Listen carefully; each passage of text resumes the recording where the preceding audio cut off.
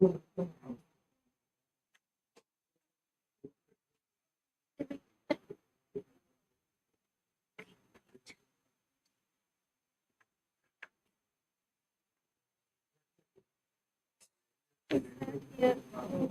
it's they can hold for a little while.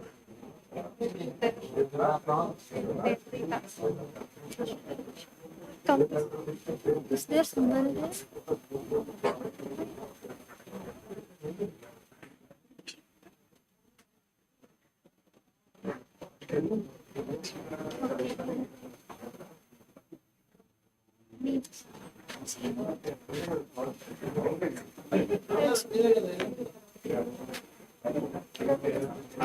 Sit when they ask me, they already said to me, why two chairs are left right. Yesterday also it told to leave two chairs and sit. So two chairs. Let's see. What is it?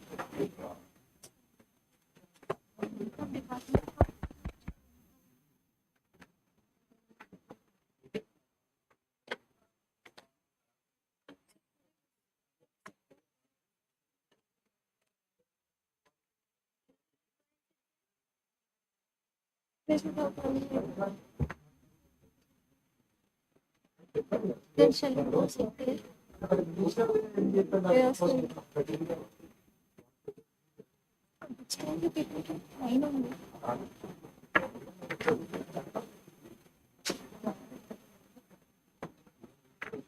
The thing is, if I don't walk, we'll get and go up and see.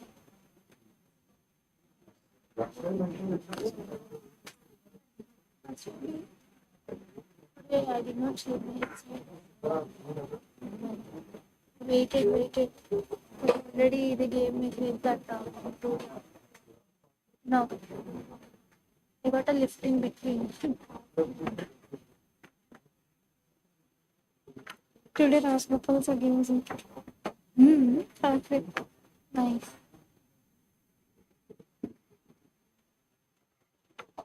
It is the guest guest house and the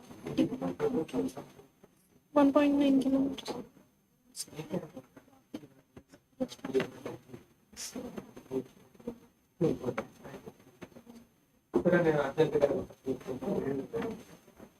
You got this.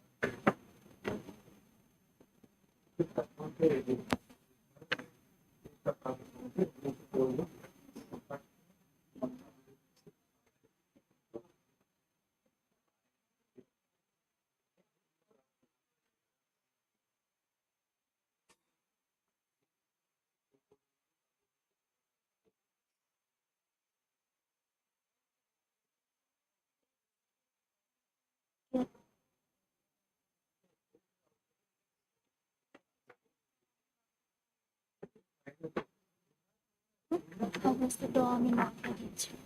Is it also no mosquito?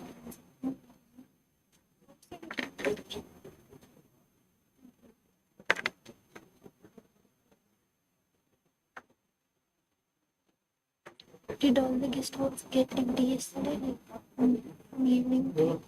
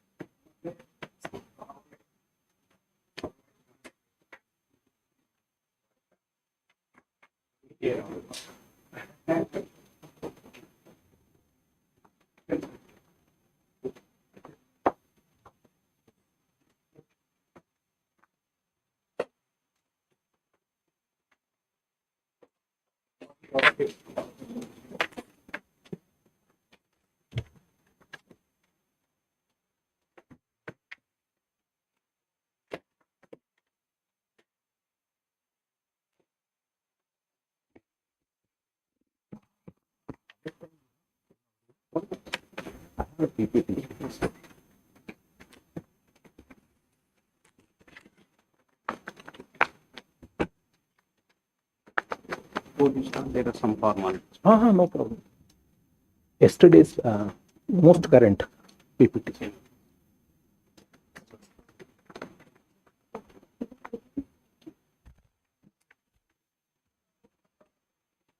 How many times you have come into India here?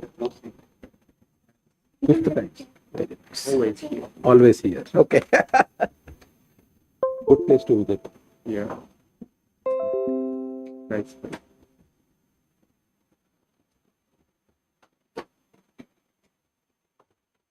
That one. That one.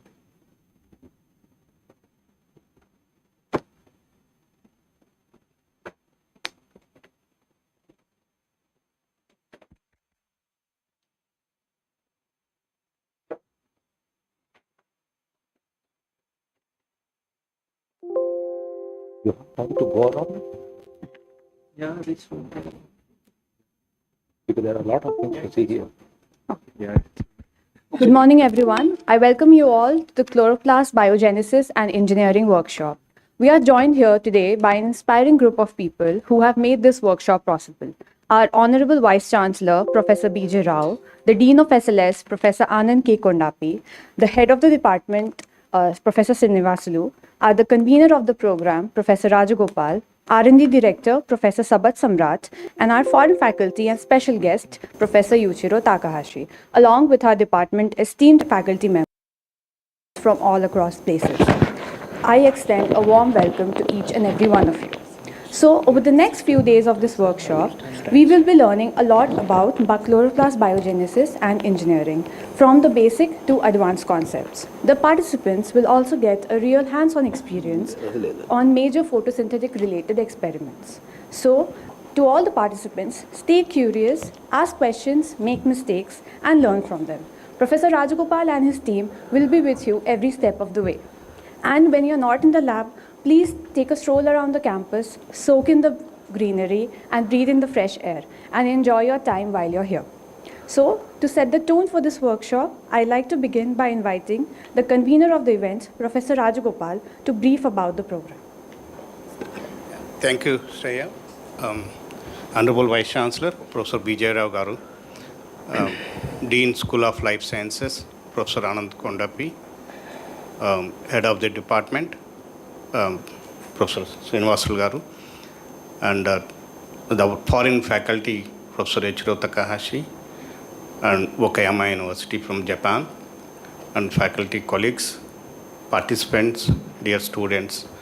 I welcome you all of you for the GIAN MHRD workshop that is on chloroplast biogenesis and engineering.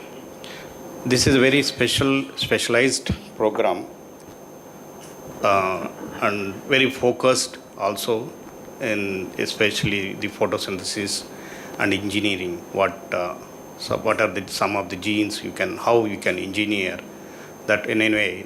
Another 10 days, we'll be discussing all those topics.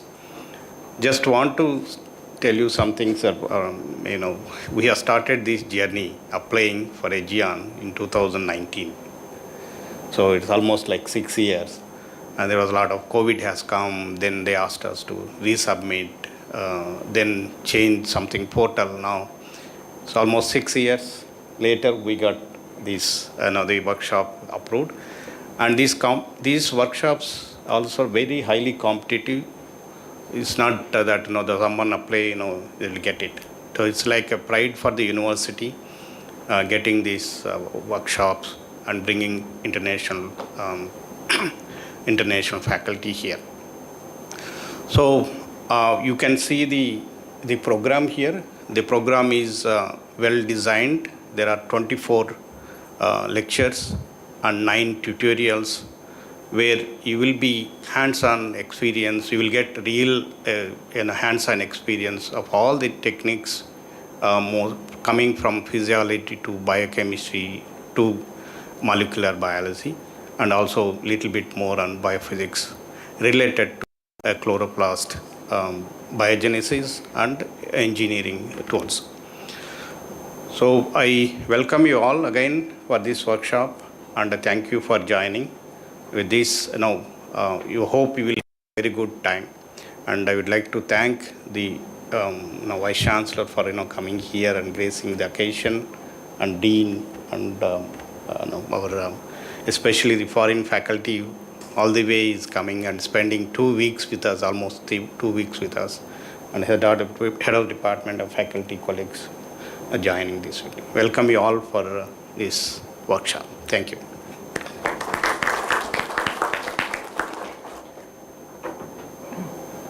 Thank you so much, sir, for your motivating words. Now, I'd like to invite the Dean, School of Life Sciences, Professor Anand K. Kondapi, to speak a few words about this workshop.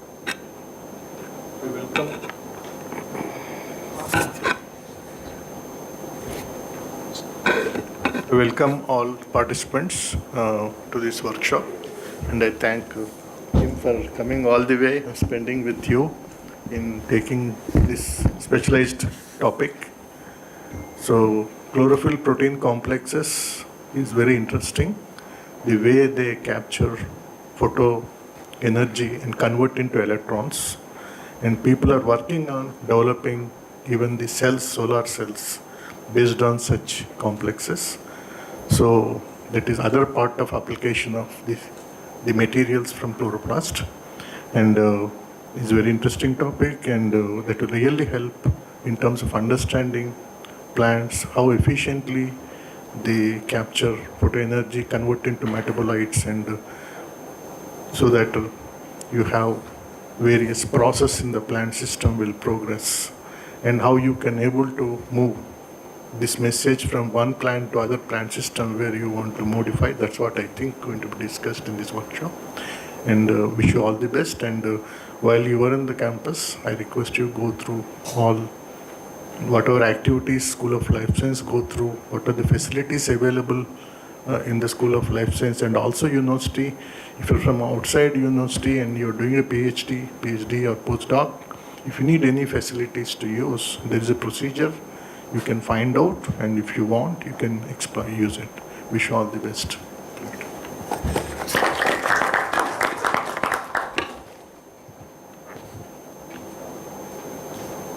Now I request my colleague Pavitra to kindly introduce Professor Yuichiro Takahashi, who is our guest faculty and collaborator all the way from Japan.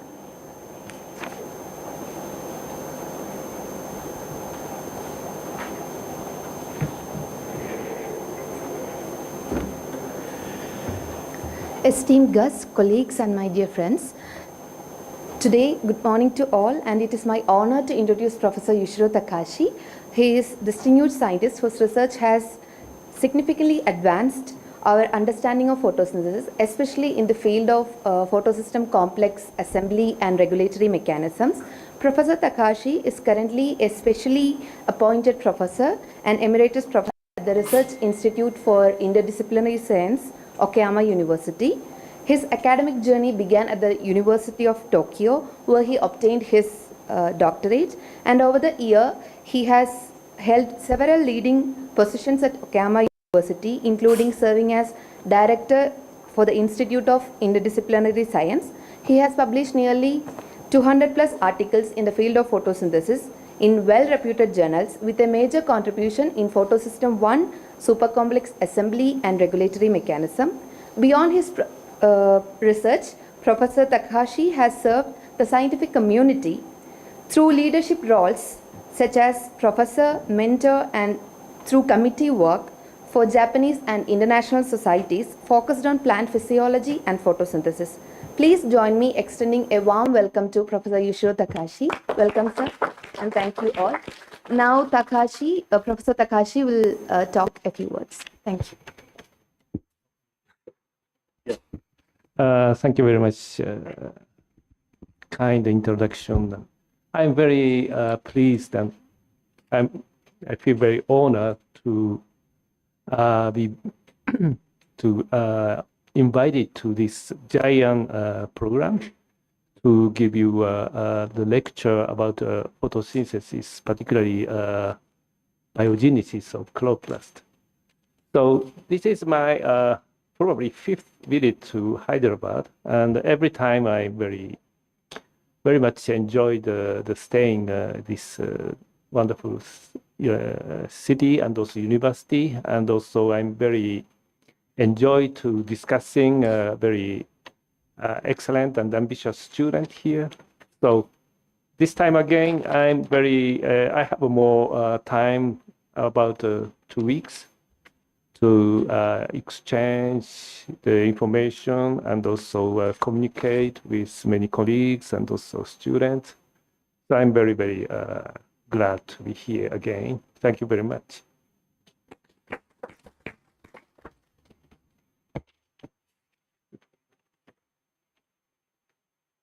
Thank you so much, sir. Now I'd like to invite our head of the department, Professor Srinivasulu, for a few words. So, on behalf of Department of Plant Sciences, University of Hyderabad, a warm welcome to all the participants. And so this is a very important workshop, which is an important and significant organelle. It is a wonderful organelle, which is the source for the food for all the living organisms. So which is converting chemical energy, light energy into chemical energy. So it is very important to understand about this biogenesis and how it is functioning in converting light energy into chemical energy. So this is very important thing. So try to utilize this opportunity, as a professor from Japan, Takahashi, he came. So utilize his expertise and enjoy the workshop. All the best for this. Thank you.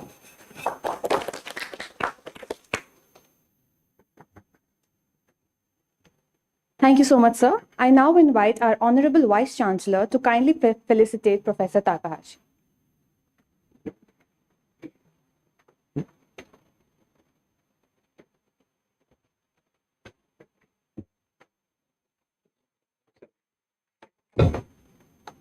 This is our traditional way of honoring our esteemed guests. Thank you.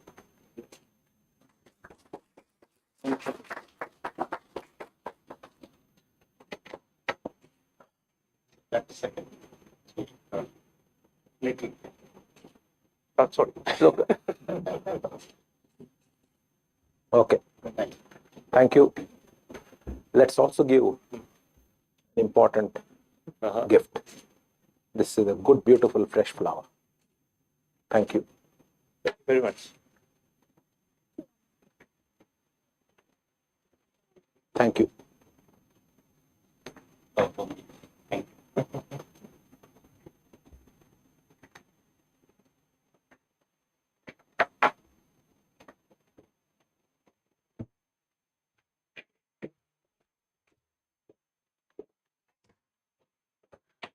Can I take one? Yeah.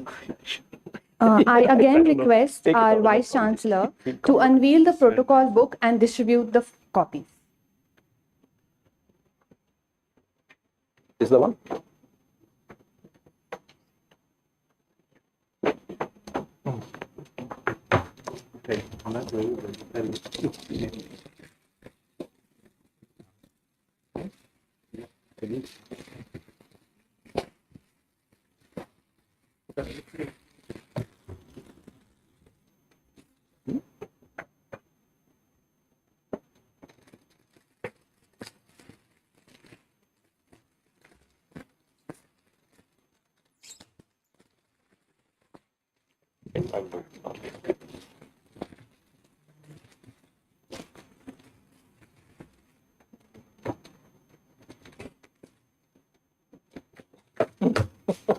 Careful.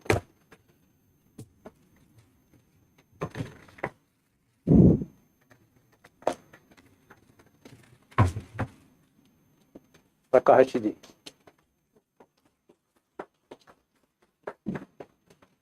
Where is the head of that part?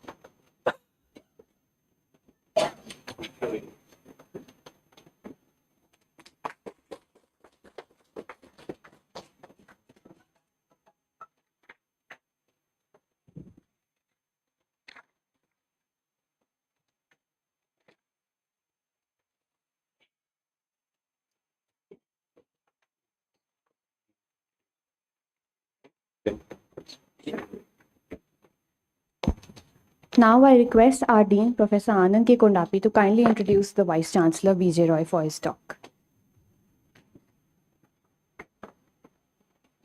It is an honor to introduce Professor Bijay Rao Garu, our Vice Chancellor. He did his PhD from Usmania, I think. Is it Usmania? IISc. Sorry, MSc from Usmania and PhD from Usmania, no, sorry, IISc Bangalore. Then he did postdoc in USA.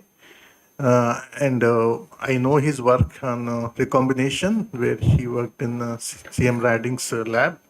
And then he returned to India, worked at TIA for Bombay, then followed by he joined in ICER. And then from ICER, he is here with us as a Vice Chancellor last 4 years. And he's covered several areas of research from bacteria to cancer research to plant sciences. You can listen to that, his research. So he's a vast experience, vast coverage in the area.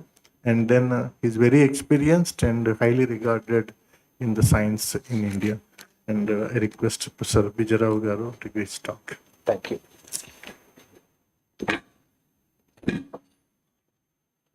Good morning to all of you. My warm welcome to Professor Takahashi. Professor Takahashi is, of course, an authority in photosystems. So obviously, I will not be talking about photosystems. Okay. Online. Yeah, okay. So I also want to welcome very warmly all the participants offline here, and maybe there are some online participants also. GIAN is a very important national program. As Professor Rajgopal said, these are competitive programs in which we invite experts, and let our participants go through an immersive experience by the teachings of the experts. This is a nationwide program and it's happening very, very well. So you are all very lucky that you are part of this learning experience. Chloroplast biogenesis, chloroplast physiology, of course, is an exquisitely evolved system. It's a beautiful system. Takahashi Garu knows the intricate details of it, but I want to tell a little bit about the physiology of it. I want to share some important aspects which are generally not well covered when we discuss about chloroplasts, especially the cell biology of chloroplasts. Chloroplasts are extremely well evolved adaptive entities, and they now are in constant coordination, homeostasis with other organelles, especially mitochondria, because mitochondria also is one of the most redox reactive organelle. Mitochondria is sitting here, and he has come for chloroplast, means there is an intense regulation between the organelles. And that's my first slide actually. You can see that this is that's the mitochondria, this is the chloroplast. And most important aspect of these two organelles is the metabolites that they exchange as a function of different set of adaptive conditions. We still do not know the complete biology of those exchanges. That's number one. Number two, both these organelles are extremely active in retrograde signaling to the nuclear compartment. And in the retrograde signaling also, they coordinate with each other. They don't conflict with each other by and large. So therefore, that's a very important area of activity which a lot of plant physiologists are working on. So I'll touch upon some areas which I like best, need not necessarily of your interest, but I think these are the areas that I want to just very briefly mention, not go into too many details. How did chloroplast actually evolve? Was it an accident? People say it's an accident, but may or may not have. So you see that very interesting changes happen in the chloroplast, because chloroplast evolved when a photosynthetic organelle got engulfed by a eukaryotic cell. That was a fundamental event. Minus that, we wouldn't have been here, right? So when that got engulfed by a eukaryotic cell, obviously it has to go through a lot of adaptive changes. It's a bacterium that got engulfed. So bacterial cell wall has to be remodeled into chloroplast membrane. So many things have happened there. Phycobilisomes, peptidoglycan layer, located between two membranes of cyanobacterial cell that got converted into the double membrane of the chloroplast.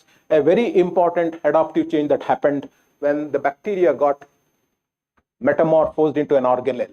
There are a lot of details available. I think it's a very fascinating area that one has to look into. Chloroplast is an exquisite organelle that is light sensing. All of you know it. But the chloroplast also leads its life in dark. We will discuss that a little bit later.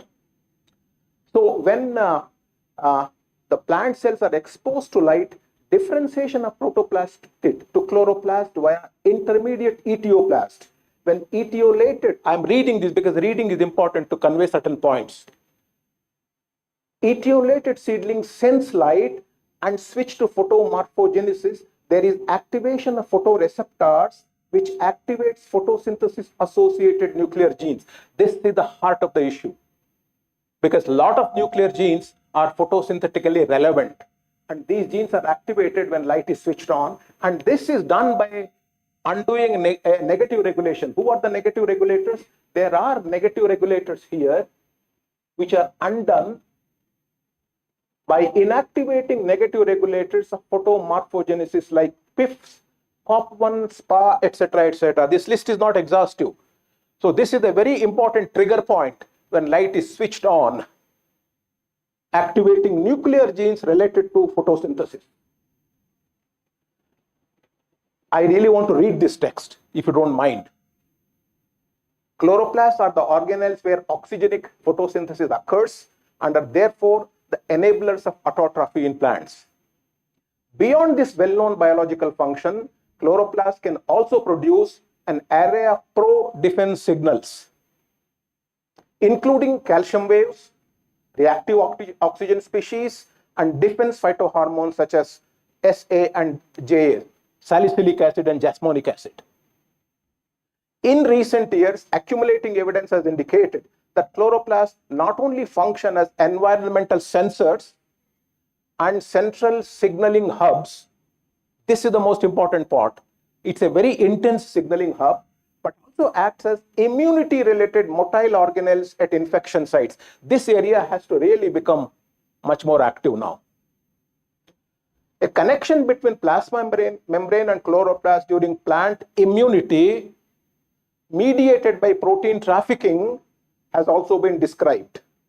Meanwhile, chloroplasts can communicate with the nucleus through retrograde signaling pathway. This has been very well worked out, but the story is still evolving, which relays developmental and environmental cues and controls the expressions of thousands of nuclear genes and nuclear encoded chloroplast targeted genes.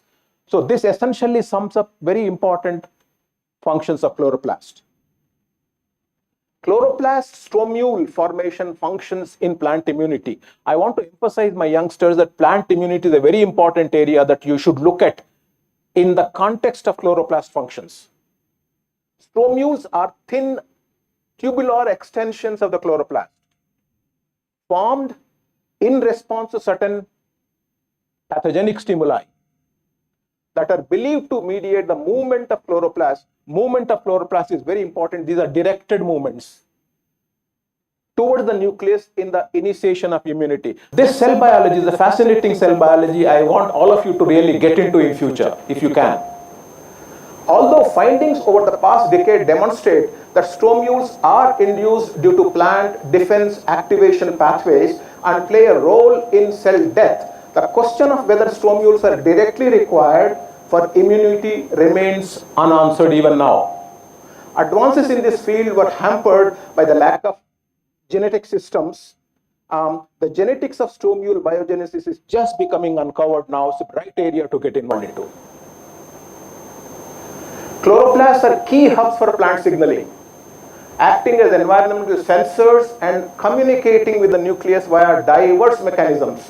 Chloroplasts also play an essential role in plant immunity, while effectors from various pathogens have evolved to target chloroplast-mediated immunity either directly or indirectly.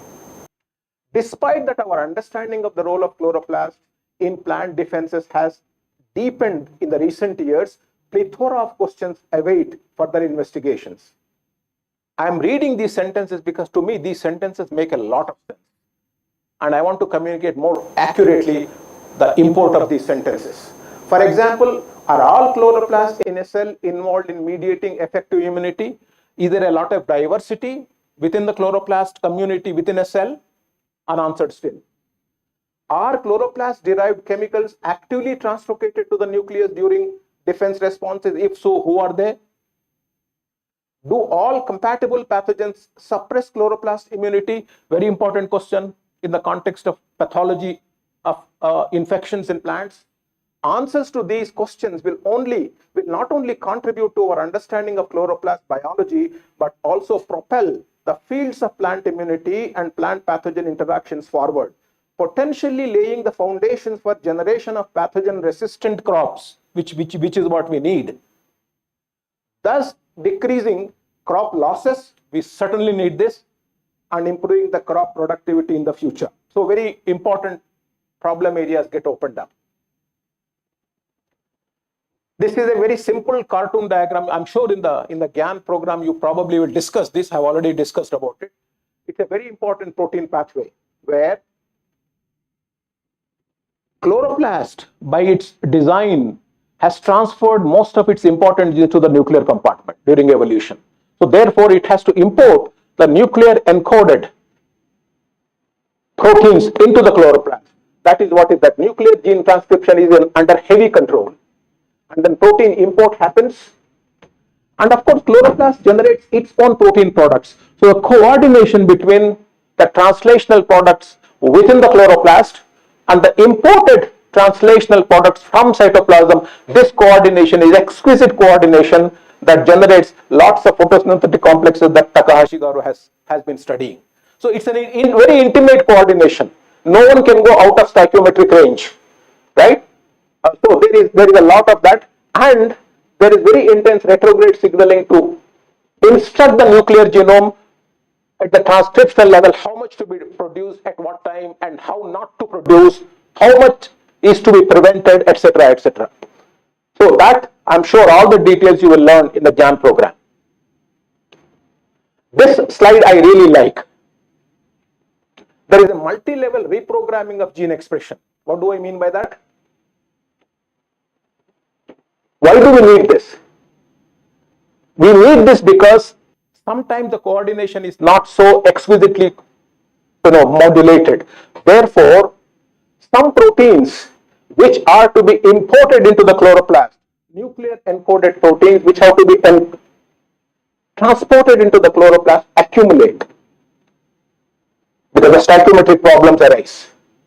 So when these proteins that have to be imported into the chloroplast accumulate in the cytoplasm, that is not a good sign. That gives rise to a protein homeostasis response. And who is communicating this response? Most importantly, it is communicated by the ROS of the chloroplast to the nuclear genome. So, reactive oxygen species act as retrograde signal for the transcriptional activation of small HSPs because there is protein homeostasis requirement now. Proteins have accumulated, they are getting deranged, therefore HSPs are required, chaperones are required, and a critical balance between HSPs, chaperones in response to retrograde signaling of ROS from chloroplast to the nucleus will alleviate the accumulation of misfolded proteins in the cytoplasm. Original destination of these proteins would have been chloroplast. So this is an important area, which is how stoichiometric ratios of multi-protein complexes in the chloroplast are actually maintained.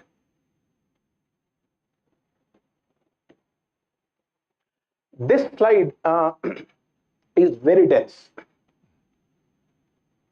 I would rather go to the diagram and put down some important points here. This is very well described slide in the literature. But 2 points I have to mention. Chloroplast and mitochondria are intensely active in terms of generating electrons. And these electrons are extremely well directed from one carrier to the other carrier to the other carrier. But electrons being what they are, they can diffuse out. Whenever electrons get diffused out,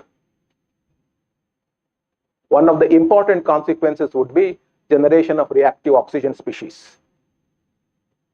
And who generates reactive oxygen species? The reduction of oxygen generates multiple forms of reactive oxygen species. Most safest form of reduced form of oxygen is what? Water. Ultimately, oxygen has to be reduced to water. Then there is no problem. But in the process of this reduction, multiple species accumulate. Some of them have a longer shelf life, which is what is the problem. But plants have converted those so-called harmful signals into useful signals. In this, there is a lot of reactive oxygen species that is getting generated, importantly at the leading end of photosystem 2 as well as at the lagging end. This is the end where electrons are received by PS2, and that's the end where electrons are given away by PS2. Can you just shrink it? I touched it, it enlarged. Okay, good.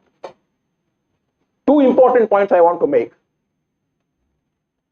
Generation of H2O2 at the front end of PS2, and that gets dismuted into superoxide here. And at the leading end, you have 2 electron flows generating superoxide radical H2O2 and most important hydroxyl radical. So PS2 is an intense generation of reactive oxygen species. But at the end, it is the reduction power that generates NADPH, most useful component, and generates ATP through the ATP synthase. These two are important products that lead into Kelvin-Benson cycle. My request to all the students here is to understand how different reactive oxygen species are generated here in the process of electron flow. The previous slide actually had a lot of details which I have not gone through. I request all of you, my students, to go through those details. If you look at this, there are two important components I have put down. One is tryptophan, another is thiol containing residues. These two are exquisite chemical entities in capturing the redox signals.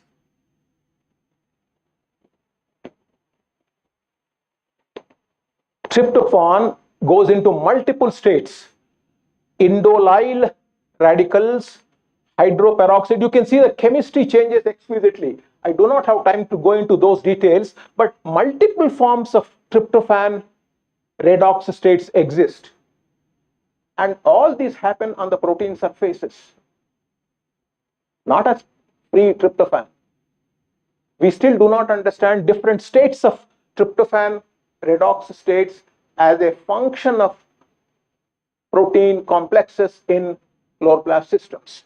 Similarly, you have thiol residues which go through a lot of changes: persulfide, S-nitrosothiol, S-glutathione, sulfenic acid, and disulfide. So multiple forms of these redox states in these two chemical entities on proteins as a function of different conditions is a way of sensing the redox state of that organelle.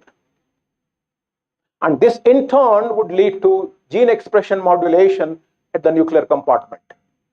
There is a lot of biochemistry that goes on here whose intricate details we still do not have a full details of.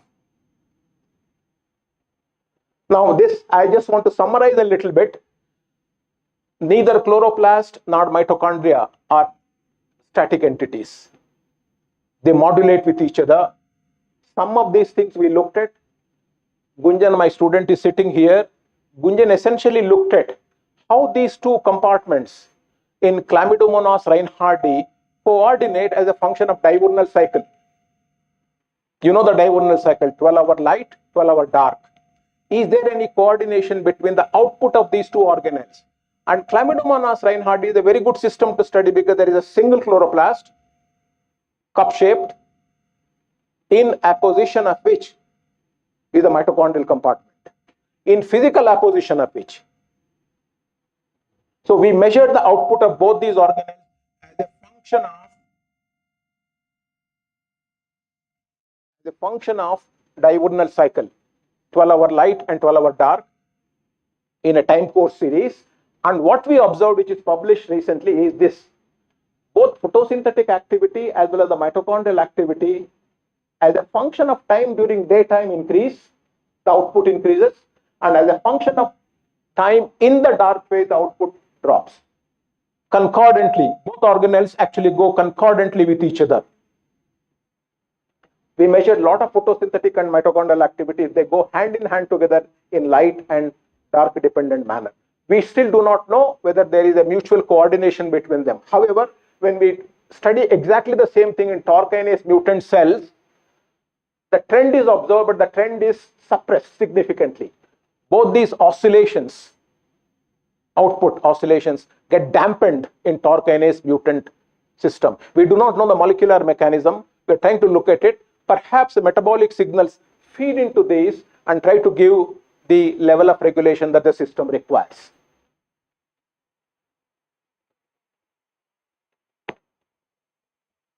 You can see that the mitochondria gets fragmented very heavily in the dark, whereas the same mitochondria in the light phase is exquisitely reticulated. It is much more reticulated in the light phase. You can see that. And both chloroplast and mitochondria really physically oppose with each other. This is a GFP tagged mitochondria and autofluorescence managed chloroplast. So both are studied in the live system. So there is a physical opposition, they coordinate with each other's functions. So I want to sort of conclude here. I wanted to communicate to you two important points. And one is that I want my youngsters to look at chloroplast as an adaptive signaling hub and a very important organelle for plant immunity. This is one point that I want to make. The other point is, do not look at chloroplast biology in its isolation. Look at it in the context of mitochondrial functions, look at it in the context of nuclear functions, etc., so that you have a relatively better appreciation of chloroplast compartment in concert with overall cell biology of the system. These are the 2 points I wanted to communicate. I think some of these slides did communicate that, but do stay with chloroplasts. Very important organelle, and bring in mitochondria where you can. Thank you.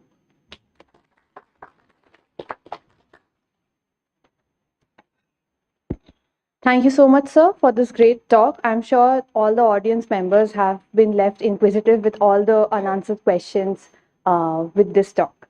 So now, as we draw the inaugural session to a close, I invite Professor Rajagopal once again for the vote of thanks.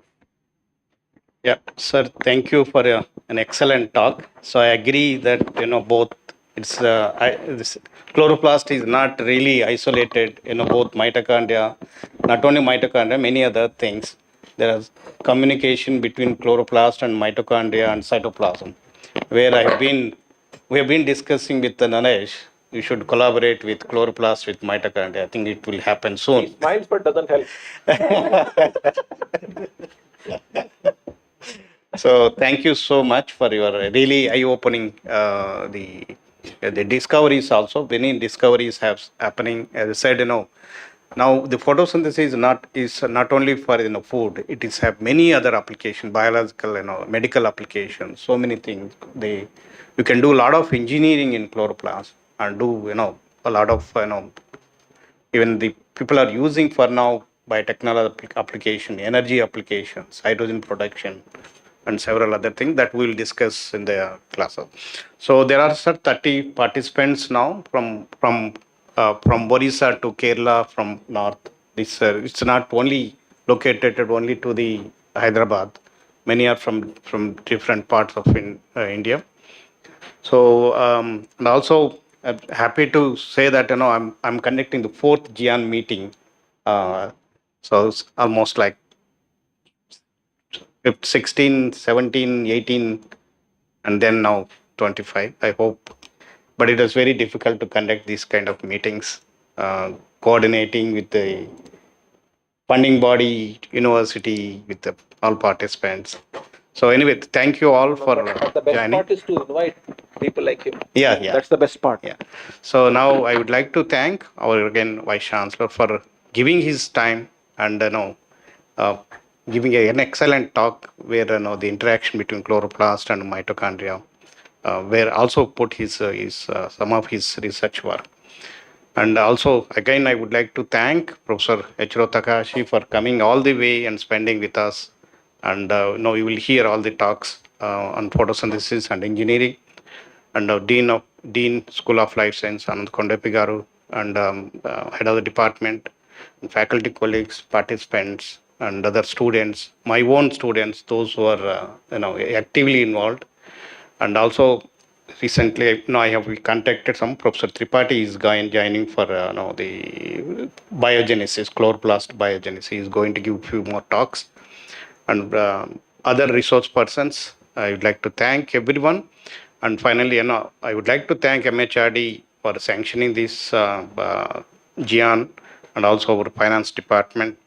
And finally, I would like to thank Green Tech and Cytiva and INCORP for giving small money for conducting this meeting. Thanks for all of you for joining this inauguration session. Thank you.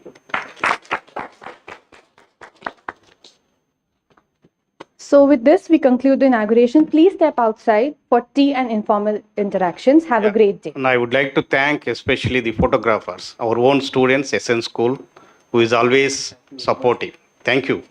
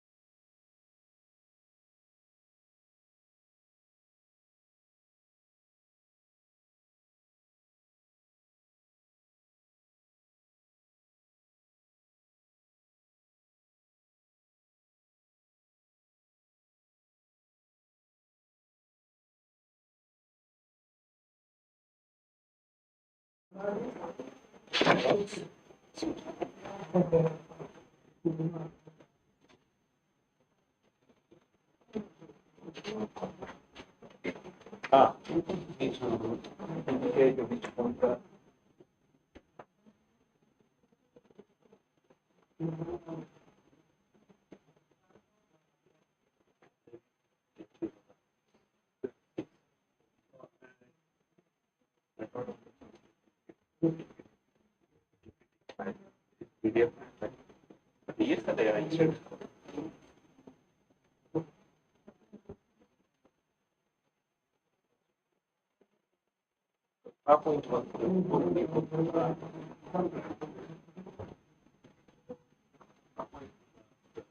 So, not glad.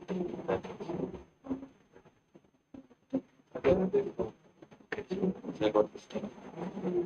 Only less amount of data. This one, sir? Yeah. Classic car. Classic.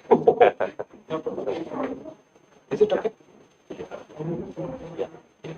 Because this is I have to focus on here. Yeah, it's very difficult. So classic car, sometimes. Check where is the pointer. It's okay. Usually I bring a laser pencil. This time I forgot. Pointer. But no, it's okay. You can use this one stick. It's more better. Then I screen.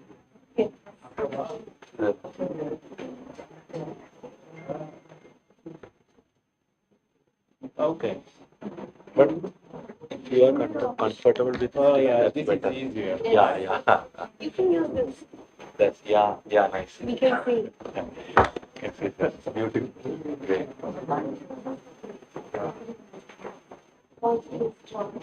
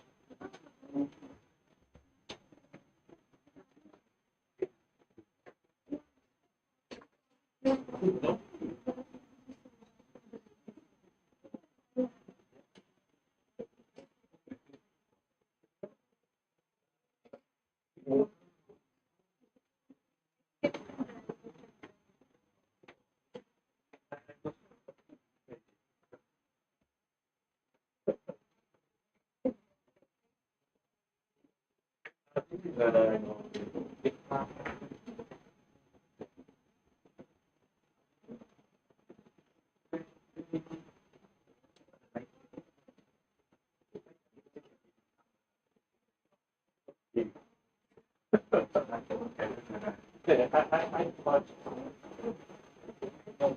but just have the top is pretty good.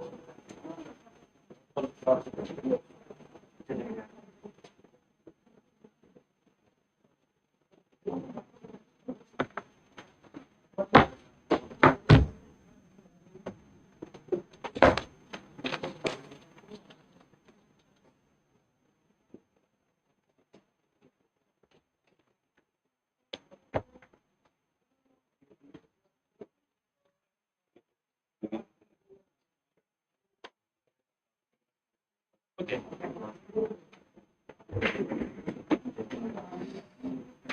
Speaker.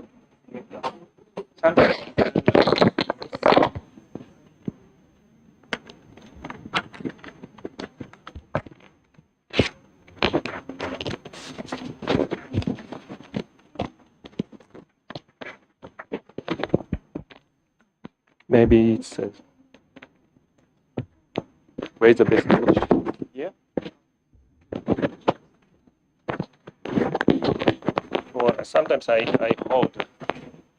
It's maybe because if I change my faces, then yeah.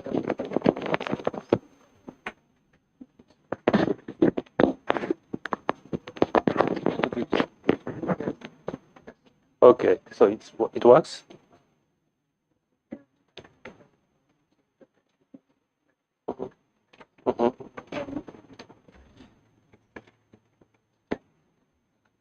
Mhm. Sorry. Okay, sometimes I stand up. It's out of the video. It's okay. You can. Okay, thank you.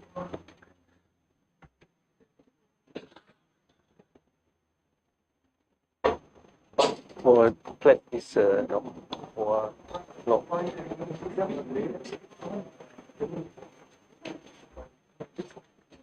Okay. What is?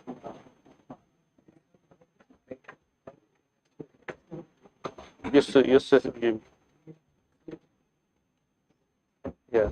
Okay. Okay.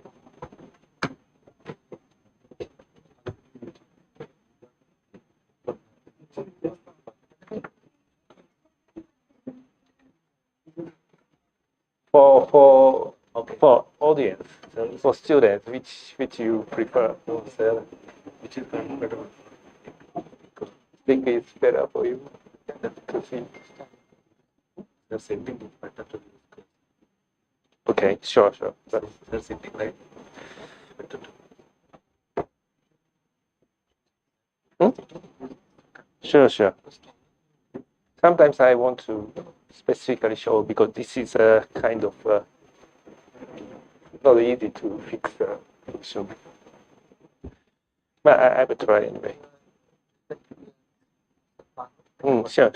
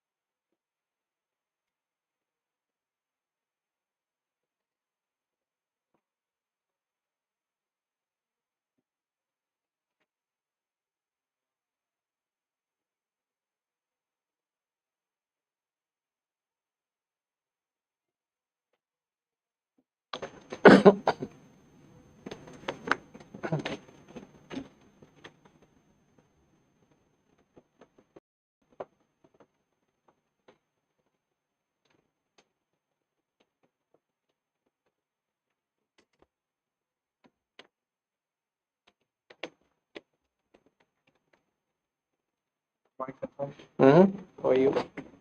Good. Yeah. Good food. What about ma'am? Hmm? Ma'am didn't come today? He was taking. Second, you're in the GIAN Daughter. group, no? Too much. Yeah. Every day. Ask me everyone. I had some doubts. Maybe after the talk, I Sure. discussing. Anytime. Yesterday in the talk was good actually. I was having. I needed to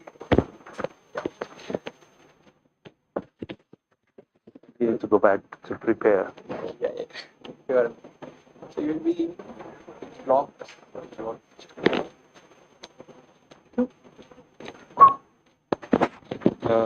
Still working. Okay. Fine. Better you're prepared. It's better. No. Today You will be. I still need to. Yeah. You have 13 lectures. There are so many lectures, so I couldn't. Yeah. And also I need to go to Kerala. Yeah. When? To do yeah, I have a phone, 2 phones.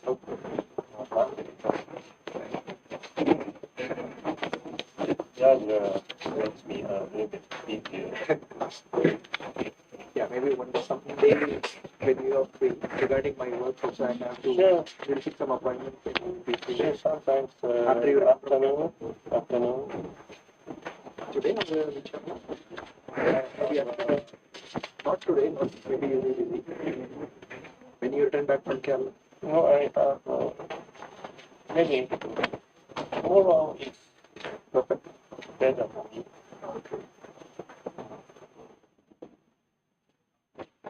Today, the afternoon. Yeah, you'll be busy. Also, Yeah.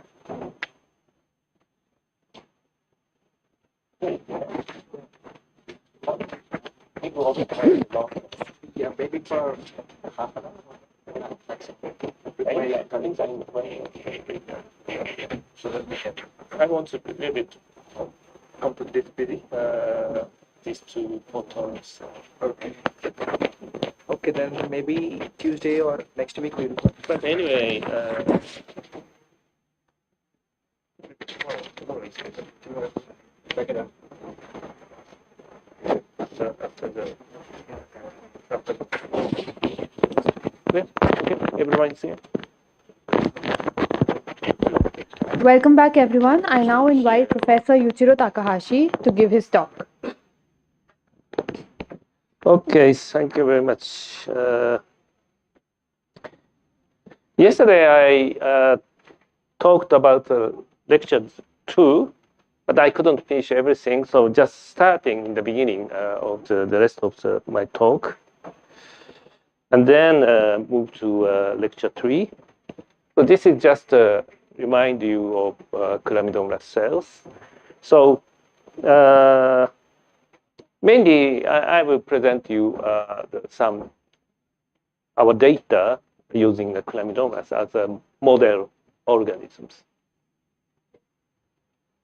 Okay, maybe. No.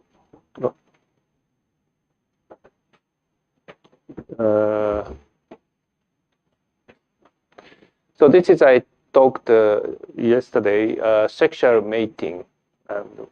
There are two types, mating types, plus and minus. And if you cross with or mating type plus and mating type minus, so chloroplast DNA is inherited from the mating type plus cells. Although the mitochondrial DNA is inherited from mating type minus. So that's what we discussed. So, for example, this is the example I talk. Mating type, if you cross, genetic crossing of mating type plus and minus, and this is chloroplast. So, gray is antibiotic sensitive, resistant, and this is sensitive. And then if you cross the young zygote and the zygospore, and then germination, then 4 daughter cells appears. Okay, so basically the chloroplast, the DNA in mating type plus is inherited for daughter cells, and the nuclear genome is inherited in a Mendelian log 222. Okay, this is tetrad. Okay, so this is a typical style. So chlamydomonas is the very in the beginning it was used to as a model organism because of this genetic crosses is possible. So you can cross 2 different strains to see what happened. So that's and also chlamydomonas has ability to grow heterotrophically in the presence of carbon source like acetate. So you can make the mutant deficient in photosynthesis. Okay, that is very important for the studying photosynthesis. You can make many photosynthesis mutants. Okay. So there's actually plenty of collections of the mutant deficient in photosynthesis. So we can usually use this mutant to analyze photosynthesis. So that is one of the very important advantage using chlamydomonas as a model organism. Okay, so now this is a Kansai Osaka airport. I just departed a few days ago. to come here. So we have Japan has exposition Expo 2025. Maybe I don't know, one month left. So Japanese pavilion present in this Expo 2025 about importance or usefulness of algae. No, algae can grow very well in and also produce many variable products or fix carbon oxide to reduce carbon oxide concentration in the atmosphere, or very environmentally this is very useful algae.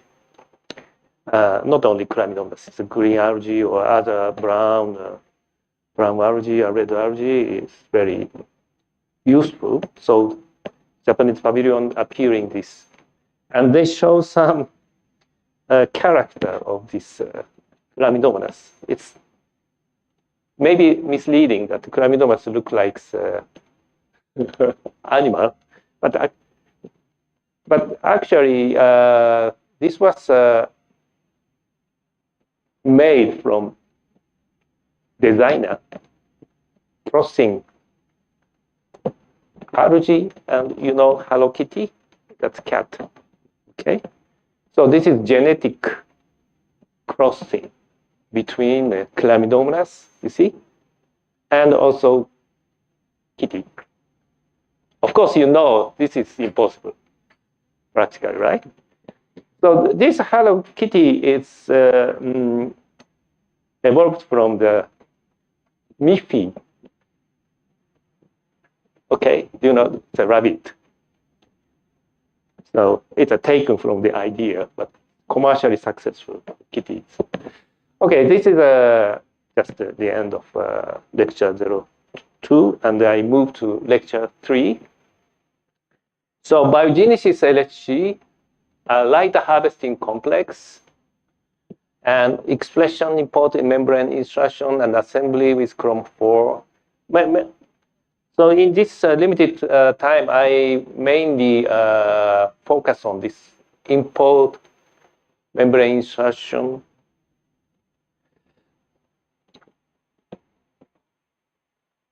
So this is just an example of the. I told you yesterday about some plants grown in the dark becomes etiolated. Okay, so this is the example of the Chinese chive. This is popular vegetable in our country. So this is a green one is cheaper and more nutrition, good for young people, right? And if you grow this Chinese chive covered from the sunlight, it becomes yellow chive, Chinese chive. So this is very texture is very delicate. Taste is somehow different and a bit more expensive. Like green asparagus and also white asparagus, right? So yellow one is for probably elder people with more money. Okay, so this is H-rated. So if you look at the plastid of this green and yellow plants, the green plant has a chloroplast, as you know, and yellow plant has HOplast instead of chloroplast. So inside the membrane system is a little bit some crystalline membrane structure like this that is called florlamellar body. And some the membrane is extended, but it's very short and small amount. So then if you eliminate this, it contain does not HO+ do not contain any pigments. I mean chlorophylls. Some pigments, protochlorophyllite, a precursor of chlorophyll, accumulate on some carotenoid. So it looks a little bit yellowish. It's not green. So the reason why when the plant are grown under the dark condition, why it becomes etiolated is one of the steps of the chlorophyll biosynthesis is light dependent. So protochlorophyllite is converted to chlorophyllite by protochlorophyllite oxidoreductase. And in most the land plants, high plants, vascular plants, which becomes yellow in the dark, have only LPOR, light-dependent protochlorophyll oxidoreductase. So this enzyme is active under the light. So if you grow, this activity is deficient. So this conversion of protochlorophyllite to chlorophyllite stops. So chlorophylls do not accumulate. Okay, but in the green algae, Chlamydomonas, and some needle plants, they are green if you grow in the dark, because this organism contain dark operative protochlorophyllite oxidoreductase. So it's still this contain both light dependent and dark operative oxidoreductase. So even in the dark, for example, Chlamydomonas still becomes green and synthesize the chloroplast and green and thylakoid membrane. Okay. So this is an enzyme. Dark operative oxidoreductase uses ATP and NADP electron to this double bond is reduced hydration. So this uses ATP, and this uses light and NADPH as a reductant. Okay, so this part is just electron is coming. So that's a difference. But in a Chlamydomonas, it's green if grow in the dark, but the mutant that is called Y1 mutant in Chlamydomonas is deficient in this dark operative oxidoreductase. So that's what happens. So that is called Y1, yellow in the dark mutant 1. So this does not synthesize chlorophylls and becomes yellow in the dark. Okay, so start to synthesize chlorophylls and photosynthetic apparatus upon illumination.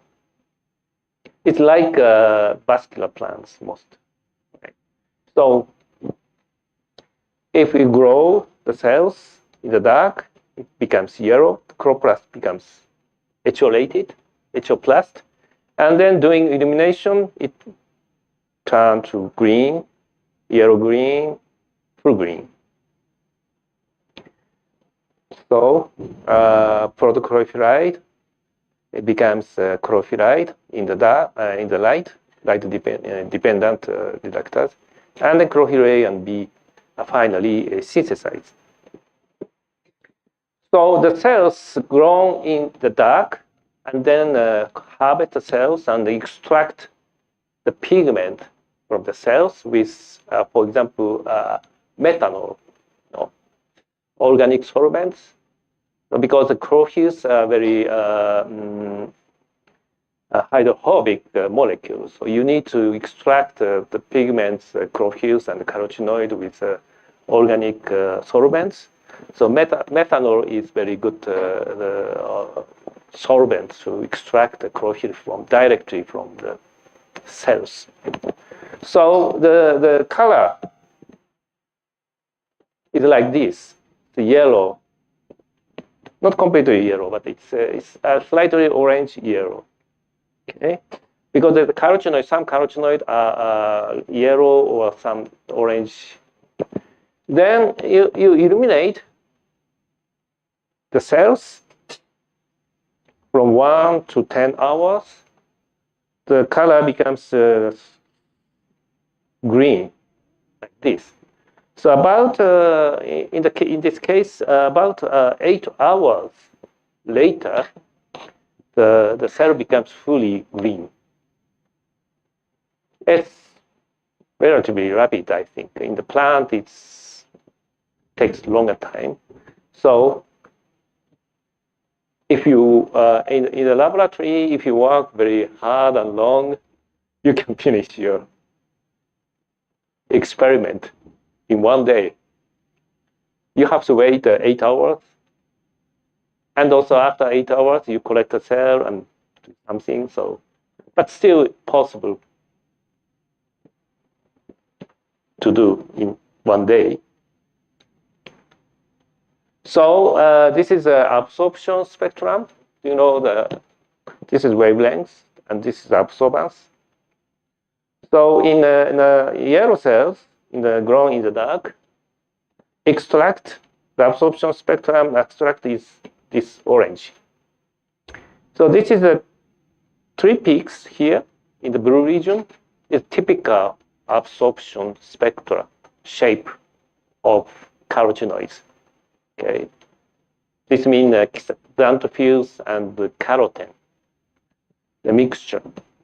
And if you look at this red region, you don't see any absorption here because it lacks chlorophyll.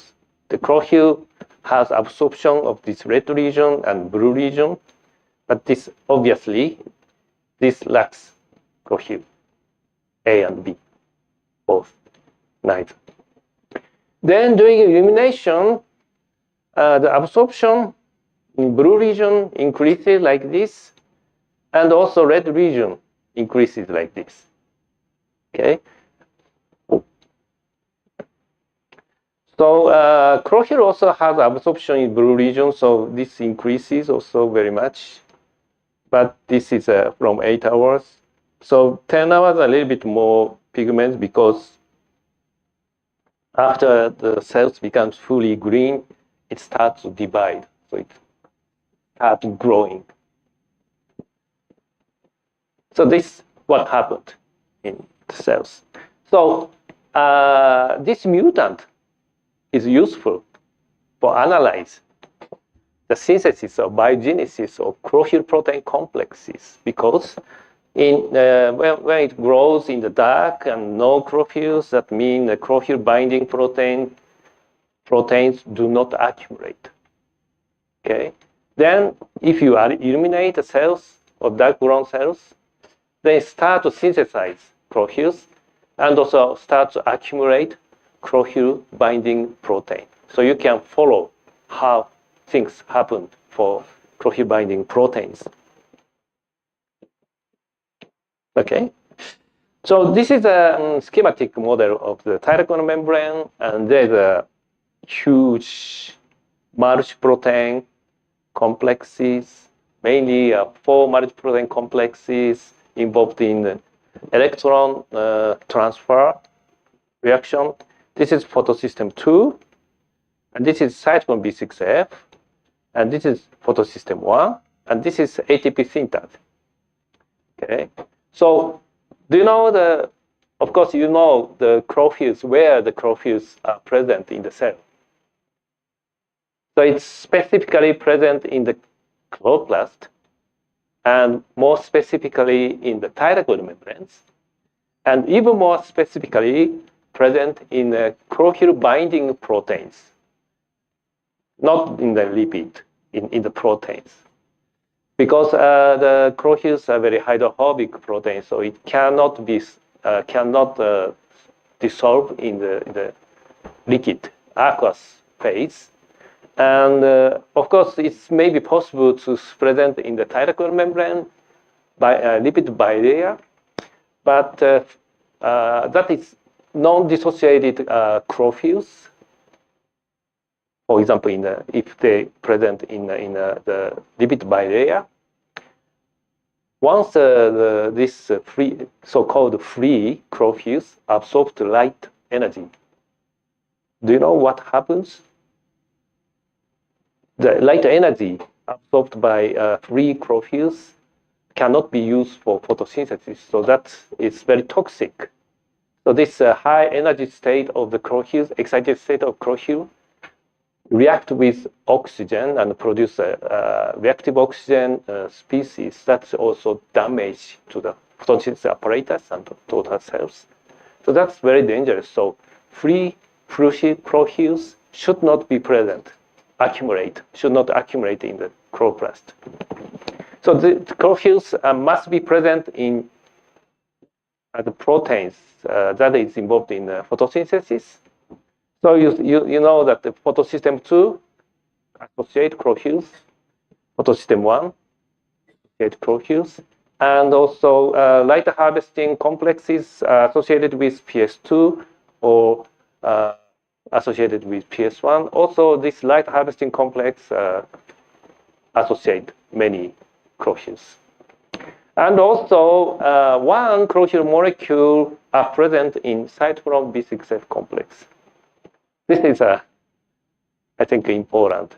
Also, carotenoid, one carotenoid is present in cytochrome B6F. But we don't know why cytochrome B6F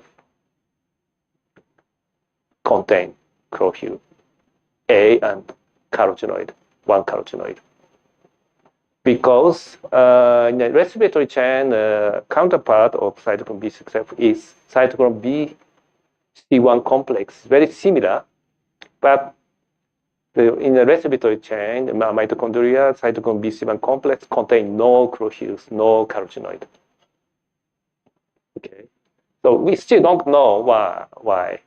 Maybe structural stability is the presence of the chlorophylls and carotenoid may stabilize the B6F complexes, but still it's a kind of still open question. Okay, so what happens when greening? That is greening. Yellow cells becomes green during the light illumination is we call greening. So what happened during a greening? So this is 2 hours. After 2 hours illumination, and this is 10 hours, fully green. So what happens? So already we isolated membrane, thyroid membrane that is was not present in HO-rated yellow cells, yellow chloroplast, but they start to synthesize the thyroid membrane during illumination. So 2 hours later, it's already the amount of thyroid membrane is detectable. So we isolate, although it's a small amount, the thyroid membrane from 2 hours illumination, after 2 hour illumination, and 10-hour illumination. Then the membrane was solubilized with mild detergent, and then separated this extract. Extract means solubilized thyroid membrane on the sucrosensitive gradient. Have you ever seen this? So this is the tube is usually stand. So this is the top of the gradient, and this is the bottom of the gradient. And then spin for overnight. So depending on so this is the top is 0.1 molar sucrose, and this is a 1.3 molar sucrose. So then larger complexes sediment faster than smaller complex. So you can separate the large complexes on this sucrose gradient ultracentrifugation, depending on the size, basically. Okay, so you can find a very dense green band here, and a weak band here, and a very slight band here from this. But from 10 hours, fully green one, you see a 3 major band and also that's the main change. And then you can see what? This is we named A1. This is light harvesting complexes. Okay. And this is a A2 band is photosystem 2 core complexes, and also photosystem 1 core complexes present. And here, A3 band is photosystem 1 core complex associating light harvesting complex 1. PS1, LSC1 supercomplex we called. Because we fractionate this gradient, we put a small pinhole on the bottom of the tube, and then liquid, we collect the liquid, the fractionate. So fraction, this is fraction. Fraction 1 is bottom, and fraction 20 is the. And then separate the polypeptide by SDS polyacrylamide gel electrophoresis. We call SDS page. And then this is immunoblotting data. So we checked the presence of PS1 subunit, LSC1 subunit only.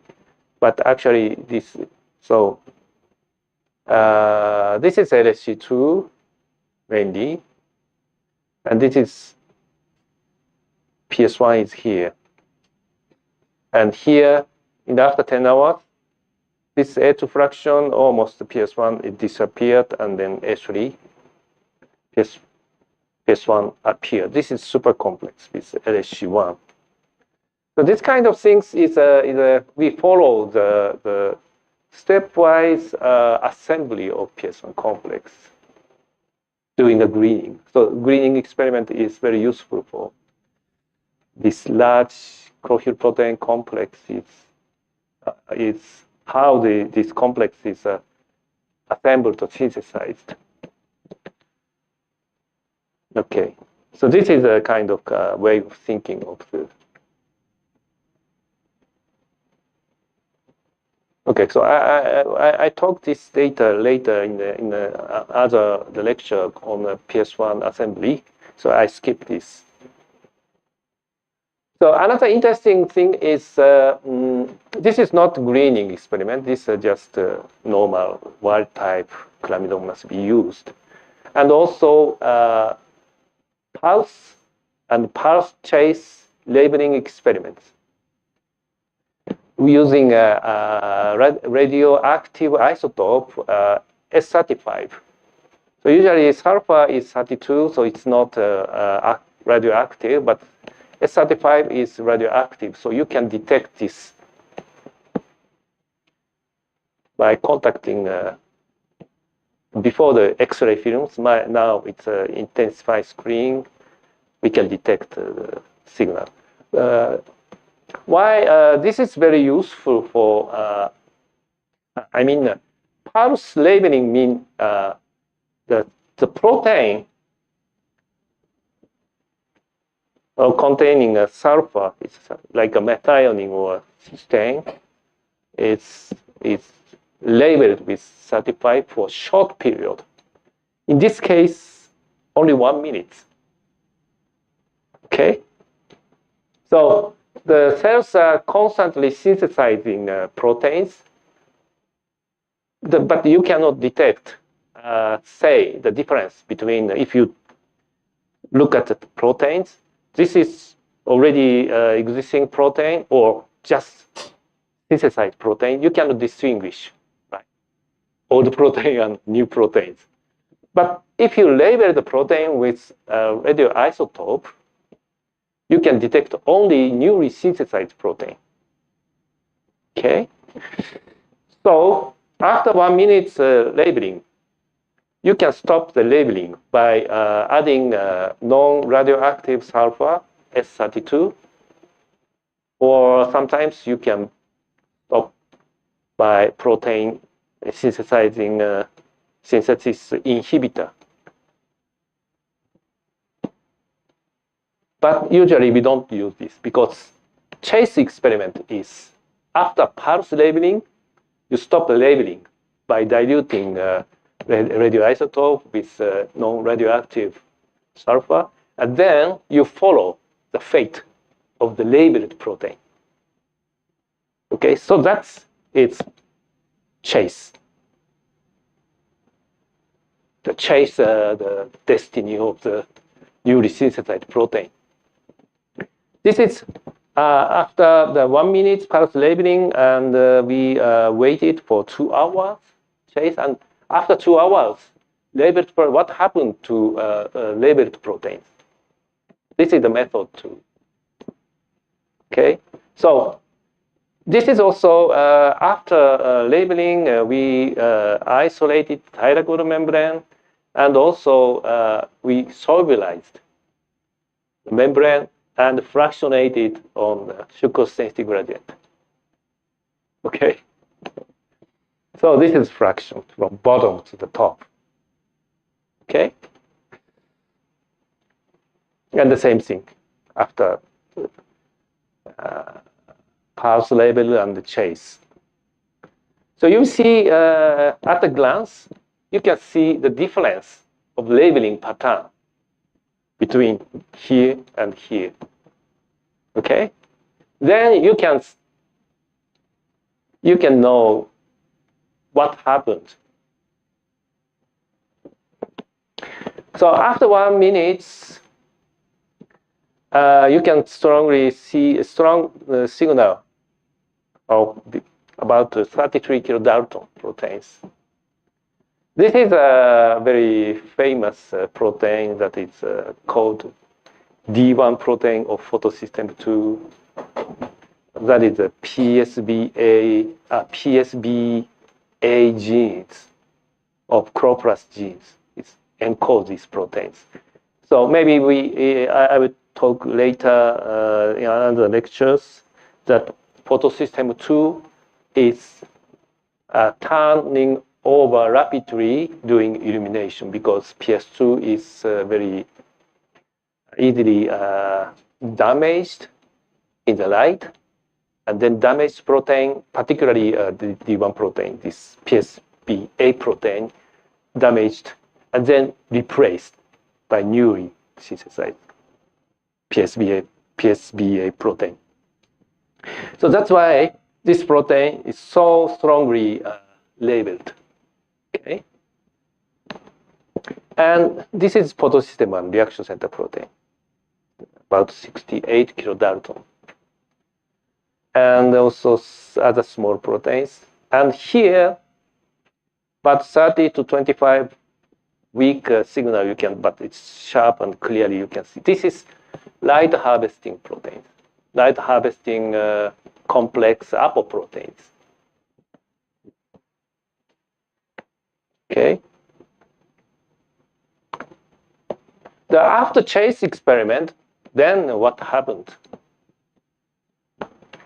Do you remember that fraction A1, A2, A3? This is mainly LSG2, LSG light harvesting complex separated. This is mainly PS2, and this is mainly PS1.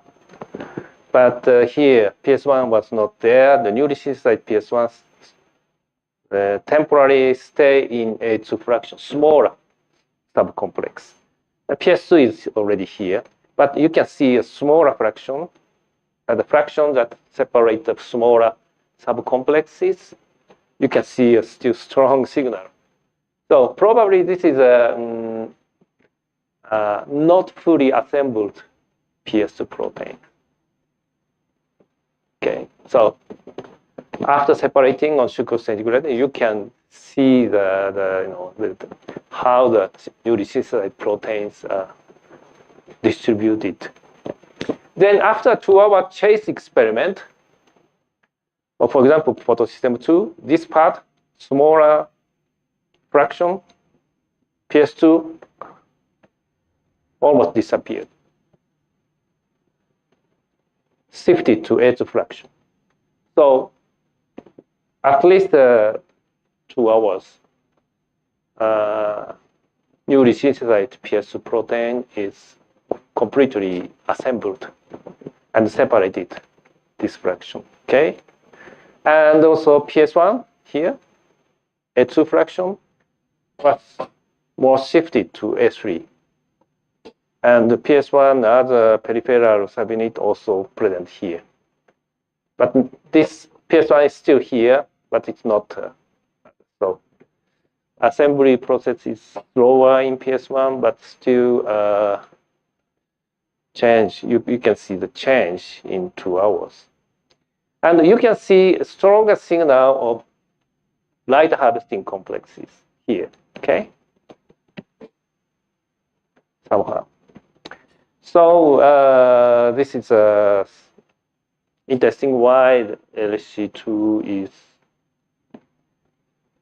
takes longer time to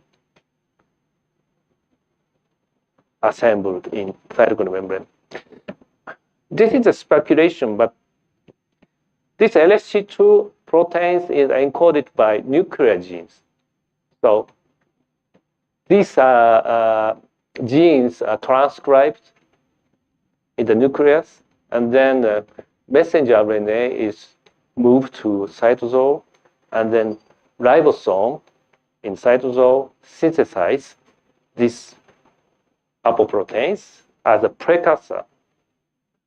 You see, there's a little bit signal peptide is N-terminal, is a little bit additional peptide is present in N-terminal side of the LSC protein. That is we call precursor protein.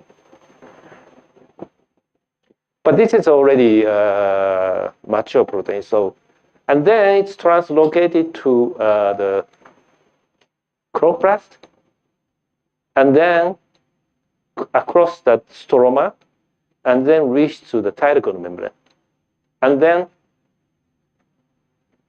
integrated, inserted into the thyroid membrane.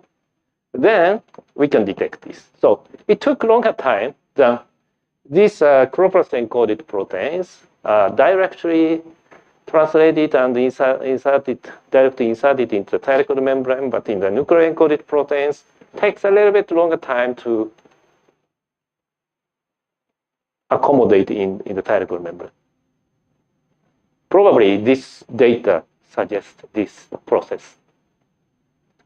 Okay, so it's interesting to how to say from the data what you can speculate. This is very interesting part of the science. Okay. So then I'm going to focus on getting time is. Anyway, I have another lecture. No, you today, please go ahead. So I should go on that. So there are several types of the light harvesting complex, LHC, light harvesting complex. One is mainly associated with P photosystem 2. The photosystem 2 core, we call core, and then LHC2. The light harvesting complex associated with PS2 is we named LHC2. Okay, so light energy is absorbed by LHC2. This excitation energy is transmitted to PS2 core. So this light harvesting complex makes the antenna size to harvest and collect light energy larger, okay, much larger. But also at the same time, its light is also collected by LHC2. But if photosynthesis reaction is some part is the limited, so light energy is excess. So in that case, PS2 does not need any more the light energy. So then it's dumped as a heat. Otherwise, PS2 is damaged. Then you have to resynthesize everything. So it's dangerous. And also another light harvesting complex, LHC1, that is associated with PS1 core. Very similar structure, but it's a little different. So this also energy transfer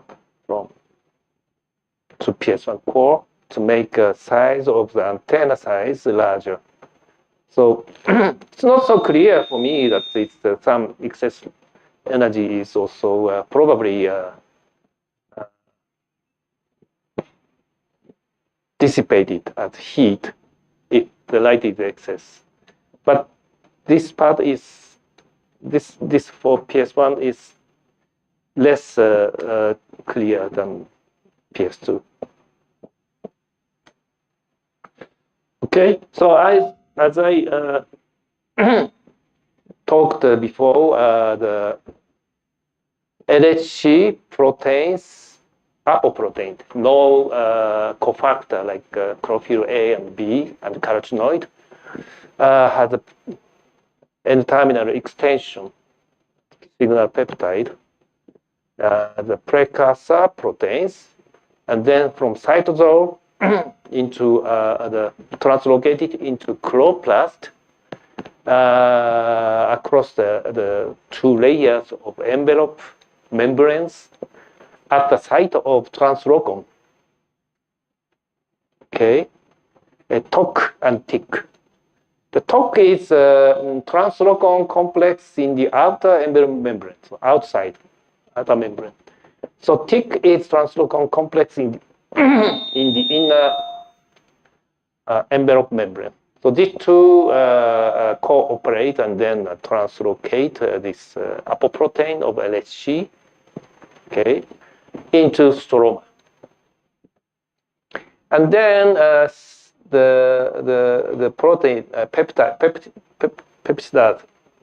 cleaves off this signal peptide, then apoprotein. It becomes mature size, okay, from precursor to mature size. But this blue part is hydrophobic region of this protein because light harvesting complex is embedded in the thyroid membrane, hydrophobic region. So this part is transmembrane helices are hydrophobic. So it's difficult to dissolve in stroma. No? To translocate across the stroma to the thyroid membrane, this must be becomes soluble. So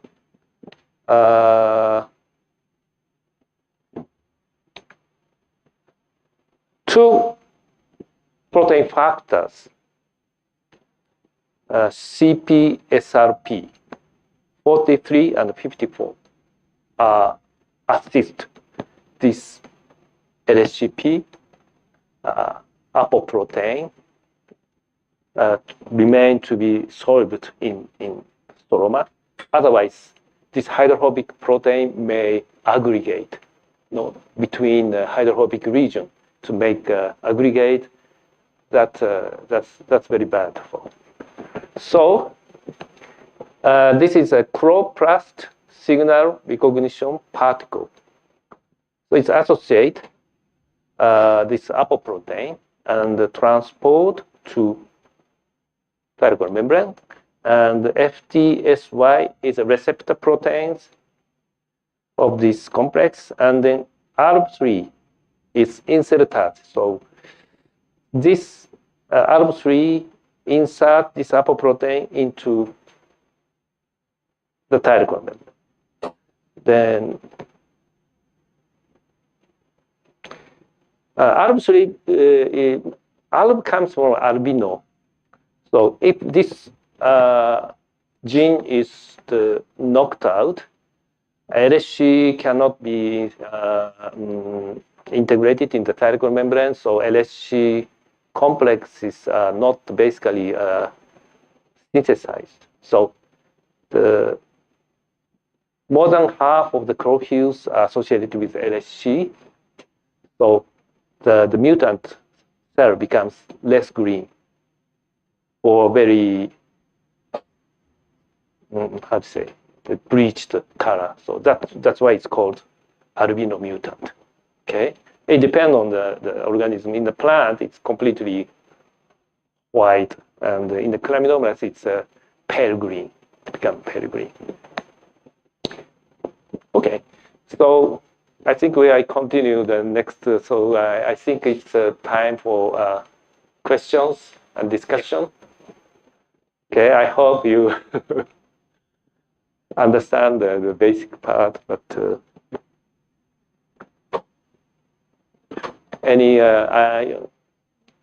I encourage you to ask any question or some part you don't understand. Just ask me.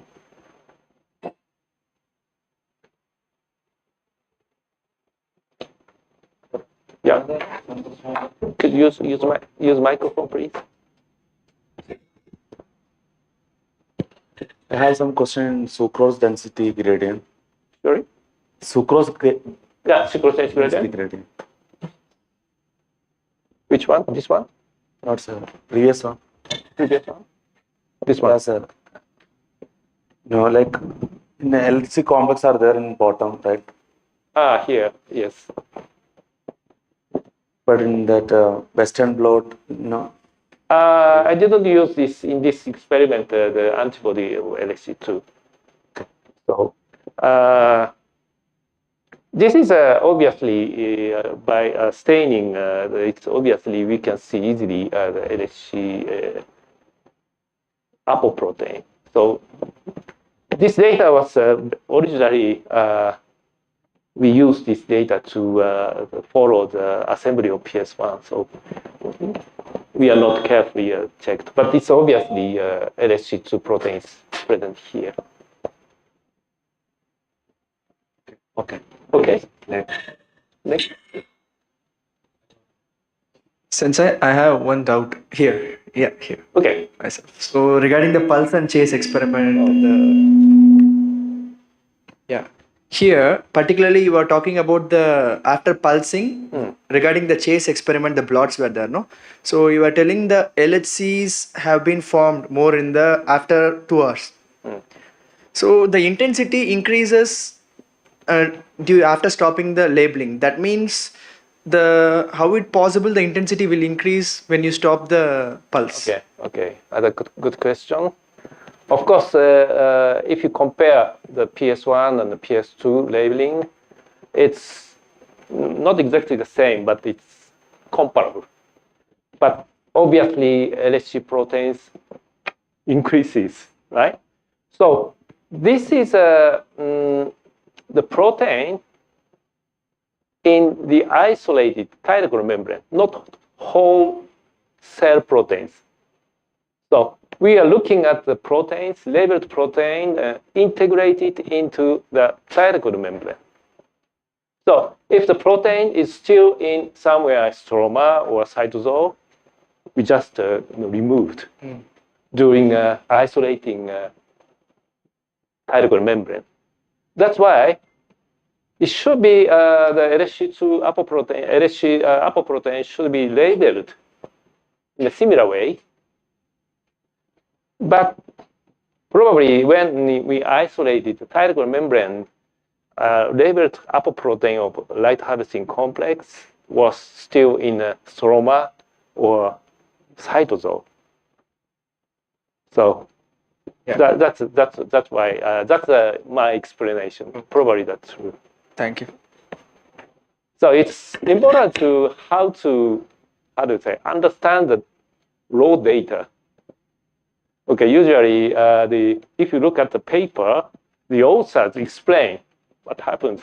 But I think it is also very important for you to look at the data carefully and then speculate what happened by yourself. Sometimes the author may explain wrongly, right? So explanation, interpretation may not be correct. But it's good for if you read the papers, you need to think about from the data, what happened. Although the author describes explanation, but you try to think about by yourself to if the authors insist the right things or wrong, that is very important, I think. Other questions? Question on TPUR, LPUR slide. TPUR and LPUR. Yeah. Which slide? TPUR, LPUR. LPR. DPR. Yes. This one? My question is, both LPUR and DPUR reaction is necessary for the formation of chlorophyllite. Means if a plant is illuminated or plant is going only in presence of light without any darkness, then can't it produce chlorophyllite? Cannot be. If this reaction is blocked or they didn't work, so subsequent reaction will not So in plant on those Chlamydomonas, this reaction is, in this case, Y1 mutant is blocked. So then protochlorophyllite accumulate. But it accumulates for certain level, but it stopped to, this does not accumulate enormously because there may be some feedback mechanism to block the, if the chloroplast accumulate this protochlorophyllite to certain amount, that suppress the upstream reaction. So this color is also represent this a little bit. Yellow color is probably xanthophyll carotenoid, and also this is I don't know exactly, but it's a little different. It's slightly orange yellow color. So that happens. So okay. So what is important is accumulation of the chlorophyll binding proteins and cofactor like chlorophylls and carotenoid synthesis, particularly chlorophyll synthesis and chlorophyll binding proteins synthesis must be coupled. If the chlorophyll is not synthesized, apoprotein becomes unstable without a cofactor, so it's degraded or somehow suppress the synthesis. And if the apoprotein is not synthesized and the chlorophyll is synthesized, then free chlorophyll accumulate, so that becomes toxic in the light. So this must be stopped. So these two reactions, apoprotein synthesis and chlorophyll synthesis, must be precisely coupled. Otherwise, it's dangerous to the cell. So, but we don't know exactly how this coupling occurs at the molecular level. We know the phenomena, but this is very important question to be answered in near future.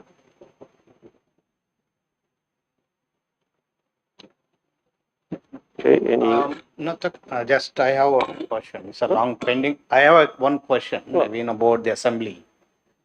The light harvesting complexes comes later, right? Later. Comes later. Then labeling. Okay. yeah, first labeling. But what are the determining factors like LHCP, right? LHCP and albino is very important. So the cofactors for bringing all of them, even LHC 1, 2, 3, whatever. All of them will be the LHCP will be involved for all to bring from nuclear to the chloroplast. Can you go to that slide? The last one, before one. Yeah, this one. The LHCP and FT. Sure, this is probably mean the complex. Yeah, complex. Yeah. Okay, it's in the complex. That's a good point. But we have LHCs, like LHC2B also there. LHC, I mean PS2, LHC2, sure, and LHC1. So the mechanism will be the same for import all of them, all the LHCs. Import. Yeah. Of this. Out. No, other LHCs. Like we have 9 LHCs. Let's say Chlamydomonas, 9 to 10 LHCs. This mutant, for example, R3 mutant or SRP 4354 mutant has showed us very similar phenotype that lacks all the LHC. LHC1, LHC2, trimeric LHC2, and monomeric LHC2. These are all.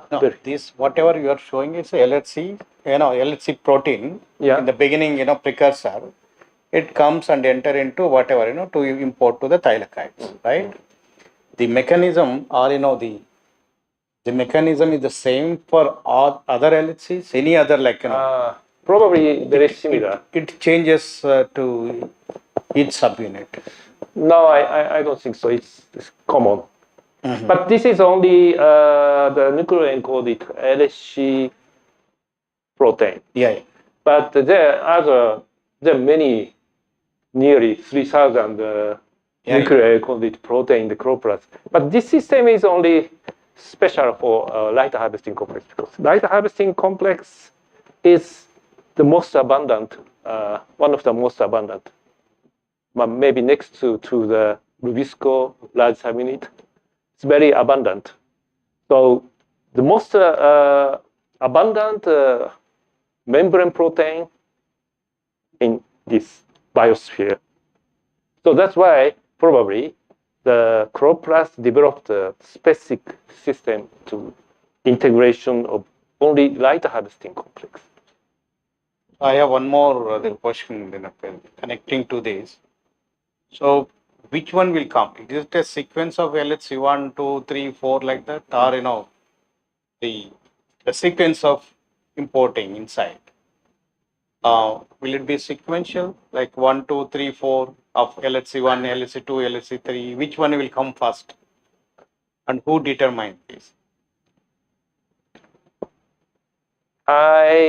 Actually we don't have any the data or evidence to distinguish this, but probably no. It's probably at the same time because the assembly process is very rapid.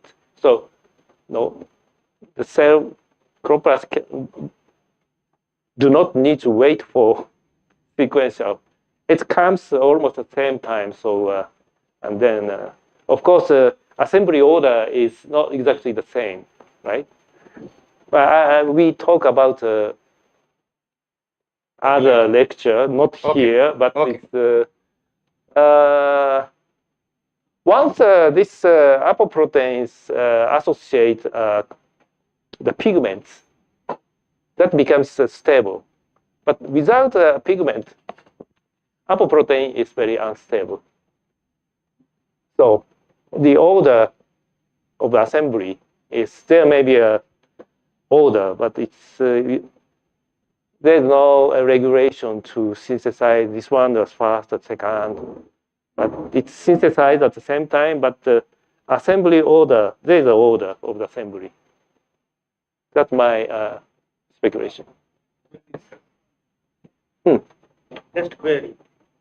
Yeah. That if there is any problem of LHCP, then you are telling that there are albino development, is it? So we generally see that albino kind of things in monocots, in tissue culture. When you are going for a tissue culture using the hormones, we are getting a lot of albinos. So in that case, what is your opinion that? But after some time, it become green. So what is the mechanism behind it? It is not exactly the mutation. You mean the plant some albino, but it becomes under certain conditions? Yeah. It depends particularly if you are going for a rice culture, in tissue culture. It depends on the which the genes, the mutation, where the mutation is. No, it gives the albino color plant initially, then after it becomes green. But in albino mean not only this mutation, but other mutation also. But if it is mutation, then in the next after 2-3 cycle, how it is become normal? Okay, that's interesting phenotype, but because this is a tissue culture general phenomena for rice. If you are going for rice tissue culture, you will be getting a lot of albinos. Even in the bamboo tissue culture, you will be getting a lot of albinos. But after sometimes it greens. Oh, really? Yeah. Some genes are suppressed in the beginning? We don't know. Actually, in the Chlamydomonas, this ALK3 mutation and 4354 mutation, slightly light harvest complex is present. Yes. Slightly, okay, I must say. But this complex is, if you analyze biochemically, somehow it's the apoprotein is very quickly degraded. So if you analyze polypeptide of this fraction of A1 fraction that is separated as LHC, apoprotein is the amount of apoprotein is very low compared to the amount of chlorophyll. So that means without this,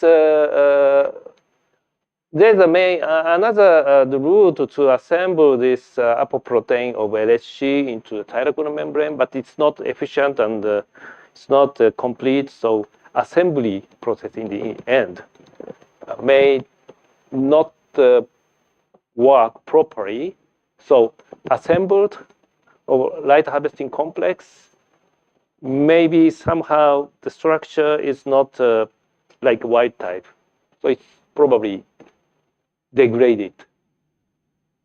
But that is when we published the paper that the reviewer asked criticized.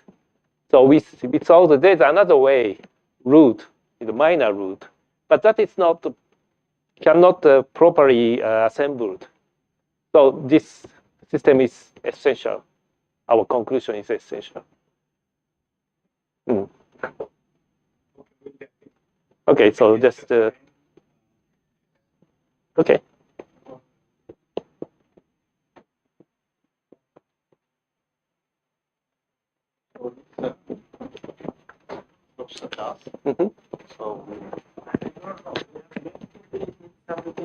Yeah, I think I met many people. So no, not really. I haven't been. I came to a couple times. There's some international symposium here.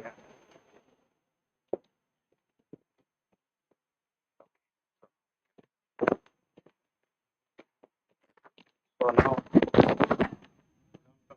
we have another resource person. Many of the students are here from Utkal University. Professor A.B. Das is a professor at Utkal University in the Department of Botany. So we have a long association. For how many years? Over 30 years. 30 years. Almost 30 years. More than 30 years. So we know each other, and good friend of mine. I mean, So since he is in Hyderabad, his son is here, and his family is here. So I requested him to give 2 talks, and today and tomorrow. He will be, you all know that for the students, but he is a specialist in plant physiology. He works on various aspects like cytology and molecular cytogenetics, and plant molecular biology, molecular physiology, tissue culture, and genetic information. These are his specialization. I know him as a photosynthesis person, where I was doing my PhD during my JNU days.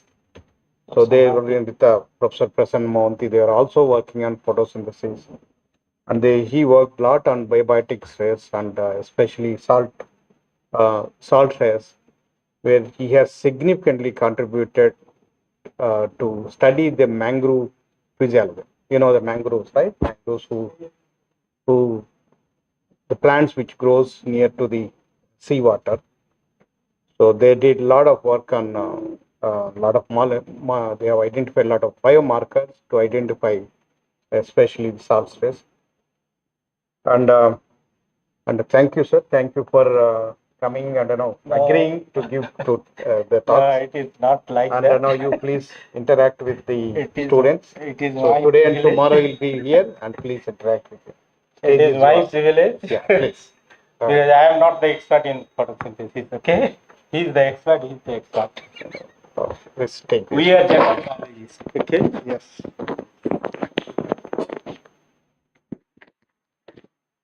And in fact, the physiology or molecular physiology, whatever it is there, so that is due to Professor Mohanty. Professor Prasanna Mohanty, he is one of the student, Professor Rajgopal, when he was doing the PhD during that time. I have met him long, and generally used to stay in the GIAN guest house.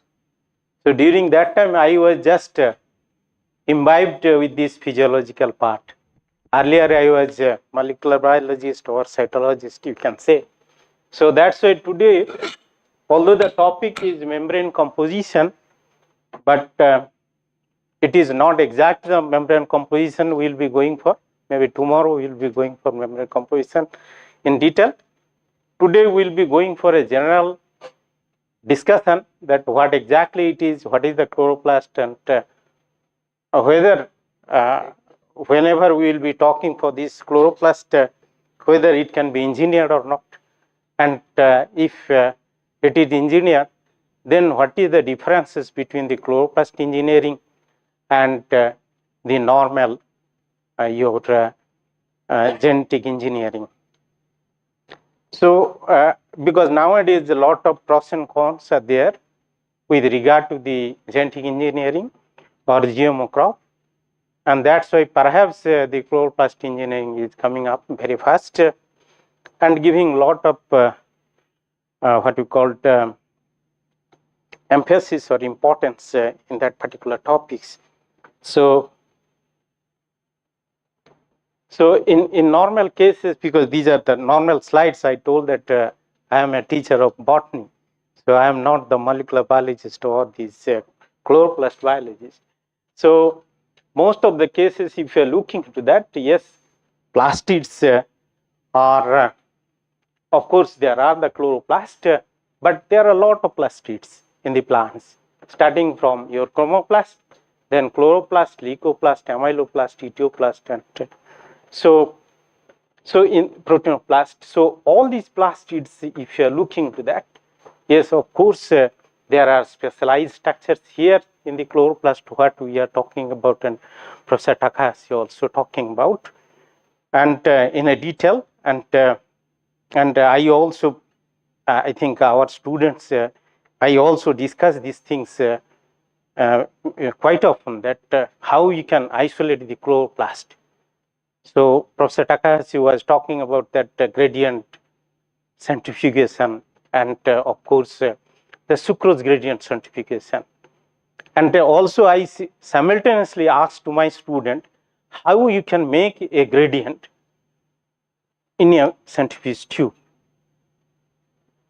Most probably they have not answered during that time, and I used to tell that if you are making a gradient centrifugation in a centrifuge tube, say for example 10 to 50%, so how you can make it?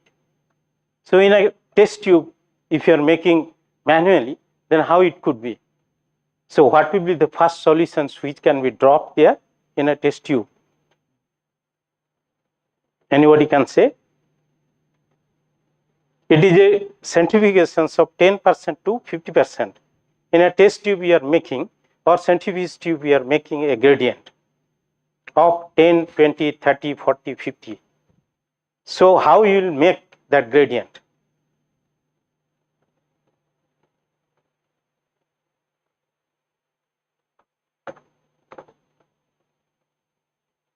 You just take a capillary tube, put it in the centrifuge tube, put first your 50% and then 40%, then and so on, so that the lower will be, it will come up, and the bottom portions you will be having the high gradient. And then you can go for a centrifugation so that you can get a separation of the chloroplast.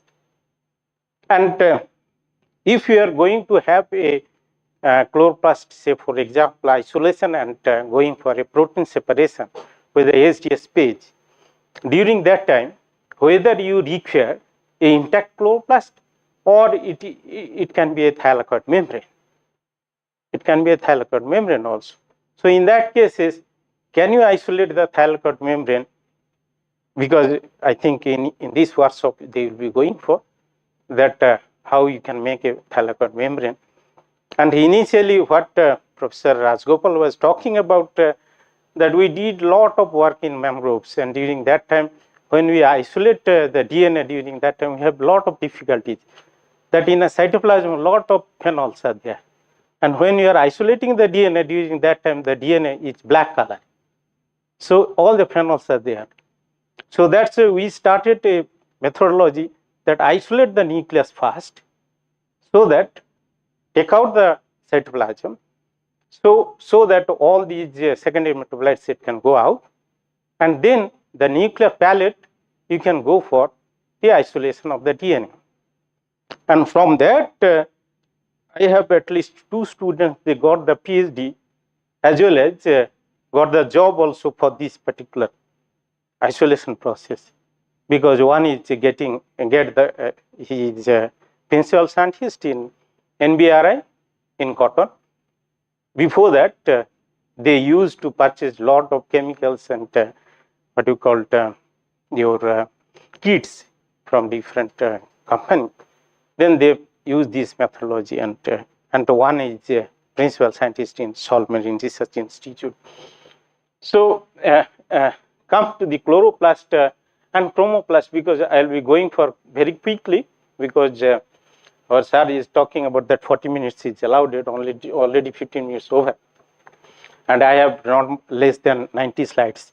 Okay, so chromoplast, because most of the cases you are getting some of the organelles, those are having the pigments synthesis and color, and all these color pigments rather than the chlorophyll, they are, we can say they are the chromoplast, and they are of different sizes. And these chromoplast pigments, the general example is the carrot, where the carotenes are much more. And of course the chloroplast and chromoplast, you can find that the green color fruit, they are ripening in the chrome because of the chromoplast, because they are converting this chloroplast into the chromoplast. And of course there are lot of, because most of the cases you have the xanthophylls, which is there itself. Can I have some water?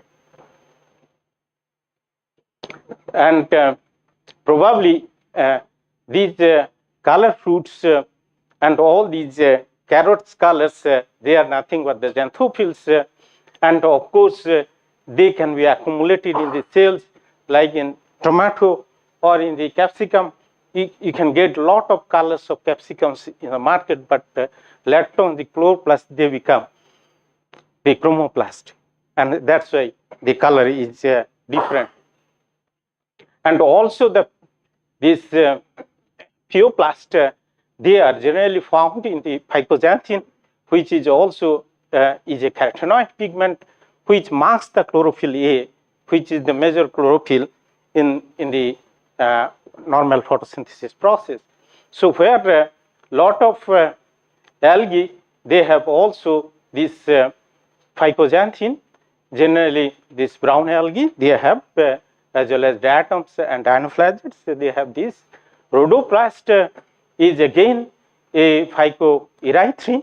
So this is because of this red color, and there are a lot of red algae which have the same things where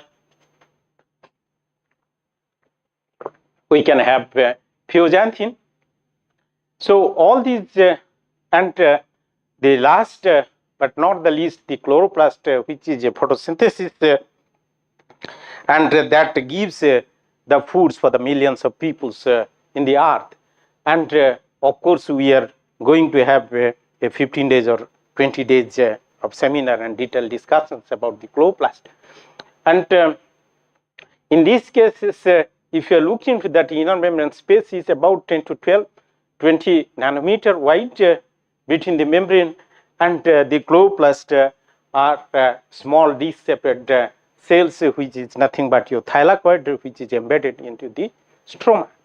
So, and of course, it has DNA because as we believe that this is perhaps evolution-wise, they are the bacterial origin. So that's why they have the DNA, and also the ribosomes similar to those of the photosynthetic bacteria. So as a result, we could see that yes, in the because next day also we'll be interacting with these membrane, what you call protein compositions,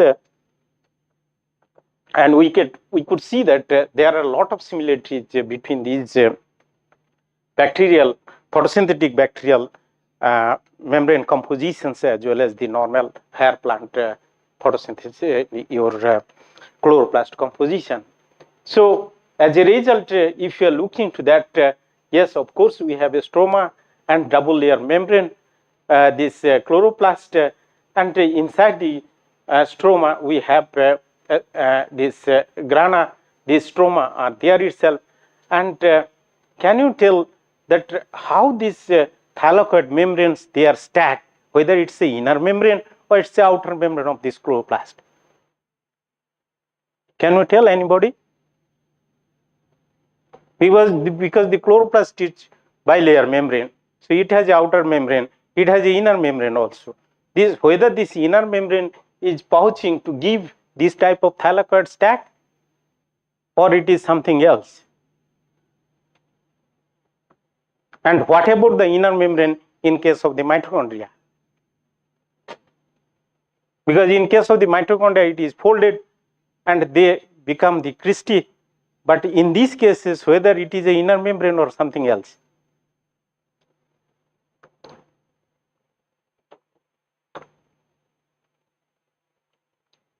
Please interact. Or it is a different structure. No idea. Because we are inside the chloroplast. So that's why outside the chloroplast what happens. So we do not know in fact. But perhaps this thylakoid membrane, because they are not the isolated body. So I think if you are thinking about a cell and the endoplasmic reticulum, whether they have any connections? Endoplasmic reticulum of a cell, how it is connected with the cell?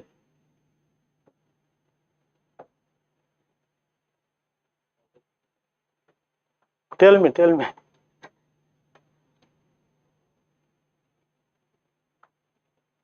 Endoplasmic reticulum, it is a folded structure there inside the cell, is it not? So how it is connected with the membrane? Is there any connection with the membrane? Connection. So that's why I am telling the same questions here for the grana, whether these grana are connected with the membrane, so whether it's the inner membrane or outer membrane, that's what I am asking. Inner membrane. That means you can tell that the inner membrane get invaginated and then become stacked, and that's why it is a thylakoid membrane. Is it? Of course.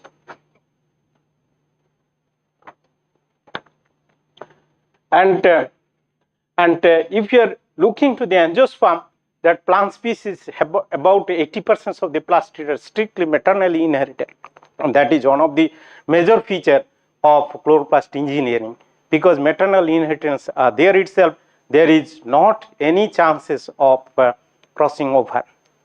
So that's why in normal cases, if any gene transfer takes place, it can go for a what you call changes in the next generations, but which is not there itself in these cases, and I will be coming after a few slides.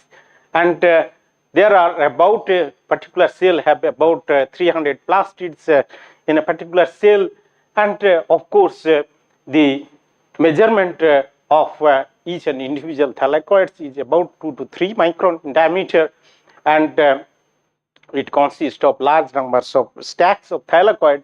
And of course, when we did some of the experiment in mangroves, we could see that because mangrove, I do not know whether everybody knows the mangrove or mangrove plants. Yeah, these are halophytes. They are growing in the salt. Yeah. But how these mangrove plants are growing in the salt condition?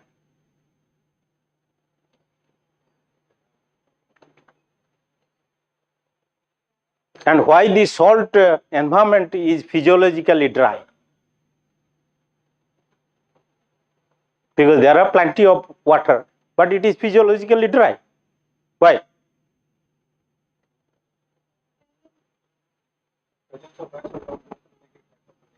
Yeah, that's why. So it cannot take the your normal water. So if it is the case, is how the water is taken by this mangrove plant? Nematodes. Yeah, they have nematodes. Yeah. Yes, and of course they have some salt gland. They are excreting the salts from the normal tissue. So in that case, we did some of the experiment in the very high salt tolerant species, and perhaps we published a review paper during 2005 or 4, and that review paper still it is citing, and the citation is more than 6,000. Only one review paper, and that fellow has got the job for that review paper in Sol Marine Research Institute. Okay, so in that case, so as you know that yes, they have these light reactions centers, and of course inside the lumen, of course the light is required for such kind of reactions, and light dependent and light independent reactions are there. And of course, they have the stroma, and about 50% of the protein of the chloroplast, they are found inside the stroma.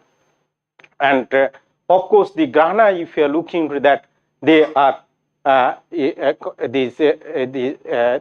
normal network of these thylakoid membranes. They are producing inside this what you call matrix, and they are your nothing but your normal stacking, that is your grana, and they may be of 40 to 80 grana in a matrix of a particular chloroplast. So in these cases, as you know that the PS1 and PS2, and of course there are some of the proteins, they are themselves, and also some of these iron and sulfur containing metal proteins are there also, and ATP synthetase and light harvesting complex, they are there.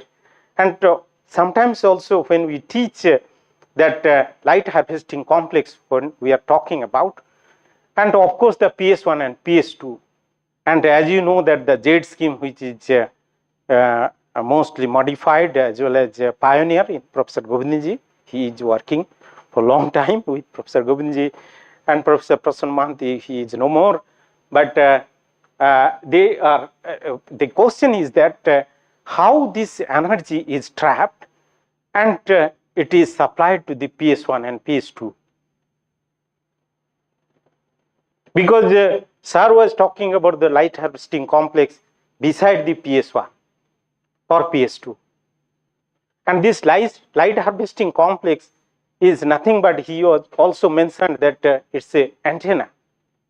And the antenna size is larger or smaller depending upon the light sources to the chloroplast.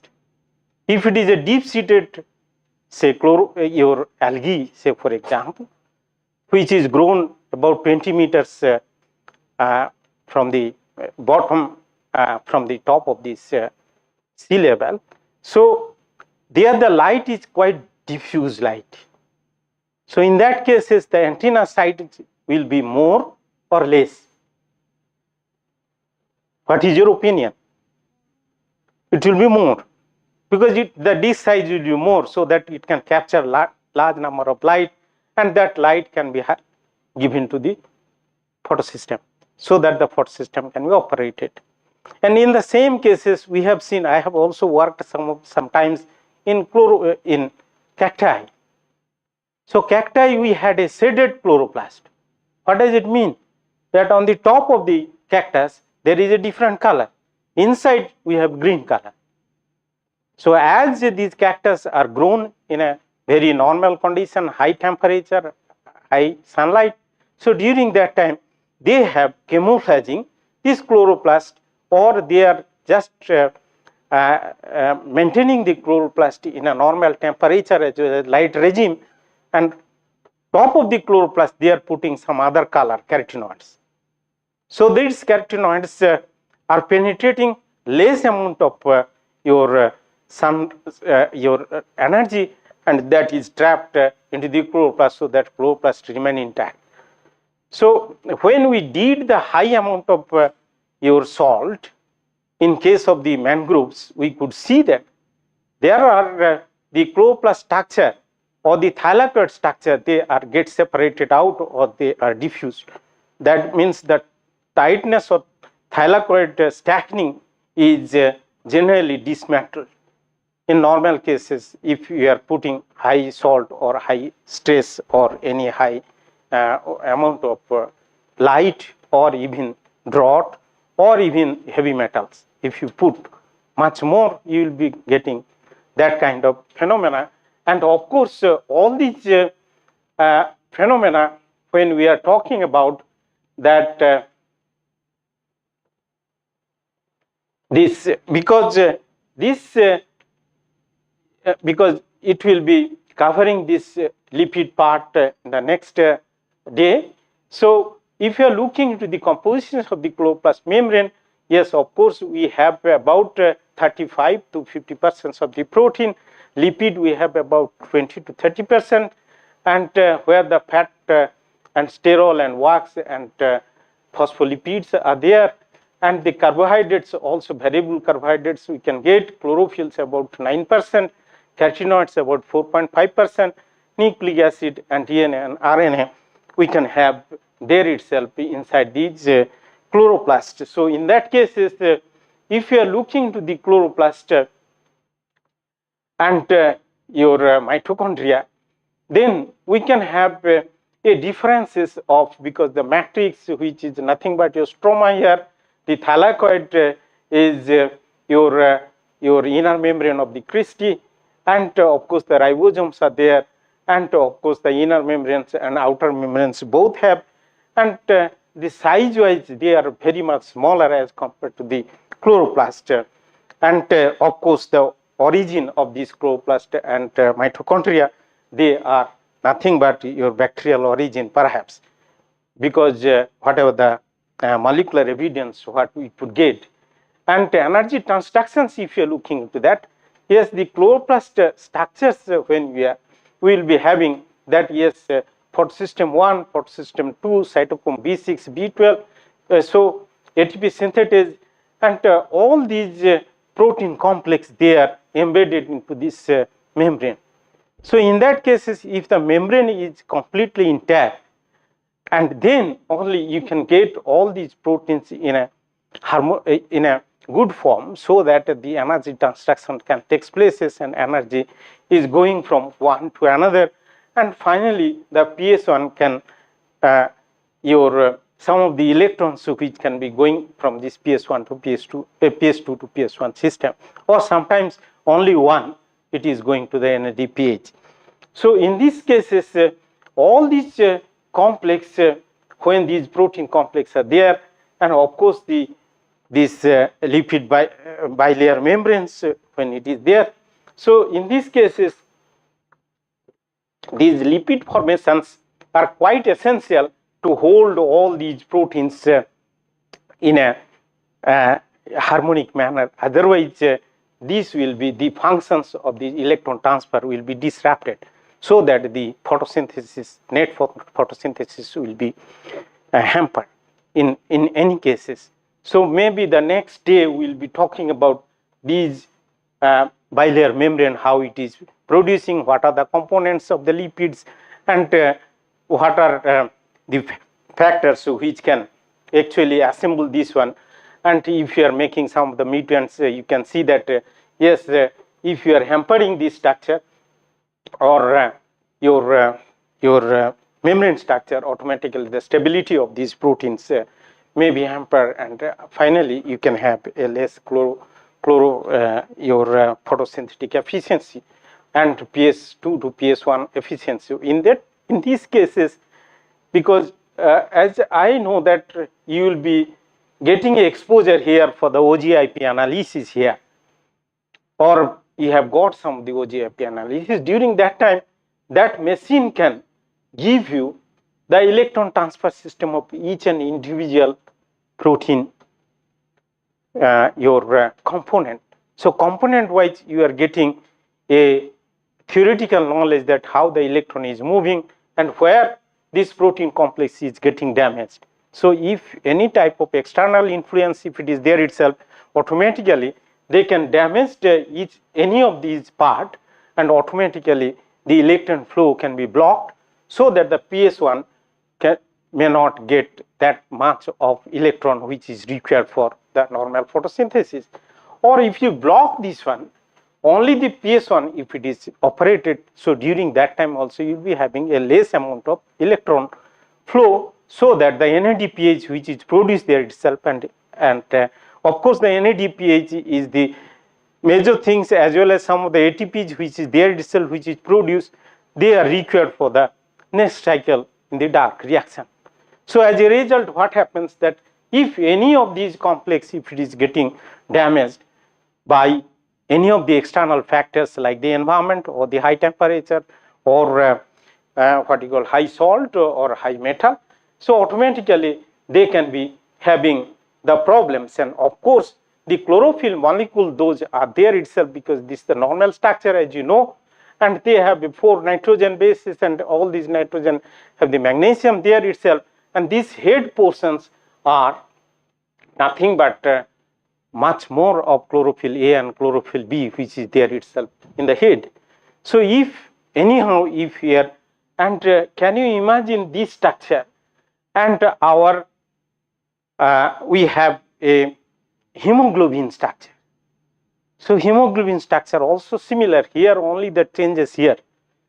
So it is a Fe. So in that cases, you are, because we are in a virtue of death, only 66. Okay, you are maybe 26 or something like that. So you can think about that what is the actually evolutionary process of the hemoglobin and this chlorophyll.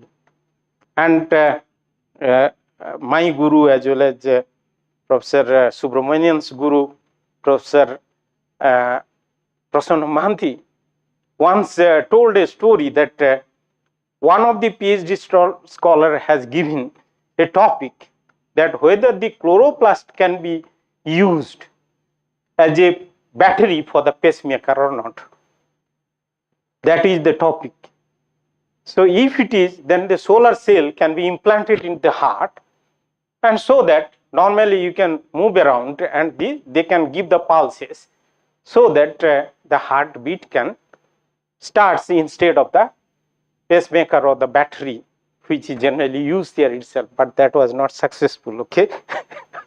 But anyhow, you can think about wild things and of course a little bit of your chloroplast genomes when we are talking about because a lot of species they have the chloroplast genomes has been done for the sequencing that starting from Nicotiana tabacum, then Oryza sativa and so on. And we could see that there are these ribosomes which is 70S, but it is not a eukaryotic ribosome. So it's a prokaryotic rhizome there itself in the chloroplast.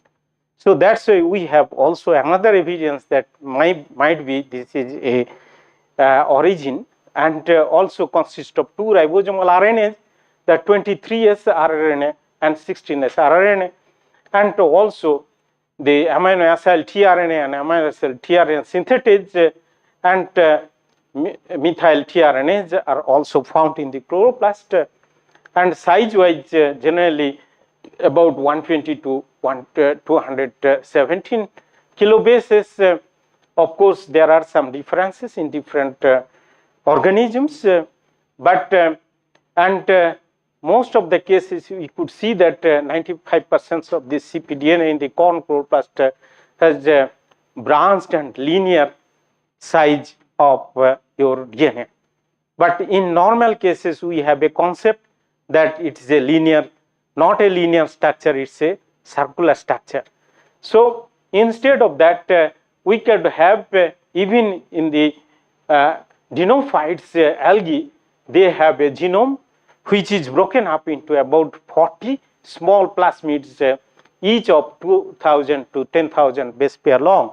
So in that case, a small plasmid like also structures you can have, or a single your circular DNA, or sometimes a linear structure having a branch also you can have. So, and of course there are major two things, which is the inverted repeats, which is generally hold the genome, if it is a circular one. So where the inverted repeats are there, and all these inverted repeats generally differentiated hold the genomes into small and larger pieces. So one is the LSC and SSC complex, as you know, and about so in this process, if you are going for a genetic engineering for that one, because this is another cases of the GIAN. So where we can have a LSC1 and LSC2 and inverted repeats are there. So what will be the proper, which will be the site of your insertion of any of the genes if you are interested to have in the chloroplast? Which will be your site? Because we have shown here that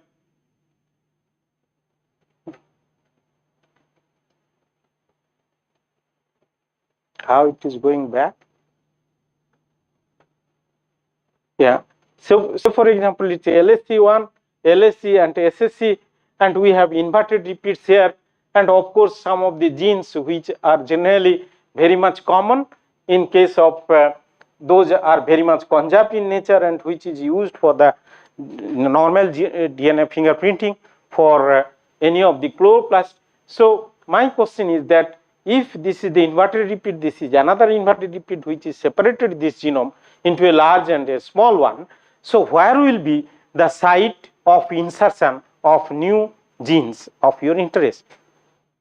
Which will be the portion where it can be inserted?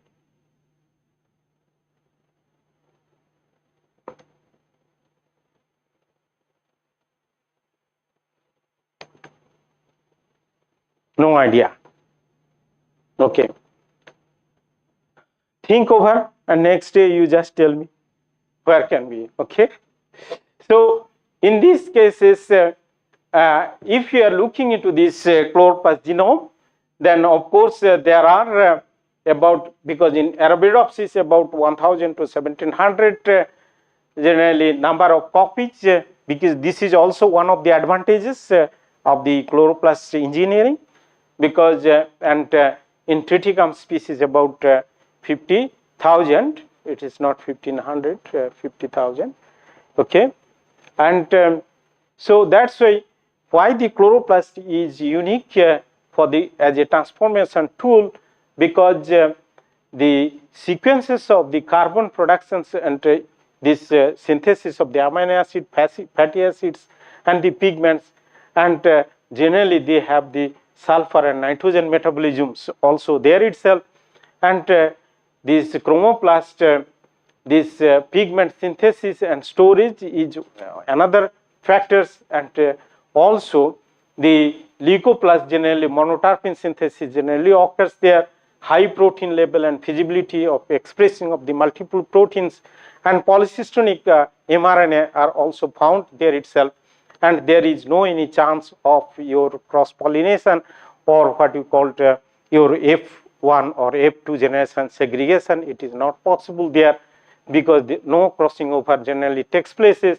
and of course it's the precursors of the photosynthesis and excellent tools for the your phylogenetic and evolutionary studies also. Lot of evolutionary studies can be done there itself from the chloroplast genome, RFLP analysis of the chloroplast genome. Of course, the endosymbiosis is another which is there itself for these cyanobacterial cells as well as engulfed by the heterotrophic eukaryotes, and these photosynthetic bacteria, they have the chloroplast organelles also, so that's single cell. Your chlamydomonas also can be used as a even as a vector. So in that case, is also a single chloroplast is there, where also you can target it some of your gene. And in this normal process of the chloroplast, generally we could see that co-expressions of the several transgene operons are generally found there, precise transgene integrations by the homologous recombination. I do not know whether homologous and non-homologous recombination you are aware of or not.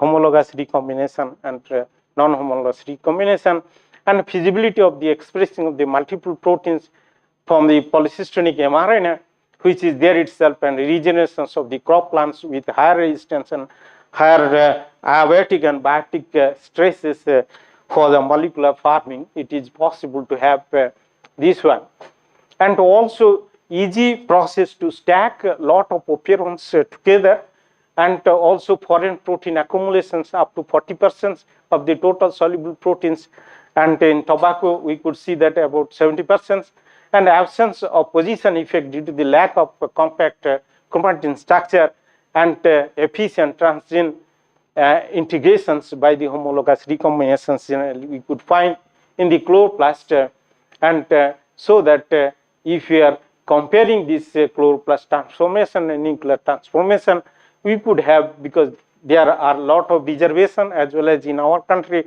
lot of regulations are there, but till date we do not have much more regulation in the chloroplast transformation, where the reduced gene disposal and maternal inheritance are there, higher expressions and accumulations of the foreign proteins, efficient multiple gene expressions are there, single promoter for the expressions of the multiple subunit complex of the protein, simultaneous expressions of the several genes like the prokaryotic gene expression systems it has, and homologous recombinations which avoid the position effect and gene silencing, and also the transgene is much higher, up to the 18% we could have, which is generally 0.5 to 3% in normal cases.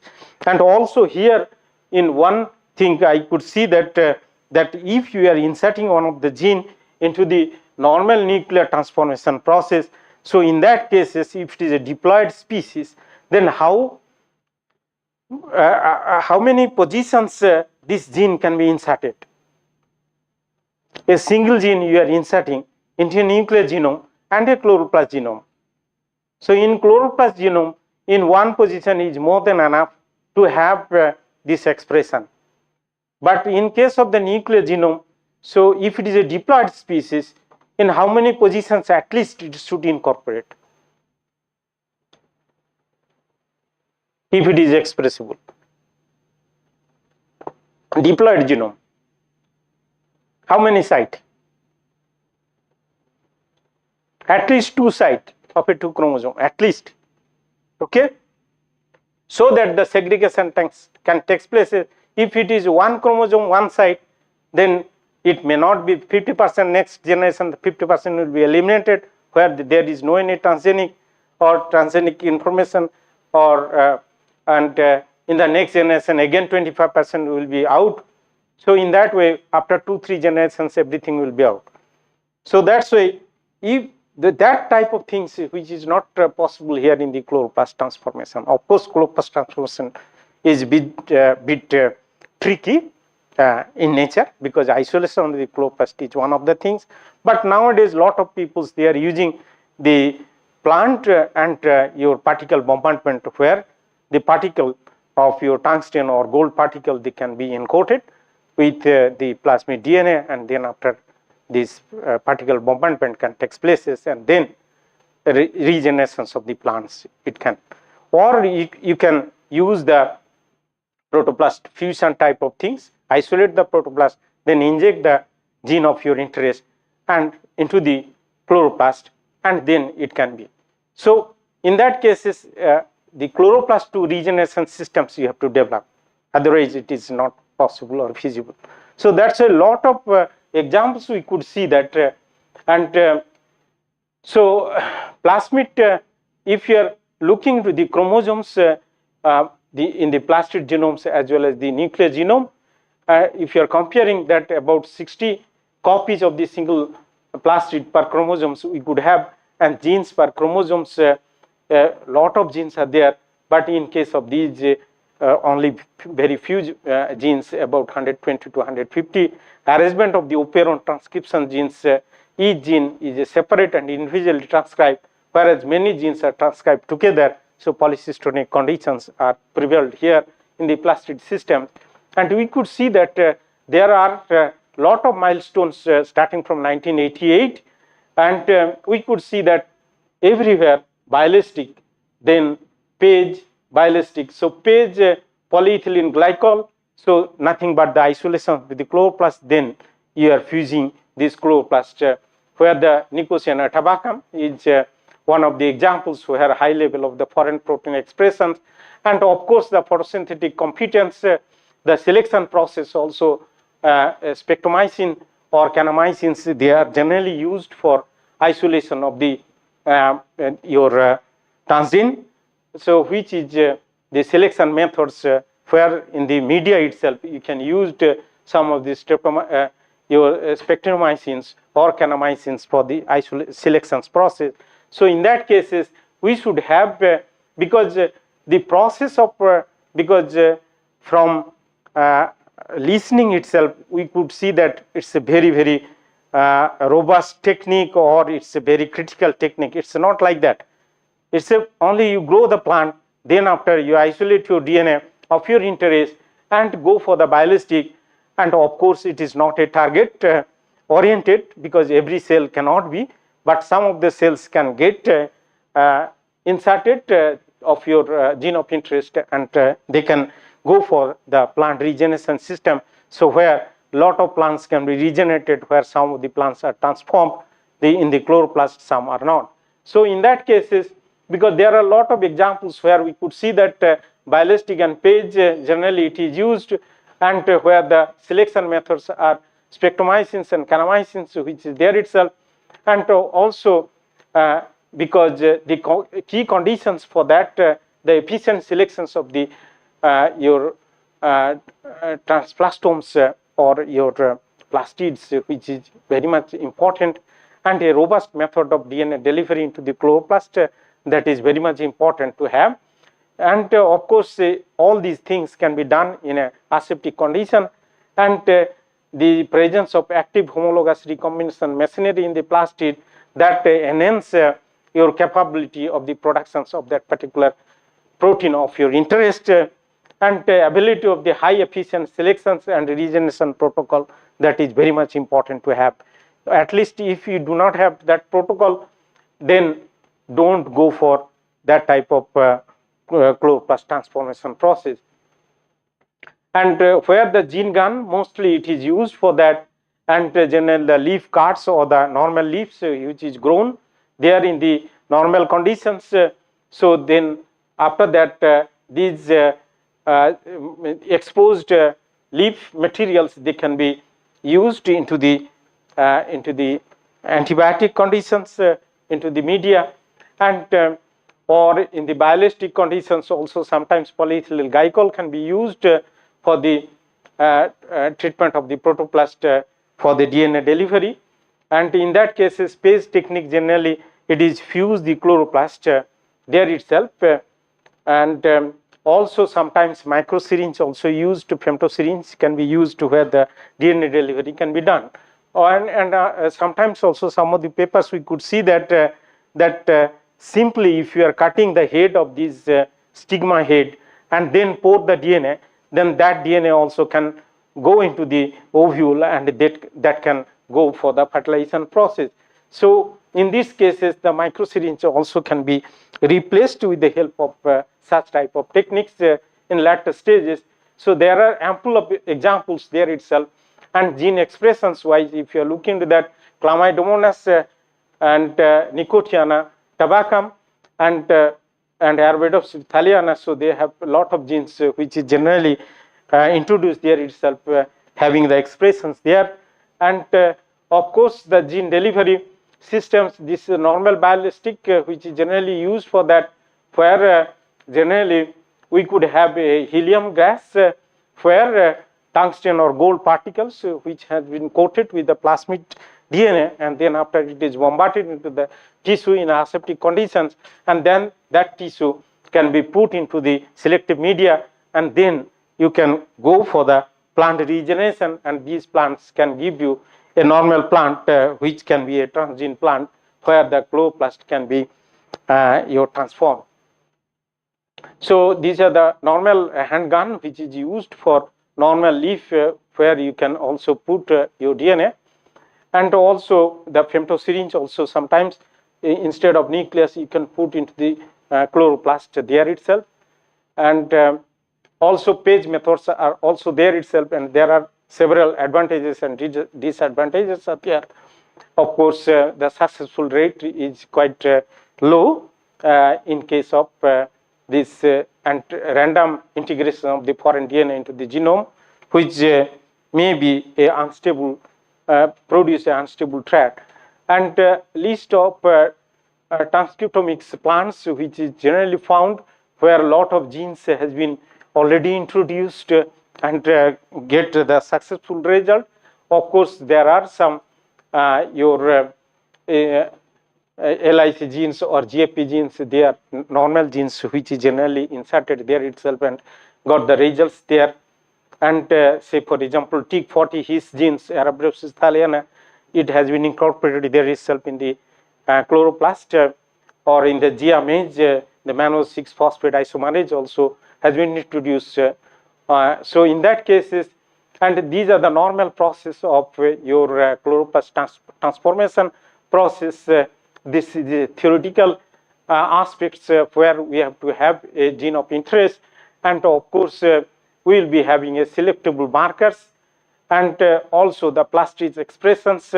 Some of the expression genes also has to be incorporated here, and insertion site regulatory sequences we have to put there, and of course some of the reporter genes also you have to have so that you can get informations that whether this product can be inserted there or not, and it can be validated with the help of the PCR by or the southern blotting technique with the raising of primers, and in that process there are a lot of applications starting from your metabolic pathway engineering, research on DNA, RNA editing, then phytoremediation, production of industrial enzymes and biofuels also can be produced here. There are a lot of ample of examples where also a lot of genes site of integrations, regulatory sequences and transgenes which have been also there itself, and what is the effect as well as efficiency of these genes which is there itself. we could see, and also the pharmaceutical and vaccines in the plants also can be targeted there itself, and phytoremediations also sometimes mercury, because mercury and reductase enzymes has been bacterial genes which has been inserted into the chloroplast, and they are accumulating that your mercury from the environment or from the your substrate.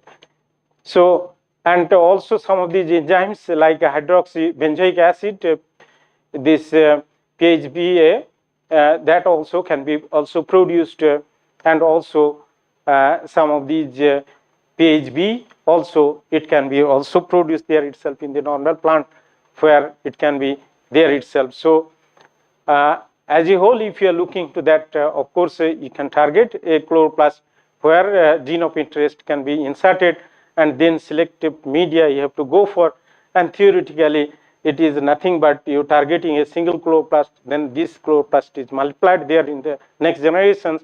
So where cell divisions can be produced there itself, and of course this transgene, they can be put it into a selective media, and then after growing of the new plants, it can be there, and testing of these plants whether it is a transgene or not. And of course if it is a chloroplast oriented, automatically the it has several advantages over the nuclear genome insertion. So as a result, you can have a uniform and homeoplastic conditions of your normal transgenes, which is there itself. And of course there are a lot of copies of these particular genome are there in a particular chloroplast, so that it can produce a large number of the proteins instead of a single protein. So copy number is very much high there itself. So in this process, generally when you are putting you're preparing a vector, so in that cases, normal cases, we have to have a LTR sequences, because as I told that where your insertions can be, so LTR and you have a RTR, so inside this you can put sequences there. So there are some your sequences of UTR region as well as 5' end to 3' end, and where the gene of interest are there itself, and there all the genes can be inserted here itself, because NPT2 they are the marker genes, or BADH they are marker genes there. So gene specific activator generally we can put there itself, and so that it can active the promoter. So promoter, then activator, and some of the UTR region, then promoter, then activator, then you have your gene of interest and UTR system, so that you can insert whole this construct into the your transgene, and so that finally you can have the expressions of that inside the chloroplast. So all these transgenes, it can be targeted into a chloroplast, and then this chloroplast can be multiplied there itself into the system, and they can go for the expression, so that after the transformations you can have a transgene expressions, and it has a lot of advantages as compared to the normal genome sequences. And I am just completed. It is one, and if you have some questions, it's a very wide and general topic. If you are welcome for any of the questions. Thank you very much.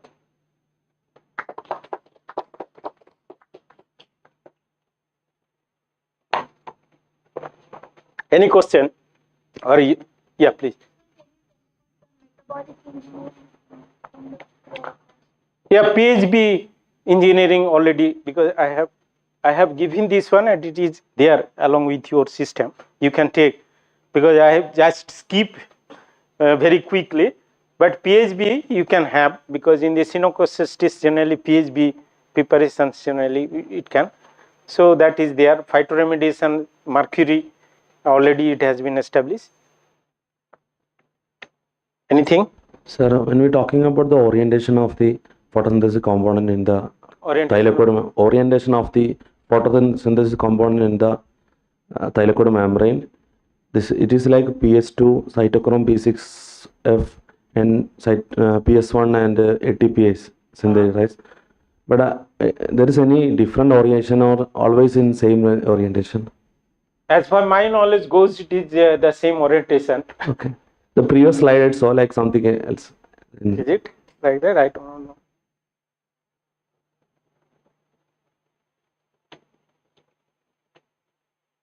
PS2 to PS1 generally.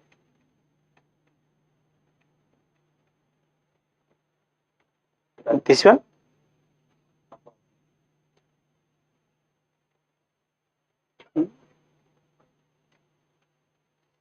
Where it is just take a moment.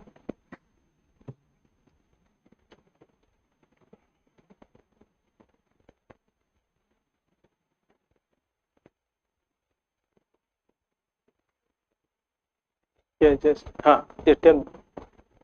Yeah. Yeah, tell me. Yeah. PS1. PS2 is white. PS2 is white, yeah. Orientation. This photograph we can orient this way. Is it not? This photograph, if it is upside down,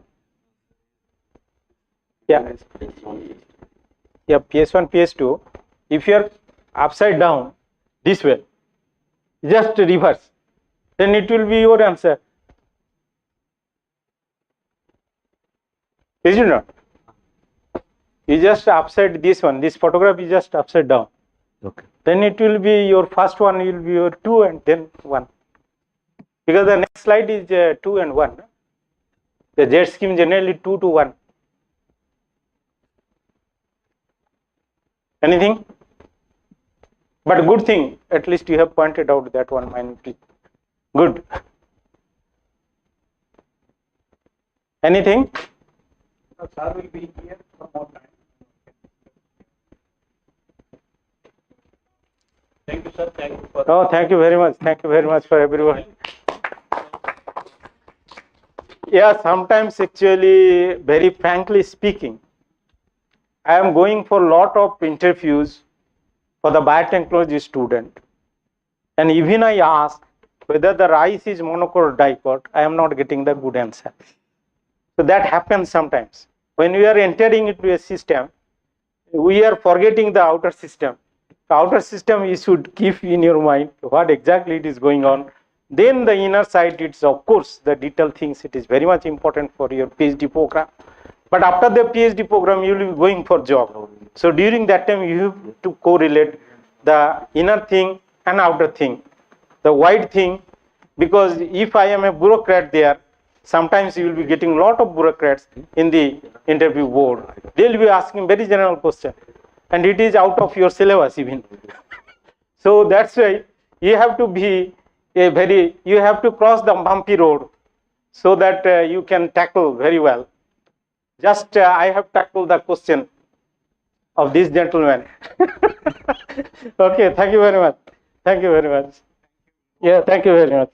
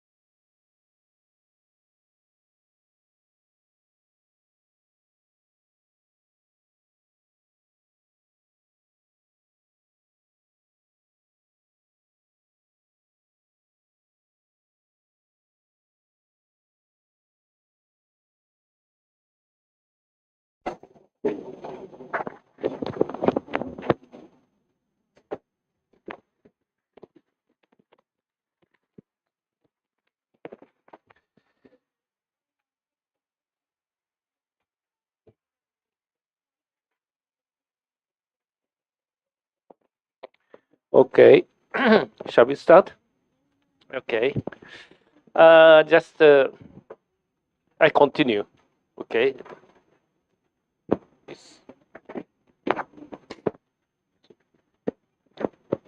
Okay. So not much. Yeah, I can hold like this. This is better, right? Yeah. Okay. Okay. Okay.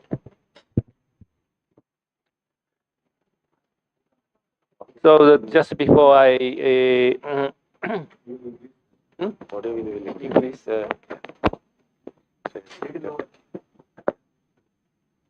Okay. How the apoprotein of LHC, light harvesting proteins, imported into the chloroplast across the chloroplast envelopes, membranes, and also translocate the stroma soluble part to the thyroid membrane.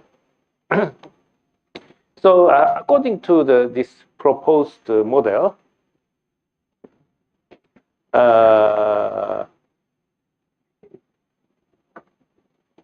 chloroplast SRP 5443, this is a heterodimer, are present in mostly in stroma and tangentially bound to thyroid membrane with FTSSY and inserters. So that is the model, current model.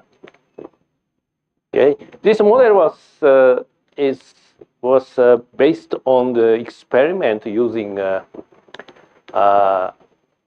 expressed protein in E. coli and then analyzed in vitro, not in vivo. Okay. So we think that we should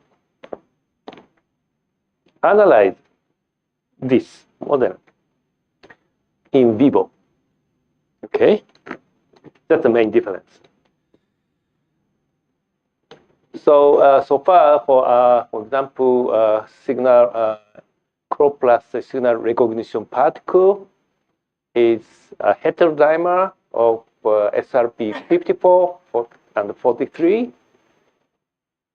These are encoded by nucleogen and located in the chloroplast. Okay, and also it is already known that SRP43 in chlamydomonas is also involved in translocation, whereas as the model suggested. But later in 2022, Mithun Rathod he's a PhD student.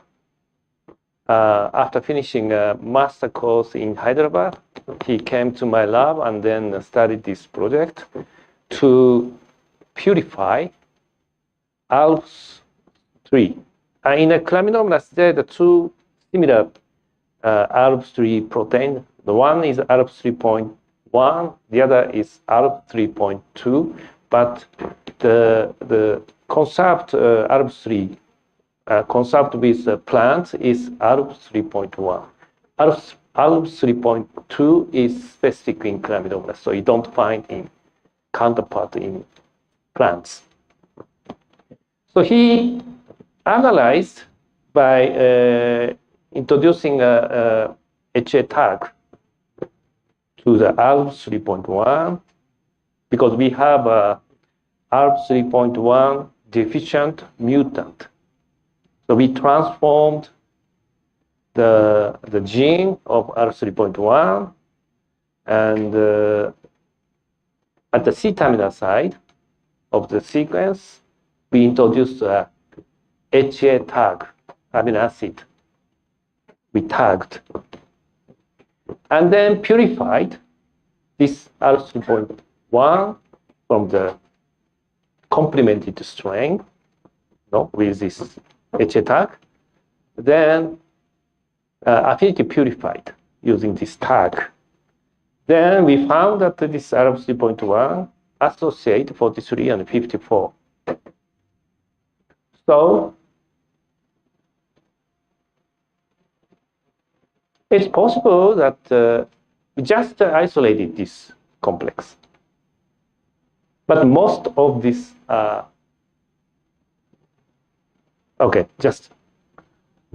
we don't know this part. So I introduce you Chloroplast SRP43 mutant we're using instead of RF3.1 mutant, and then complemented this. Okay, this SRP43 mutant is called P71, originally isolated as a pale green mutant. You see, this is wild type, very dark green. But in this mutant, its green is pale, less green, because the phenotype is LSC is not accumulated. Because this signal recognition particle is absent, so LSC is not assembled, accumulated. The many chlorophylls are associated with LSC, so this is very pale green, but still grow photosynthetically. The mutant cell need more light than wild type, okay? Because it lacks most of the light harvesting complex. Then we complemented this mutant with the gene with HA tag sequence. Okay, so then a complementary strain express SRP43 fused with HA sequence at its C-terminal site. Okay, the reason why we didn't fuse this HA tag at N-terminal site, do you know why? Huh?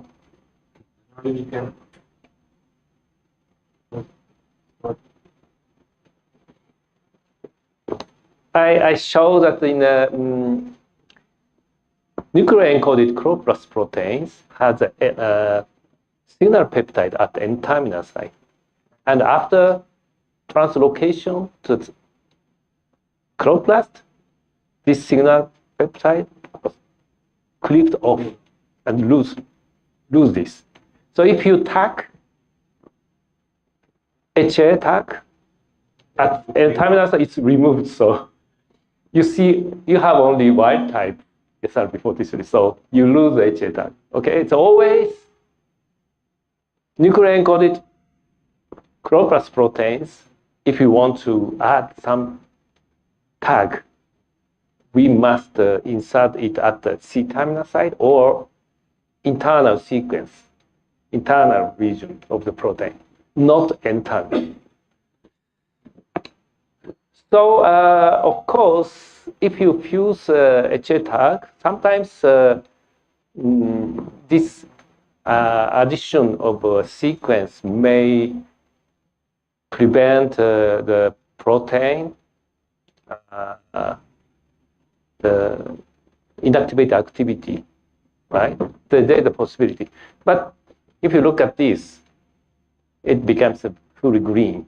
So its phenotype, this phenotype was fully, completely complemented. So this introduced gene works, right? Basically. So that's the way. The HA tag is this sequence. Y, tyrosine, proline, tyrosine, aspartate, 1, 2, 3, 4, 5, 6, 7, 8, 9. Amino acid. It's relatively short, so it will not disturb the structure of the proteins, probably. So that is the case. Okay? So we check biochemically if the complemented strain with HA tag is normal or not, similar to wild type or not. So we check the protein. So this is wild type. And then load it to SDS page, you know the SDS page. And this is a dilution, 100% amount and then 0%. So we decreased the amount of proteins. And then this is a P71 mutant. This is a mutant deficient SRP43. Okay. So HA tag, antibody against HA tag is commercially available. So if you don't have your the antibody against your protein of your interest, but if you complement with tag,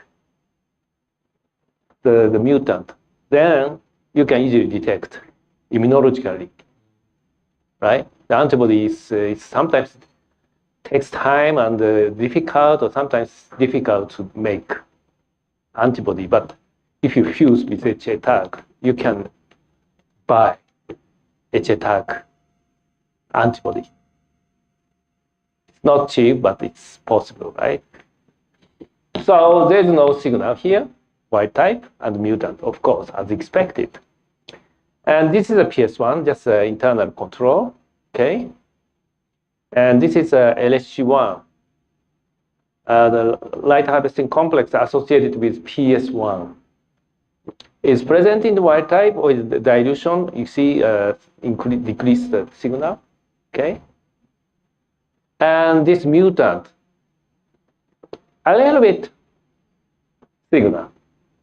I discussed before that without this SRP or ARB, small amount of proteins present, but this is unstable. And PS2, okay, yes, accumulate. And this is LSC2, major LSC2 associated with PS2 is almost nothing. Okay, then complemented strain with HA tag. Okay, so HA tag, you could detect. So SRP43 with HA tag is indeed present. And PS1, PS2 didn't change, and LSG1 recovered to wild type level. LSG2 also recovered to the wild type level. So this HA tagged SRP43 works like the wild type. Okay, so using this complementary strain,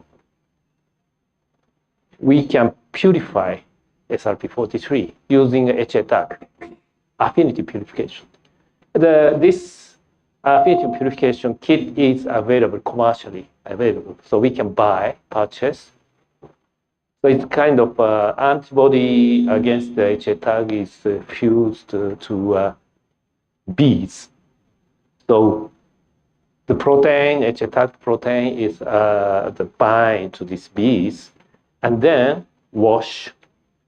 And then if you elute HA tag protein with HA tag peptide, very high concentration, so it replaces. So you can elute it out, this protein. Because this SRP protein, the abundance in the cell is, chloroplast is very low, like a catalytic amount. So it's usually very difficult to purify. But if you use affinity purification method, it's much, much easier. Okay.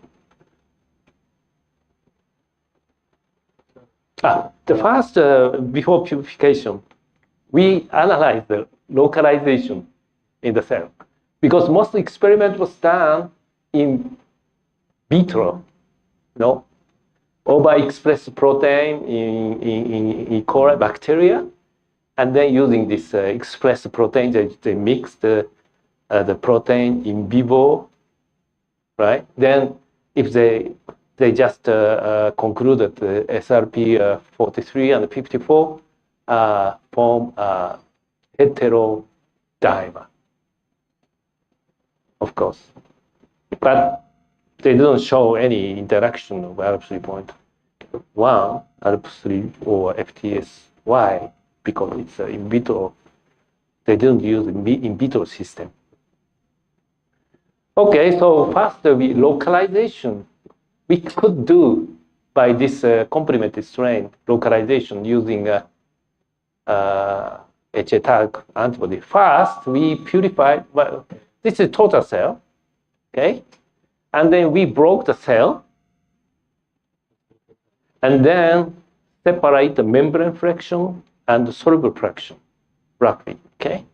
So the membrane fraction contains the thyroid, of course, other also maybe envelope protein or cytoplasmic membrane, or many membrane fraction is mixed, but its main is thyroid membrane because the amount of thyroid is huge. And this is soluble part. So if you centrifuge, you can separate pellet, the membrane fraction in the pellet, and soluble proteins on the supernatant. So you separate membrane fraction and the soluble fraction, and then analyzed.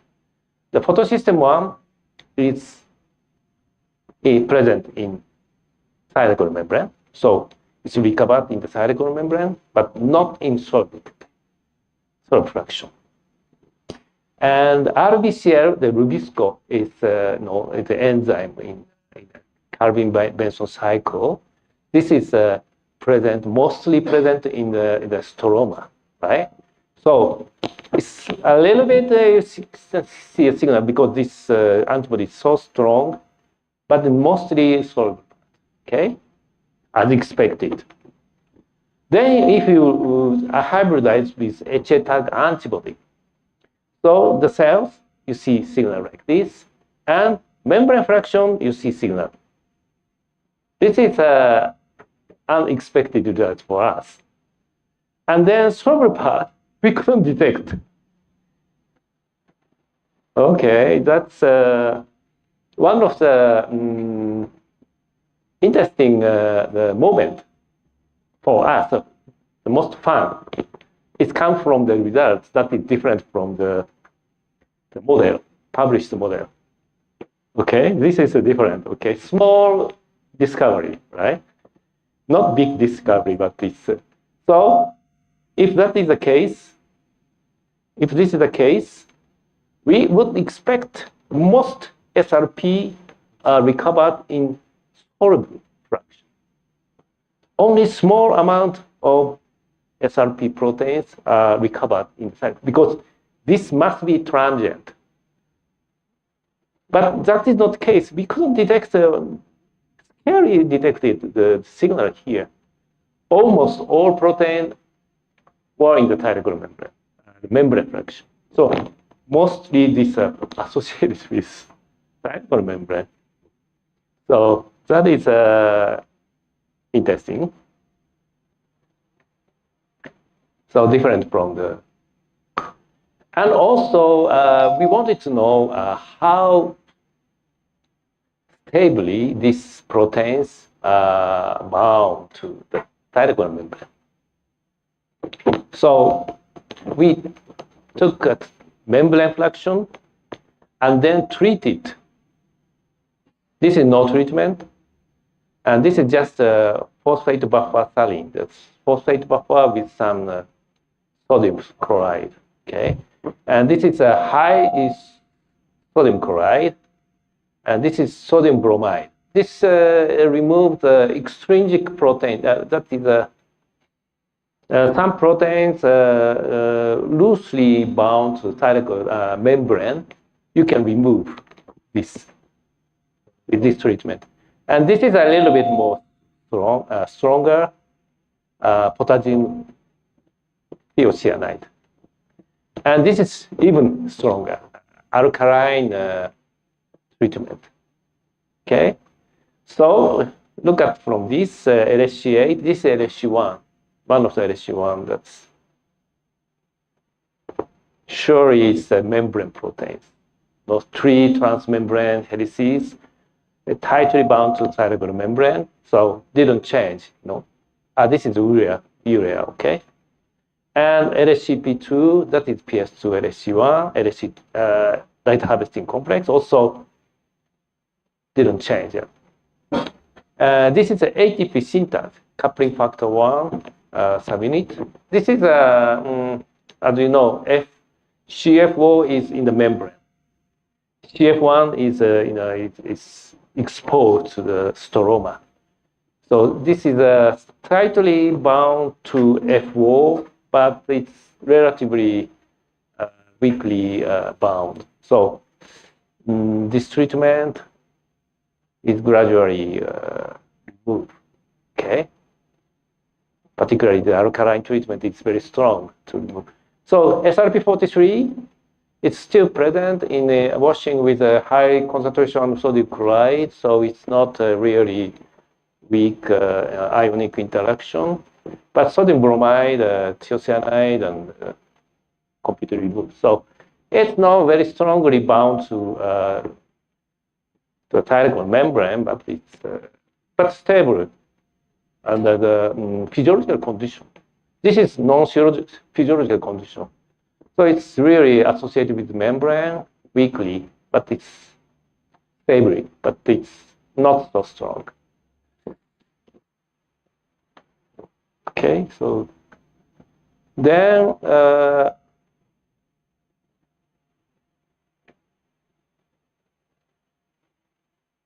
okay, so we need to change the model, not completely, slightly modify or update from this data. So the cytochrome membrane like this, and the envelope is like this. So probably the protein, the LHC apoprotein translated in the cytosol is imported into the cytochrome membrane across the translocon, and then stroma, and then cytochrome membrane. But this translocation between the envelope and the cytochrome membrane must not be so distant, right? Very close. Or sometimes maybe cytochrome membrane, if there's the region, the envelope is closely or very nearly attached. That is the site. Then you don't need to find the SRP protein in a soluble fraction. Okay, and also this insertion site is process is the rate limiting steps. So mostly the signal SRP protein can be bound to this cytochrome membrane. So the published model is not wrong totally, but it's we can say this part is mostly. This is quick. This is slow, very slow. So this is our modification of the model. Covered in a membrane. Where? It will be undetectable by the protein. This is associated with cytochrome membrane. Okay, not here. Maybe a little few percent of total, but mostly over 90% is here. That is our. Now from this data, we can conclude. So then we purified. After the localization, we purified SRP43 with HETAC. So what we did was we isolated cytochrome membranes, so we remove a soluble part, and then solubilized the cytochrome membrane with alpha dodecyl maltoside. Do you know this? Familiar with this detergent? This is a very mild detergent, but it's sufficiently solubilized the membrane proteins. So if this membrane protein forms complex means more than one proteins associate to form a functional structure. So that is complex, we call it complex. So if SRP43 forms a complex, we want to solubilize this protein without destroying this complex.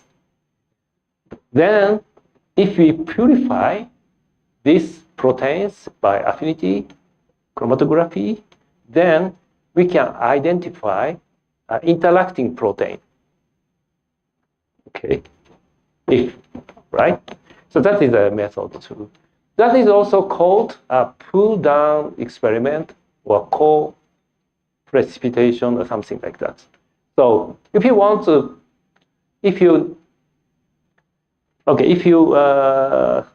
yeah, that's the system. Why? How to find out the interacting protein. Okay. And then after purification with protein, this kit.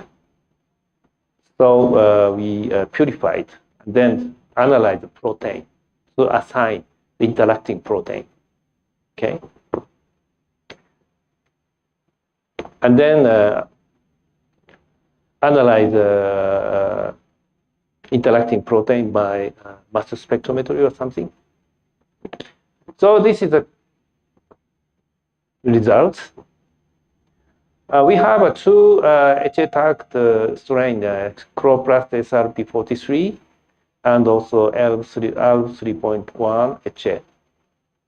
This is Incerta. We know this has a transmembrane helix, so we are sure that this is a membrane protein because it has a transmembrane helix. But this has no transmembrane helix. Then this is a result of the purified sample. No, we separated polypeptide, and this is stained with silver because we cannot get the large amount of proteins because this is originally a very small amount of these proteins present in the chloroplast. But usually we use commercial brilliant blue to stain the polypeptide, but this silver staining is for sometimes 50 times more sensitive. And to analyze the protein by mass spectrometry, the silver staining, the protein stained with silver is sufficient to analyze. Okay, so affinity purification, as a negative control, we use wild type. Okay, so we expect nothing. No wild type, there's no proteins are not tagged with HA, of course. This is negative experiment, it's very important because some proteins are non-specifically interact or bound to some proteins. So we have to remove this non-specific protein. The wild type, okay, rather clean. Of course, there's some faint band, but these are not really, this is a non-specific. Okay, so SRP43HA and RF3.1HA, we purified. So we have a very strong signal like this. Okay, these are also very minor, so maybe, although you don't see in the wild type, but probably we think that this could be a contamination, not specific interacting. And this, there is some band like this. This is, we think it's important. Of course, the size is different. So this is weaker than this, but its size is smaller, so staining intensity is proportional to the size of protein. So this is much more abundant than this. Okay, so then we cut this band and analyze, digest this polypeptide with trypsin, and then resulting fragments were analyzed by LC mass. But anyway, this can you can analyze the amino acid sequence of small peptide. Then you can assign what's protein. So then it's possible. So if you purify this We could measure 3 bands. One is, of course, HA tag, SRP43. Okay, and this one is SRP54, as expected, because these two forms are heterodimer. Okay, and also staining intensity, it looks quite similar. Of course, not the same because this is a dark color and this is a little bit brown, because depending on the protein, the staining color also changes. And also what is interesting is R3.1 is present here. Almost a similar amount. Okay? And if we isolated R3.1, also, this is reciprocal experiment that SRP54, SRP43 were present. Pull down. Now they are interacting very friendly, closely. Okay? So, but we also find a clear band about here. So we thought we found a new polypeptide associating, but later when we repeated this experiment, this amount of is very much variable. And if we purify these proteins, affinity purification in a shorter time, this decreases. And if you incubate the bees longer time, it increases. That means this could be non-specific interacting protein. So actually, when we analyze this, is only found in the Chlamydomonas and not found in the plants. So these are very common in algae and the plants. So we think for the moment these are not important. So these three in the different independent experiment, these 3 proteins, polypeptide, were co-purified. So we concluded these forms are stable, complex. Okay, and also we could detect some LHC proteins. In this case, 5 and LHC2. Okay. Of course, this is as expected because according to this model, okay, the transported apoprotein of LHC must be present here.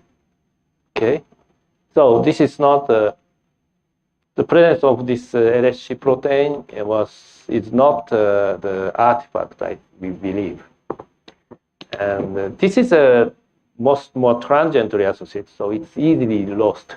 So if we purify this more shortly, not washing, we can find more LHC proteins. But this is not stoichiometry because this complex associated with many different LHC, at least 4 different LHC2 trimer type, and 2 different LHC2 monomer type, and 9 different LHC1. So all the LHC proteins share this complex. So each proteins recovered must be much lower. That is it. Okay.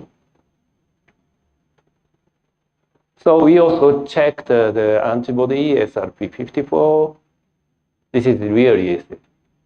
And anti-SRP43, we could find the antibody. So this is HA tagged, non-HA tagged. So size is different. And this is HA tagged and not HA tagged. So size is also different because of the addition of HA tag. Okay. That's it. So also we could detect some LHC2, LHC5, something like this. So this is the assembly intermediate. Okay, so that's the way. This is a case only transportation and the insertion of the nuclear encoded protein into the cytochrome membrane, but this is only LHC proteins. Not the other proteins are different root system. then we can understand that the LHC was so abundant, so the Chloroplast needed to have the system to specifically translocate the apoprotein in the thyroid membrane. Okay, that's the way how the LHC is translocated into the thyroid membrane, but you may have a question how the cofactors, chlorophyll and carotenoids, are integrated into this apoprotein. But this is a very difficult question to be answered for the moment, because that process is so fast. So we don't know yet very much about this. In a very interesting question to analyze in the future. Okay. So I still have 20 minutes. So then I move to the role of chromophore in biogenesis of LHC2. Okay. But I think I just want to show the structure of light harvesting complex. Okay. It's a little bit complicated structure. So this is again complexes in the cytochrome membrane. This is the photosystem 2, and here LHC2, and this is PS1, and here LHC1, and also some LHC2 also associated with PS1 to increase the antenna size. So you think at chlorophylls, where the chlorophylls are. So these are all chlorophylls are bound to chlorophyll binding proteins, PS2, PS1, and the light harvesting complexes. Only one chlorophyll present in B6F, but we don't discuss here about chlorophyll in B6F complex. So one of the typical LHC2 is the structure was first determined by crystal structure analysis, and the major type of the LHC2 that is from the trimer. So we call this type of LHC is trimeric LHC2. Okay, so this is the typical the structure determined by crystal structure. So this is one of the representative LHC2. So the membrane is here. Okay, this region is hydrophobic in the membrane by layer, and this part is stroma side. This is lumen side. Okay, so this is a little hydrophilic here, and this is totally hydrophobic. And main structure is N-terminal side is stroma side here. Okay, and then this is some not random here, and then alpha helix start from here to here. This is a hydrophobic amino acid. This region of transmembrane alpha helix is made of mostly hydrophobic amino acid. Then this is called helix B, and then go to like this, and helix C, and then go to helix A, and then C terminal site. Why this helix naming is starting from helix B and A and C and A? It's in the beginning of this structure analysis using electron microscopy, this connecting region were not observed. They could find nicely these transmembrane helices, this crossing and this perpendicular. So then they, by chance, named this is A and B and C. Okay, A, B, C. But actually, when high resolution structure was determined, we found that this was actually BAC. But we need to show respect for the first discovery. So we're still using this helix BCA. Okay, and later in a higher resolution, we found that the other helix in the hydrophilic region. This is here, short alpha helix here, here. So BCA, D, E. Okay, D, E. So it's a little bit complicated, but the order of the discovery, so we cannot complain. And also, you think this is the light harvesting complex, so this must accommodate as many chlorophylls as possible. Okay, so it's in this case about 15 chlorophyll A and B are present.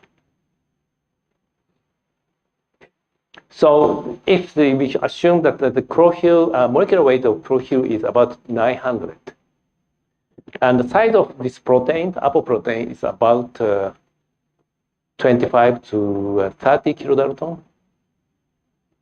So chlorophyll is 0.9 kilodalton, and 15 mean 13, 14 kilodalton.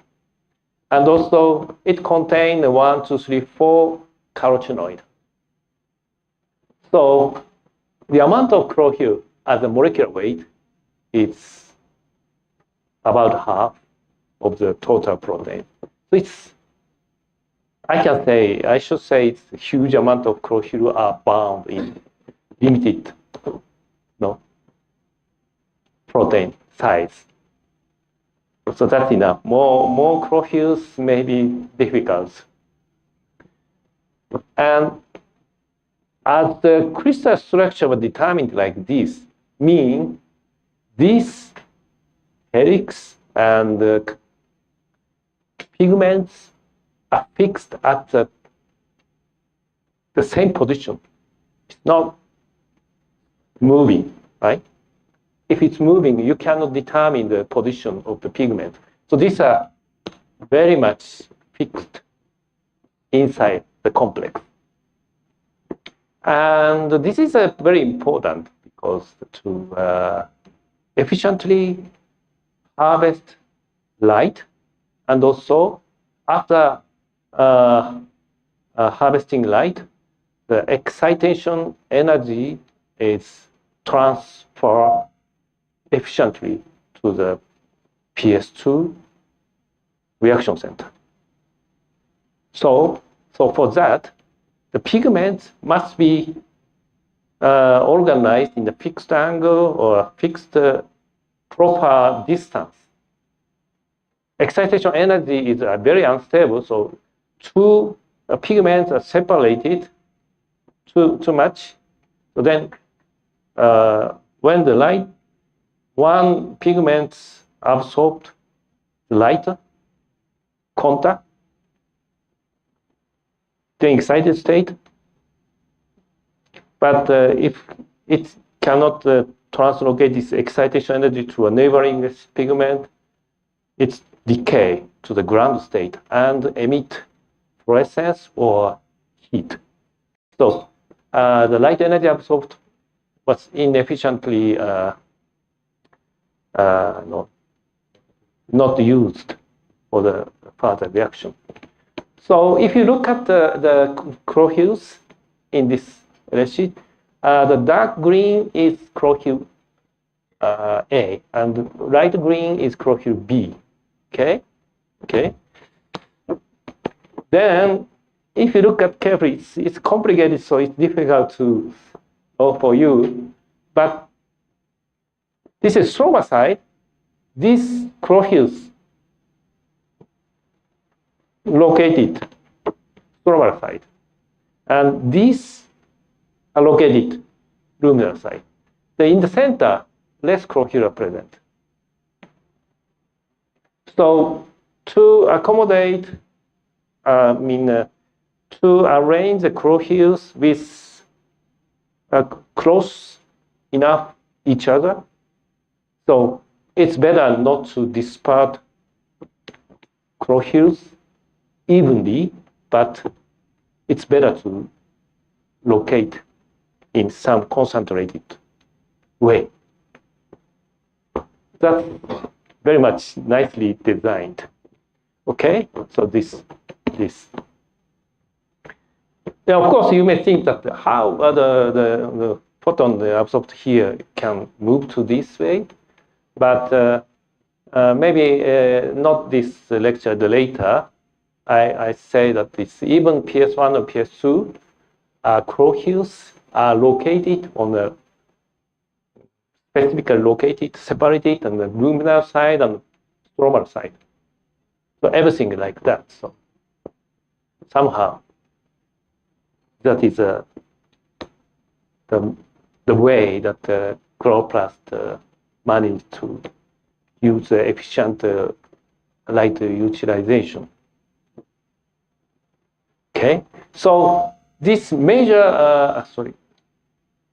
LHC2 is forms trimer. There's a different type of LHC is as monomer, but major LHC2 form trimer. So this is a trimer structure. So this is, you looked from the stromal side, okay, stromal side, this side, okay. So 3 LHC2 forms trimer and pigments, this. So is there any advantage to form the trimer?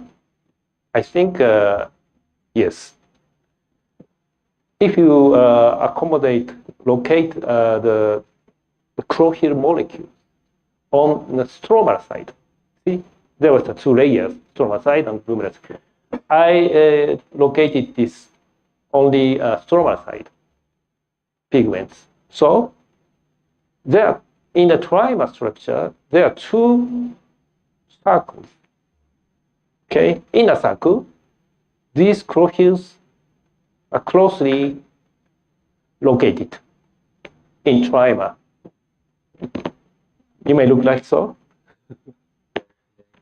And outer circle also, it's nicely, the distance is very nicely located. So if this monomer, this is the end of the, but it's, trimer can share this. So this is a way that it's very quickly, once the pigments in chlorophyll protein complexes, the one photon is absorbed here, it's immediately transfer the excitation energy, but it share kind of things. It's not specifically localized. This is the way to transfer. So that this ring structure may be very important for efficient utilization of light energy. Okay, and this is a luminous side. So this has short ring structure, but there is a region of no more than 1 coherent cluster. And this cluster are relatively connected to the luminal. This side is connected to stromal side. So probably this excitation energy is from here, share here, and then transfer to the luminal side, stromal side, probably. That's the case of trimer structure. Okay. And also, as you can see, here carotenoid, the yellow one lutein. Okay, like crossing, not really touching, but it's like, and also vioraxanthine and neoxanthine. And this vioraxanthine carotenoid, this is xanthophyll. These are all xanthophyll. It's also used like xanthophyll cycles.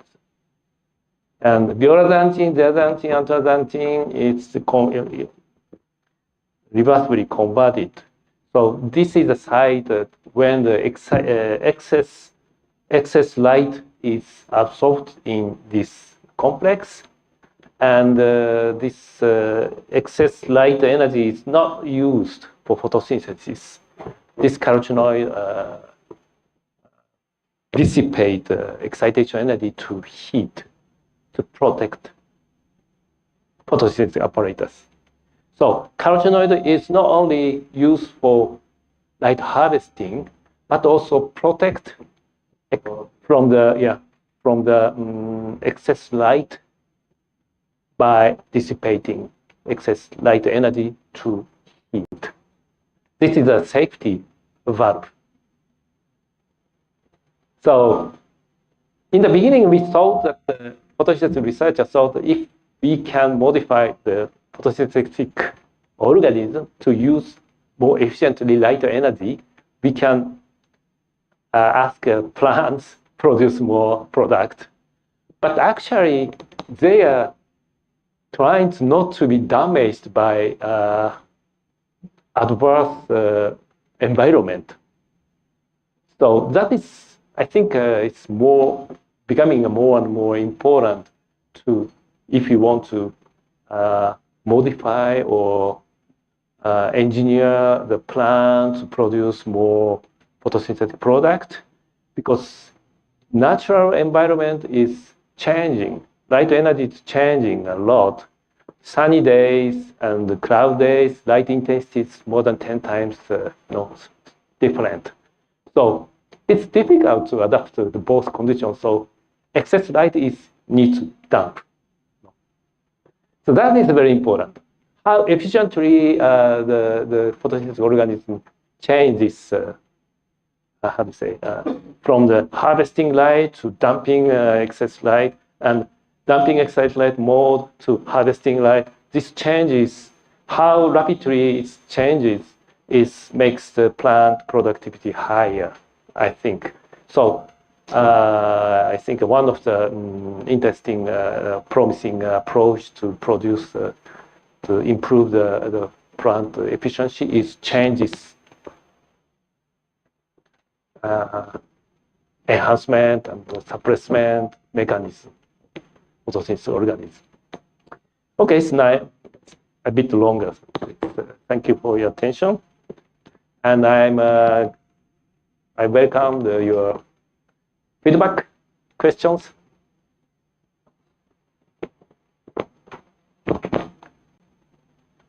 During the stress condition, in adverse condition, there will be increase in the carotenoid, right?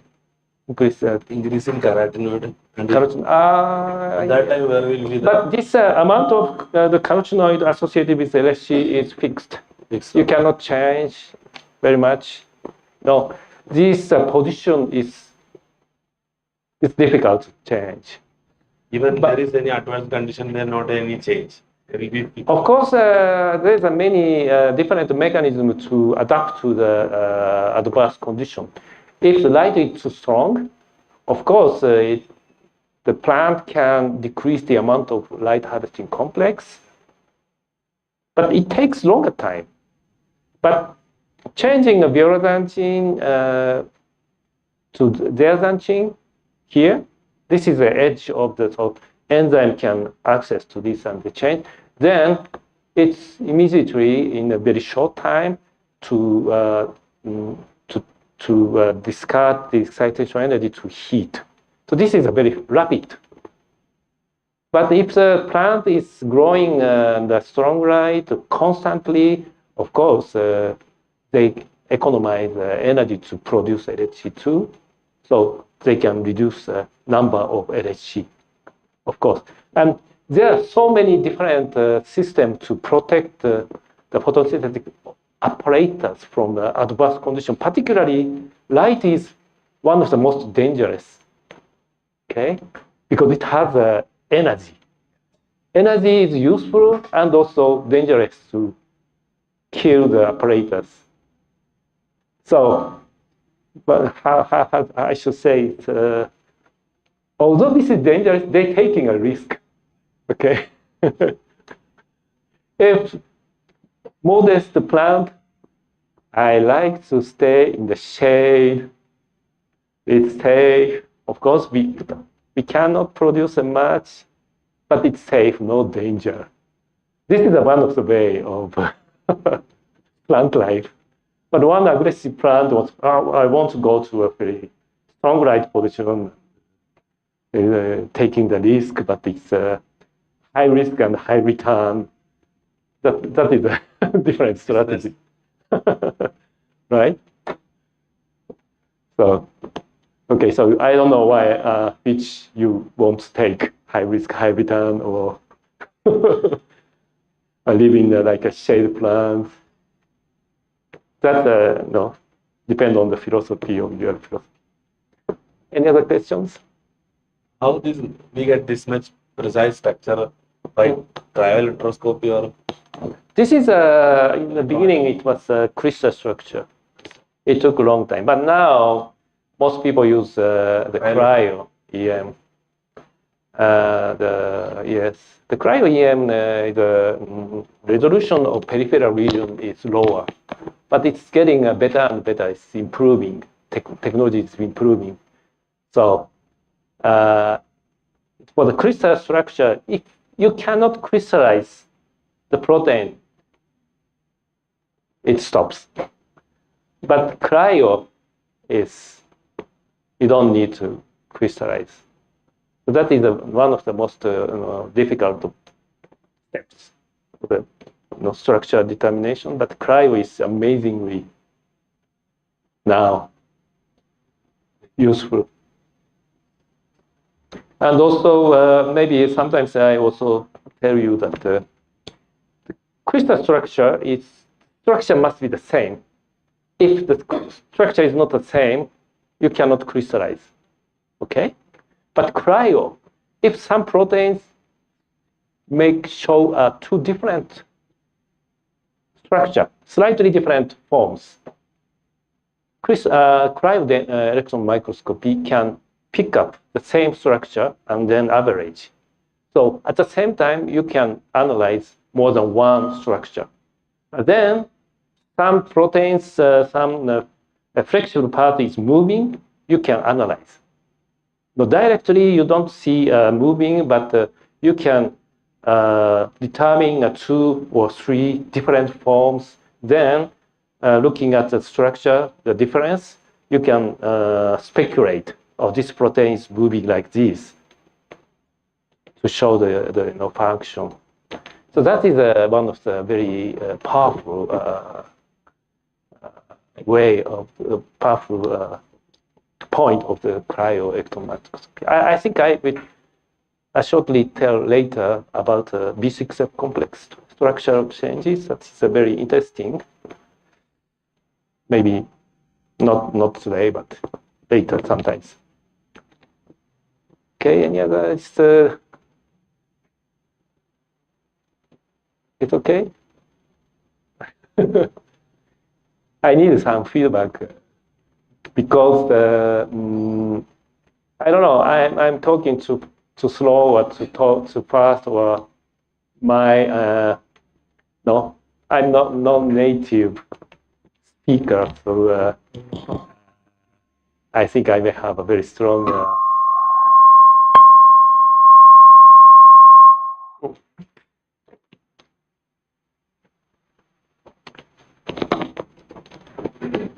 So if you have questions, I can I can tell you about more deep without. But if you think it's too complicated, so I can explain, taking more time, longer time. Okay. You don't need to know very detailed, but it's a strategy to analyze things. Okay, so if not, I stop here. So maybe tomorrow. I also have a lecture tomorrow. Okay, thank you for your attention.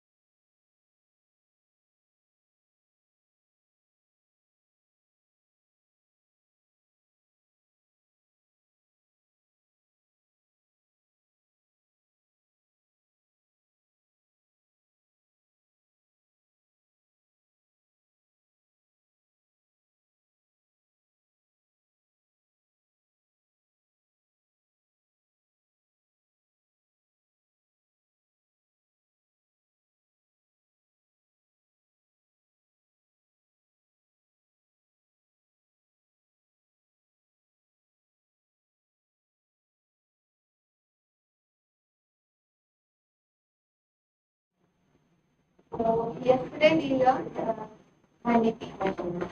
So this is much more advanced version. We use the fluorescent signals more efficiently to study photosynthesis. Yesterday you used the same fluorescence from plants.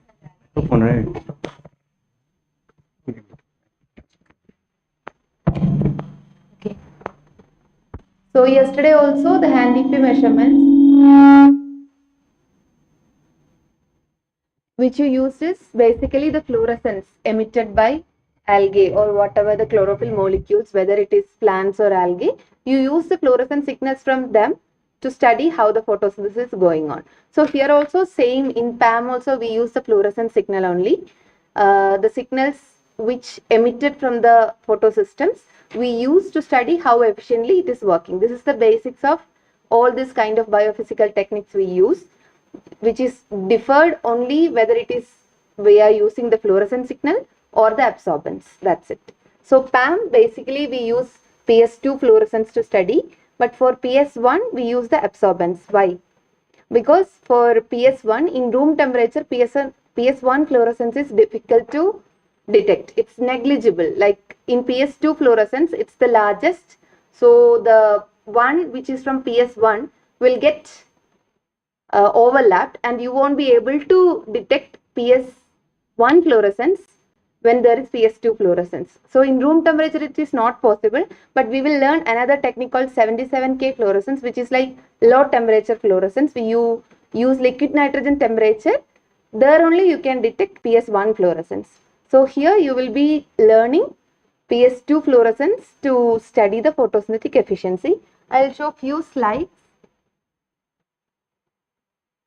So what is chlorophyll fluorescence? Chlorophyll fluorescence is not only red and beautiful. Chlorophyll fluorescence is the fluorescing light. The emitting light is actually red, okay, detected, and which is not red and beautiful, which is also can be used. The large signal which gives properly measured and analyzed can give detailed information what is going on inside the photosystem. Okay. Then so So you see when the light harvesting complex of the photosystem absorbs the light energy, it converted into three, or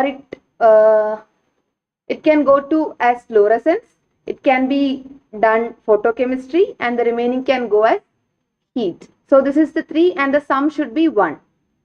So whatever the portion you get as fluorescence, this fluorescence signal can be used for studying the other part, photochemistry, because the sum is 1.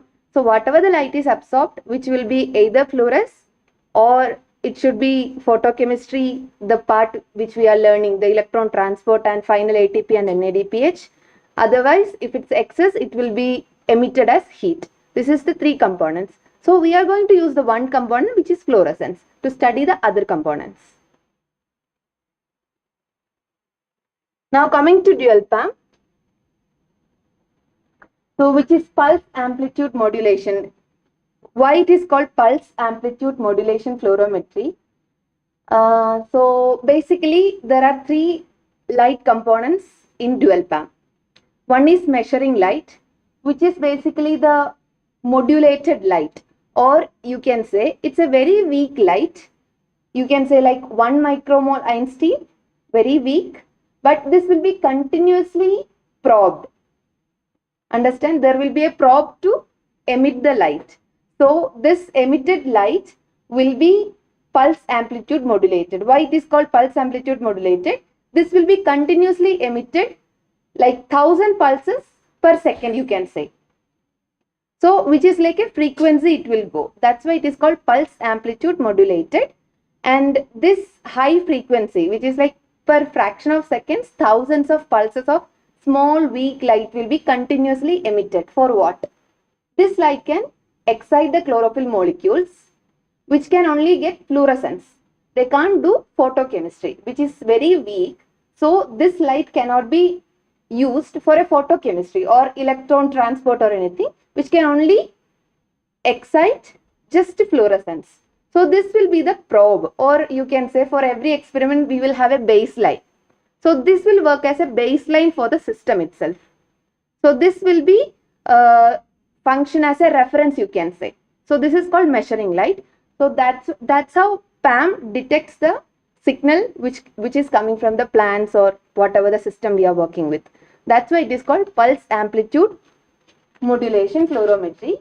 And by shining a beam of light on a leaf and measuring the light re-emitted by the leaf, it is possible to measure not only the photosynthetic activity but also several underlying regulatory mechanisms that control the photosynthetic processes.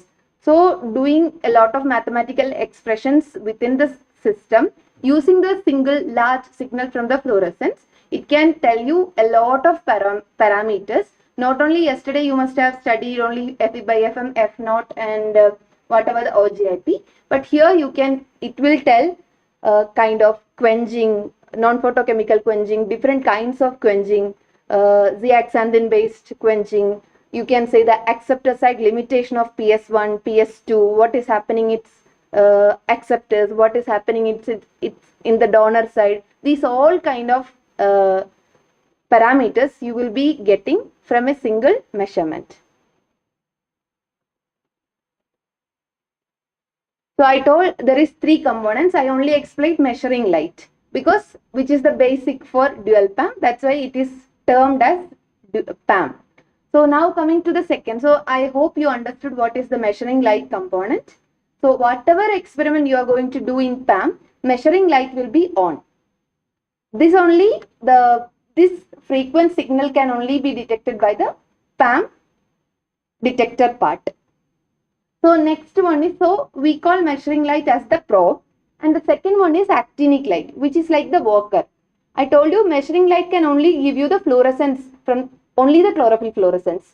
They can't make the chlorophyll molecules to work for photochemistry or to the electron transport or anything. They can do only a very weak light. But in case of actinic light, we can call them as the worker, and they drive the photosynthesis. When you give an actinic light which is very intense, you can give different intensity of actinic light starting from 12.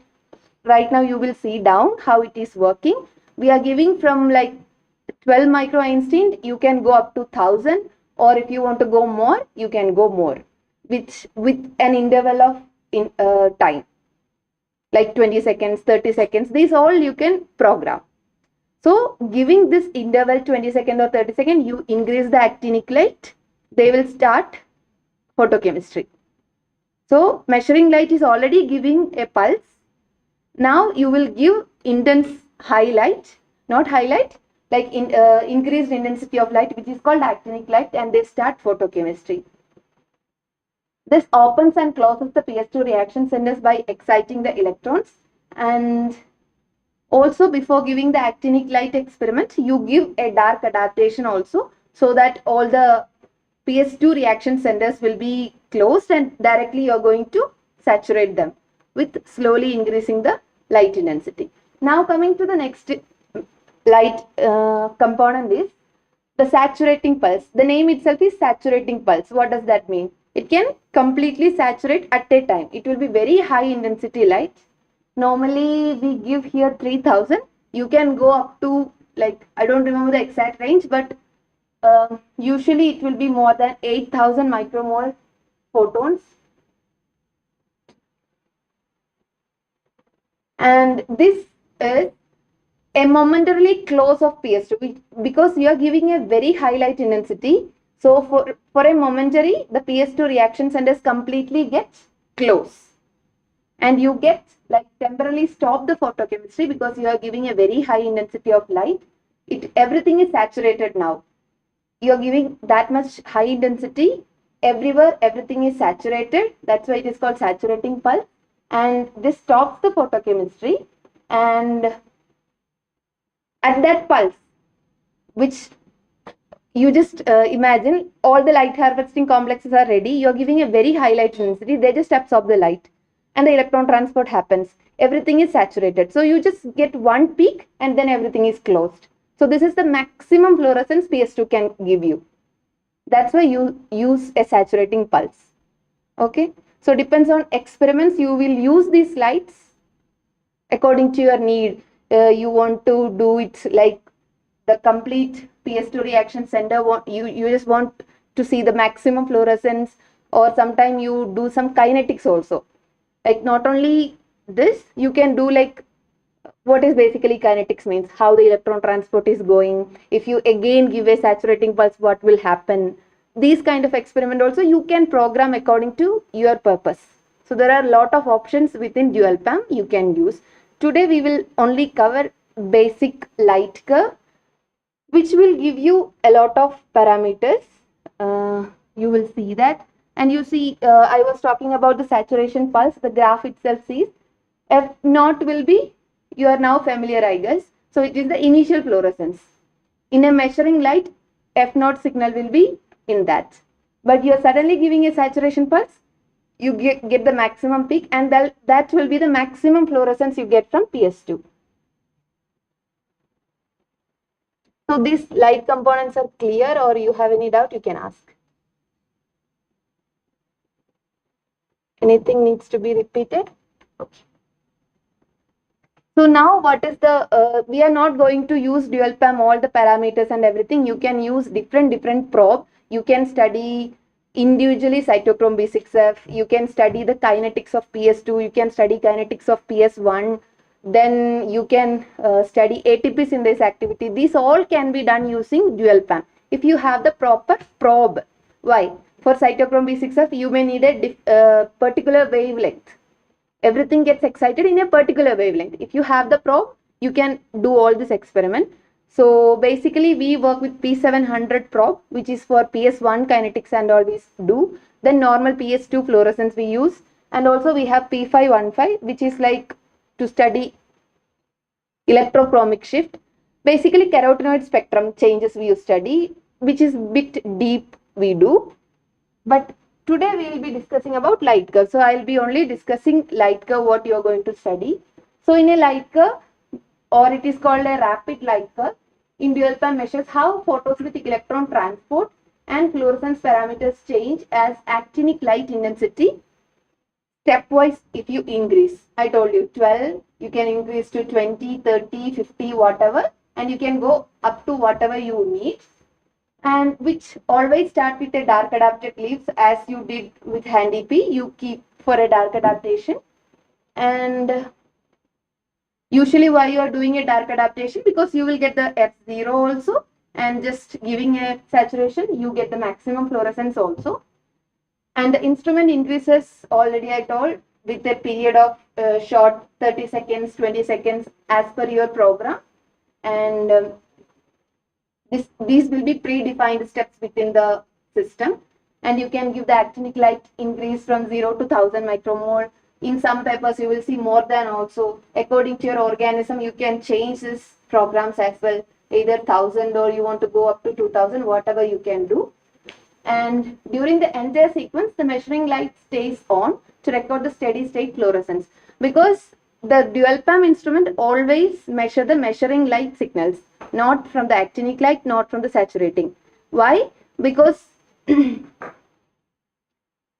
are giving like a frequency of like 1000 pulses of very weak light in a fraction, which is like a frequency.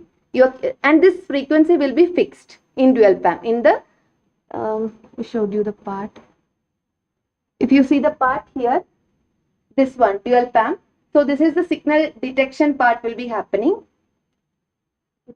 So if you see here, this is the detector part, and this here you can change. You can change both this part. So here now it is fixed at the P700 and NIR. When you want to study the PS1, so you keep this probe for emitting the light, and you will keep the sample here in between. So the light passes, and which get detected here. So this detector listens to whatever signals it come, whether it is measuring light frequency or it is actinic light, which is very high. So, but now when it comes to this part, there is a signal processor. This signal processor will only take whatever the modulated light signal is coming from here. But even though the modulated measuring light, which is the modulated light, is coming, when there is a okay, we are giving an actinic light at one point. You keep it 30 seconds, you are giving an actinic light, but background measuring light is going on. The frequency is 20 kilohertz if you keep. Okay, so it's going on and you are giving a light on 30 seconds. This time, this frequency will change. Whatever the frequency it was going on, it's a continuous. But suddenly, there is an actinic light fluorescence is coming. There will be a change in this frequency. So again, this processor is going to process only that change in the frequency in measuring light, not the actinic light. So it should be always on the measuring light. They never process actinic light or background the fluorescence from actinic light or the background actinic light or saturating, nothing. They always listen to the measuring light. When there is this part, always there is a fixed frequency of measuring light. The change in this frequency will be detected and amplified as the fluorescent signal. So if measuring, so you come here, F0 measuring light is going on. Whatever the graph you got is very high peak, which is the change they got in the measuring light actually. Measuring light fluorescence frequency change, not the one. Yeah, that is why it is called PAM, pulse amplitude modulated. They never detect the other. So in light curve, so that's about light curve. Now you are going to do light curve with increasing light intensity in a time period of illumination, and you are going to give actinic light in between like 30 seconds or whatever the predefined time, and you are going to get electron transport rate, what is the PS2 yield, what about the PQ pool, what is happening with the PQ pool. These all will be, the signal will be amplified and you will be getting these all results from a single signal. So we will see now how it is, and finally you can plot the graph like you can see here, electron transport rate and non-photochemical quenching. I think more than 10 parameters will be studied using only light curve signals, and you will see down that one now. That's it. And if you have any doubt related to the theory part, you can ask now, or else we can go down. T, after T.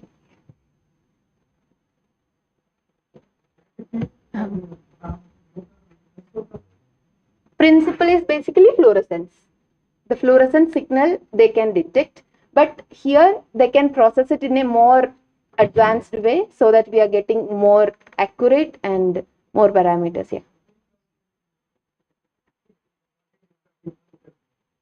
You get the same F0, FM, everything here also.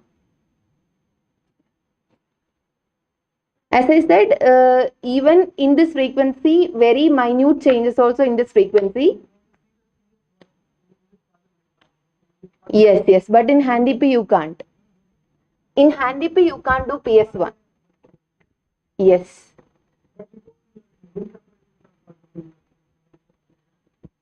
Okay, PS2 fluorescence can be detected, but in case of PS1, if you want to do in room temperature the changes, PAM detects the absorbance, not the fluorescence. So the emitter will be giving like 830 nanometer or something. We have a probe very specific. In 830 far red, only PS1 will get excited, not PS2. This is principle we know. So we give this light and the PS1 only will absorb this. Once PS1 absorb this particular wavelength, there will be absorbance change of PS1. Once it get excited PS1 and non-excited PS1 absorbance will be shifted. This will be studied by the same signal processor and you get the data. So you should always remember in PAM, PS2 fluorescence will be measured, PS1 absorbance shift will be measured.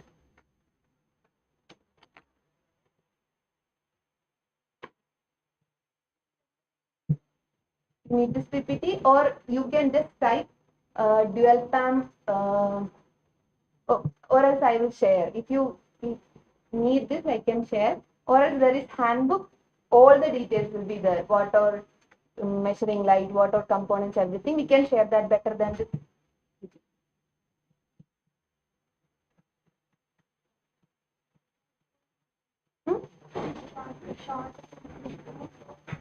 Okay. Sure.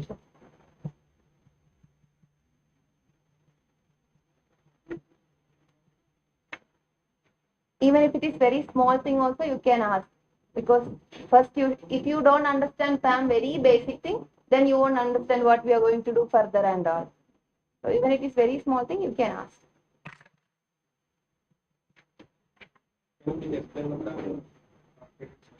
Oh, this graph, I think explaining this graph will be better. We will do now, after doing the same we will take here, then we will plot, then you will understand more better. This is basically, you see light intensity is increasing 0 to 2000. On a time basis you will increase. And what is happening to the electron transport from PS2, how it is going, photochemistry, what is happening. And down is non-photochemical quenching. With the same fluorescent signal, we will be able to see the quenching also.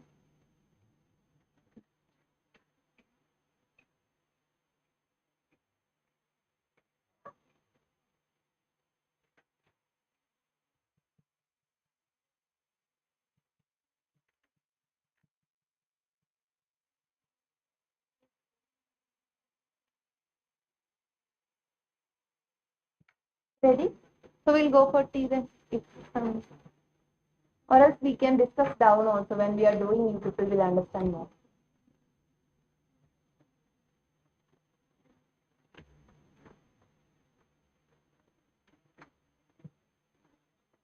PS2 fluorescent.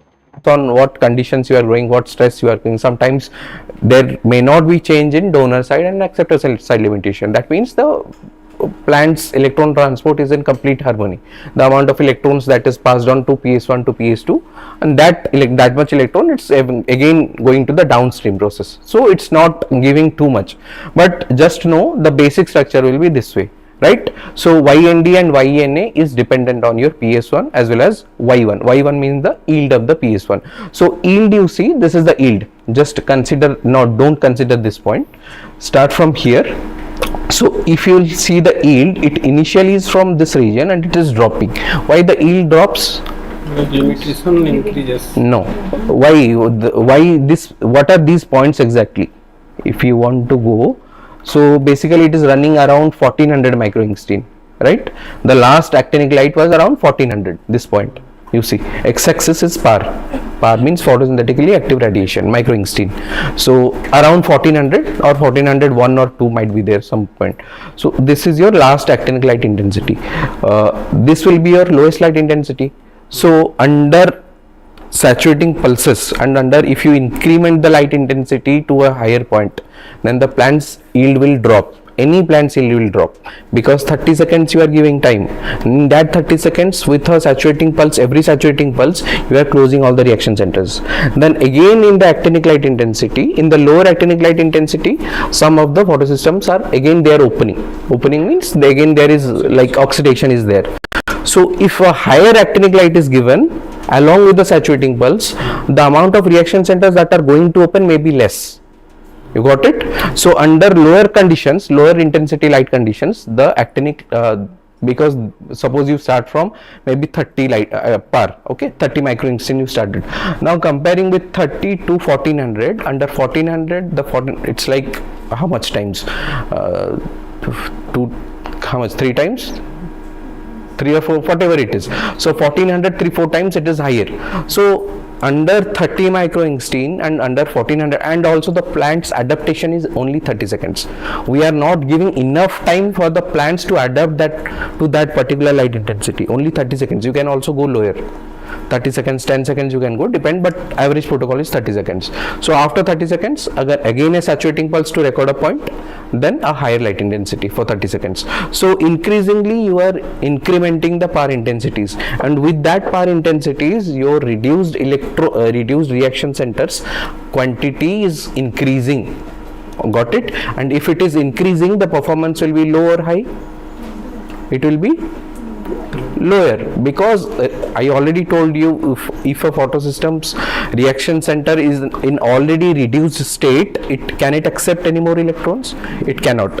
So when will it accept electrons? When it gets oxidized. So if it is in reduced itself, so it cannot operate anything, right? It cannot accept the electrons. And if it is in reduced state, that means the electrons are not exiting that reaction center. So if it is exiting, then only it will get oxidized. So with the higher power intensities, so the amount of reaction centers that are supposed to be open is, the quantity of that is getting less by less, means decreasing with every higher light intensities. Okay, that is the reason this means this point are dropping, right? So in every type of plant, in every stress, this drop will be there, but in under stress the drop might be more prominent. You understood? So in case if I take a stress plant, this drop might be even more. Initial drop will be there. Okay, the later drop may not be that much, but the initial drop will be quick. Got it? Under stress, if you'll compare these two things. So Y1 and Y1, YND, YNA, you understood? Then pH2 associated parameter is, I think, okay, these, and last one is your ETR1. Okay, this is your ETR1. I'm just showing what is there. So this is your ETR1. So ETR1 does not, in light curve, ETR1 does not mean your electron transport of PS1 itself. It represents the cyclic electron transport as well as non-cyclic electron transport, linear as well as cyclic, right? Because through PS1 both the electrons will pass. One is from PS1, PS2 to PS1, and other one will be through cyclic. So PS1, this light curve will represent your both electron. Don't confuse that this represents only the cyclic electron transport. This just represents the amount of electrons that is passing through it. So it can be from PS2 as well as PS1. So anything can be contributing to it. So that is the reason the ETR1 is always higher than ETR2. See, if I go to ETR2, this thing you see.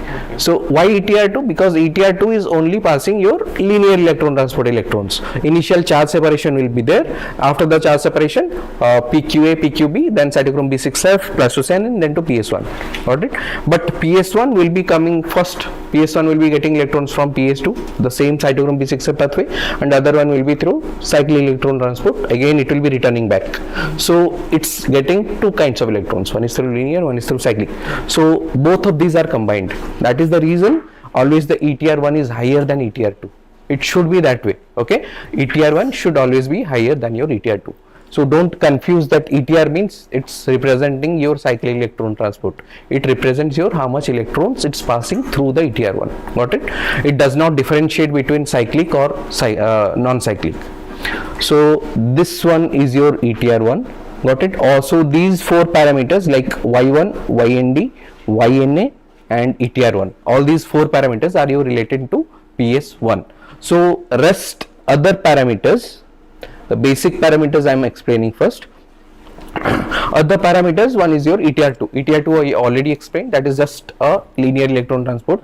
If the charge separation is proper, if everything is, the plant is not under stress, ETR2 will be higher. Usually this condition should happen. So if your ABOFM is low, okay, so usually it should show change in yield and ETR. Got it? So this is your ETR2 and this one is your Y2. What is that? Y2. So this is your yield of the Y2, same like the one I told you, the same way it is plotted.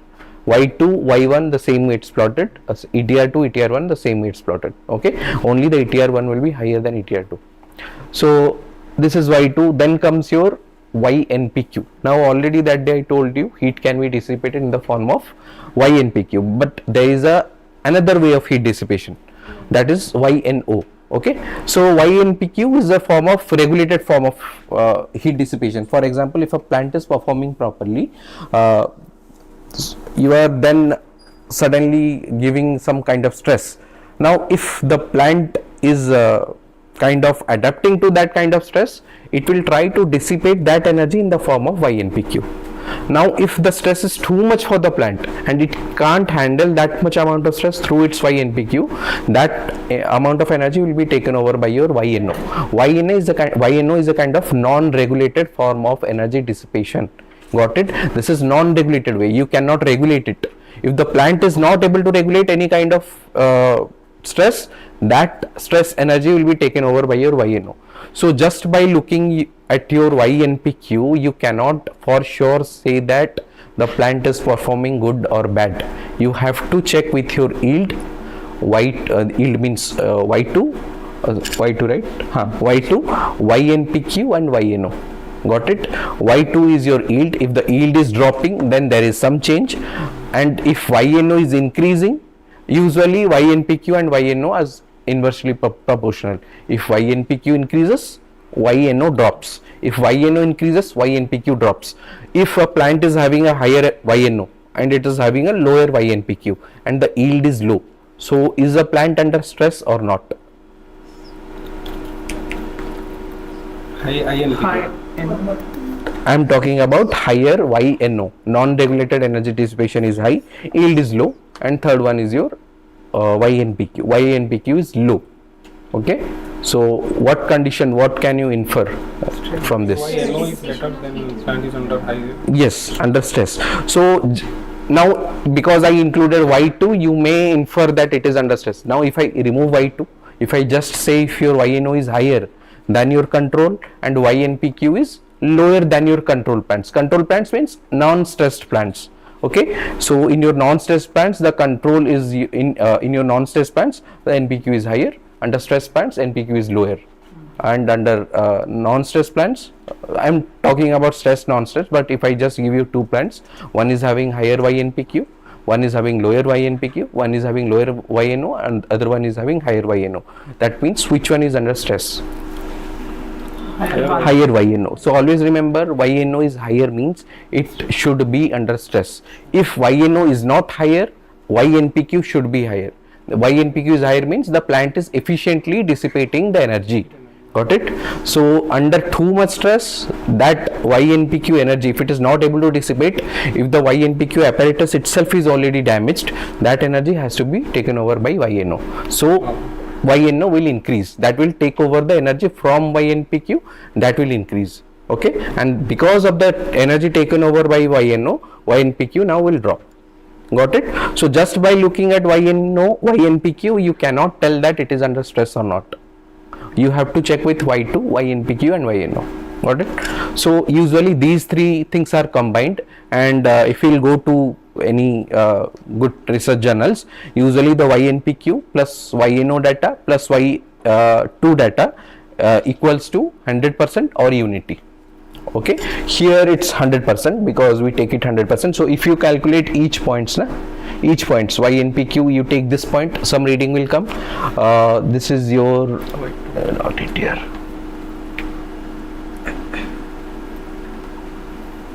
Okay, so these points you take all these readings, some reading will come here, some reading will come here, and some reading will come here. Just you add up all these three, so you will be getting around 100%. In some PAM machines, they go for unity. Instead of 100%, that will be 1. Got it? Similarly, these will be in point. So this is basically y-axis is in percentage. Got it? That's why all these three will be unity. Similarly, y1, ynd, yna will be 100% or unity. Got it? So these three things you already know. Then comes your YNPQ by 4 is a like normalized form of NPQ. So NPQ has many components. I am not going into details of everything. So it's a kind of normalized form. Usually we don't plot NPQ by 4. So we'll avoid that. Then ETR2, ETR1. Then coming to the quenching parameters, QP. So QP is your photochemical quenching. Coefficient, Q means coefficient of photochemical quenching. This is also directly related to your however the plant is performing. If the photochemical quenching is good, that means electron transfer is good, the QP will be good. So if I plot QP here, similarly QP, QN and QL, these are all associated with your PS2 or PS1?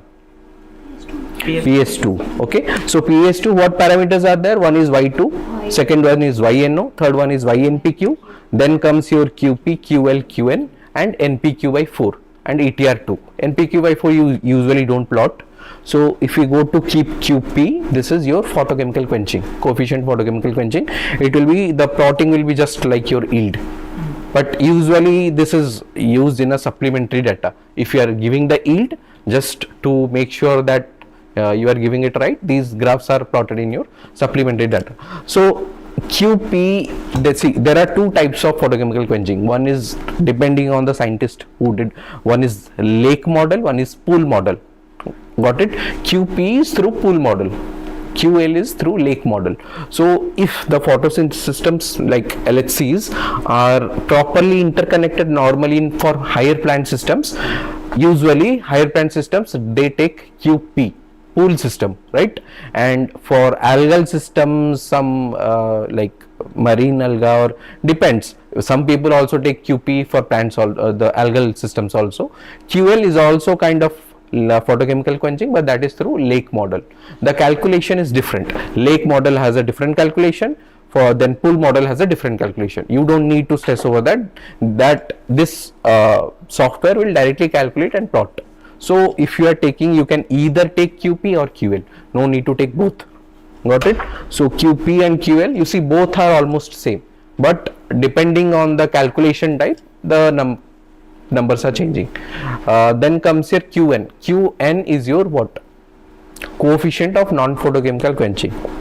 Okay, so there is different types of quenching. First, maybe I'll talk later. Just for example, quenching can be many types. First, at the last will be zeaxanthin dependent, QZ, QI is inhibitory quenching. I am not going into details, otherwise we'll just. So just remember whatever you need to plot. Maybe you will show how to plot, right? Maybe that time you can give more explanation. Okay. Maybe they can do the maybe hands-on. Yeah. So this thing, once you do this, run it. After the running is done, just make sure you click everything what you want to export. So I am just clicking everything to export. Okay, so this fitting parameters you don't need, last two. So all these parameters apart from the last two, everything is, then you just export. So export will be in CSV format. So Excel file it will be exported. Let's go to desktop.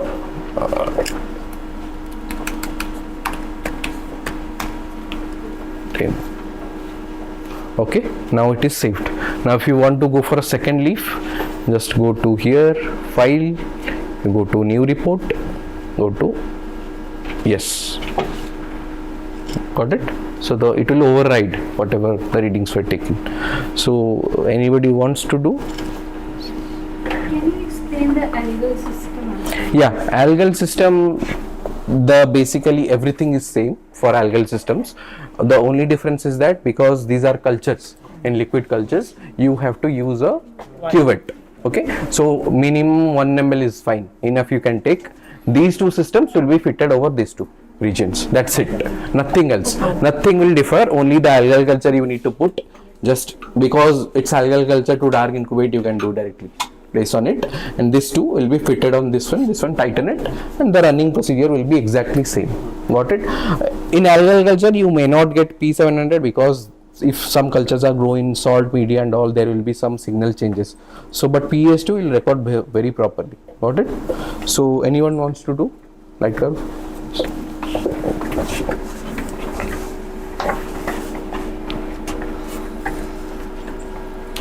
So don't expect the Fe by Fm to be more than 0.79 or 8 because it's already exposed to light. So just for demo purpose, I'm showing you. Yeah. Wait. Okay, so this is the first, I'm closing it. Okay, just open this program, P700. This one, dual PAM. P700 and Fluo. So this. Okay. Okay.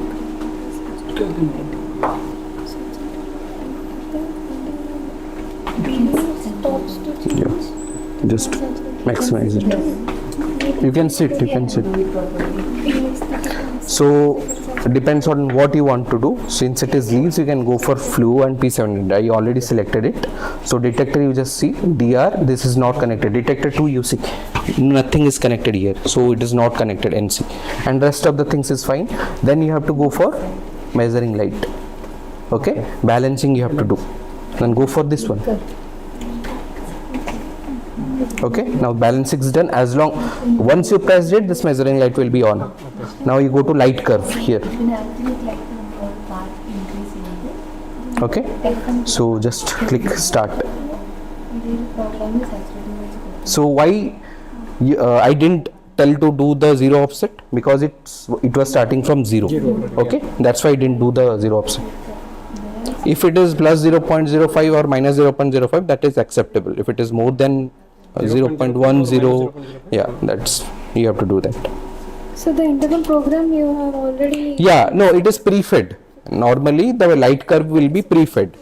You can directly place the leaf and run the program. So if I want some other intervals, can I change? Yeah, you can change it. You can change. For that, writing a script file is necessary. If I start to explain that, it will be very long. So for now, this is by default, it will be there. 30-second exposure will be there. After 30 seconds, saturating pulse, then a higher incremental power. So now it is running in 48. So you see every time it will flash a light. It's recording. You can switch off one light, this big one.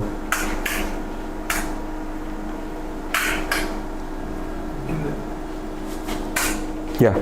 So this now the actinic light running is this one 48. So you see a red light will be flashed. So that will be your saturating pulse. So now the power increased. So the increased power intensity is displayed here 61. What is this plus 0.3? Oh, that is the voltage change, nothing else. Because you have to, I told na, you are getting it to a baseline balance thing.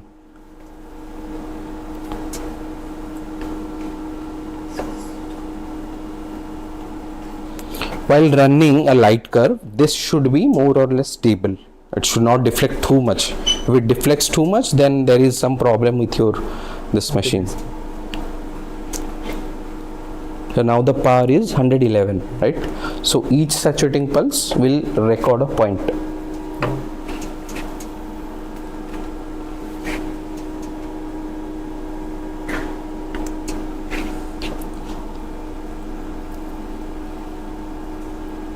How long do you take the reading for one sample? It depends. If 30 seconds duration is there, then like 10 or 14 pulses you are giving. Just multiply with 30 seconds. That much seconds you will be having for each sample. Okay. And I have one more doubt. So we are taking F1 this time. After that, the probe or the measuring light is already on. Okay? So we have little bit of light. So the FM would be affected because No. Measuring light does not affect your FM. Your saturating pulse will record your FM. No, because earlier we are keeping it in dark. Yes. And then since we are giving low light. No, measuring light, I told na, measuring light does not induce any kind of electrons. It's a very low light in level, 5 microangstrom, within 5 to 10. 5 to 10 means maybe under this you will be getting 1 or 2. So 5 is very less. Got it?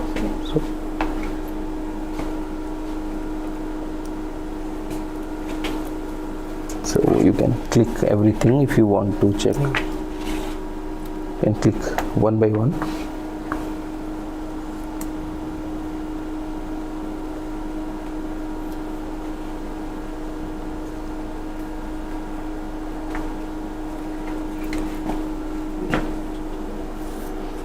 Sir, so if I have to read it like, so at 50 power units of light, so it's the yield is 20%. So how do I?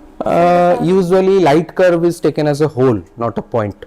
Okay. Got it? It has to be plotted in a range from 0 power to 1400 power. So it will be in a curve. That's why the name is then light curve.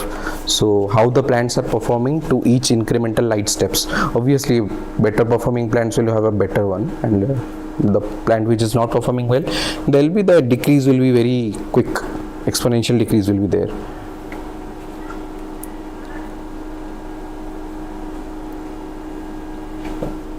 So here we are taking one sample only, but yesterday handy P.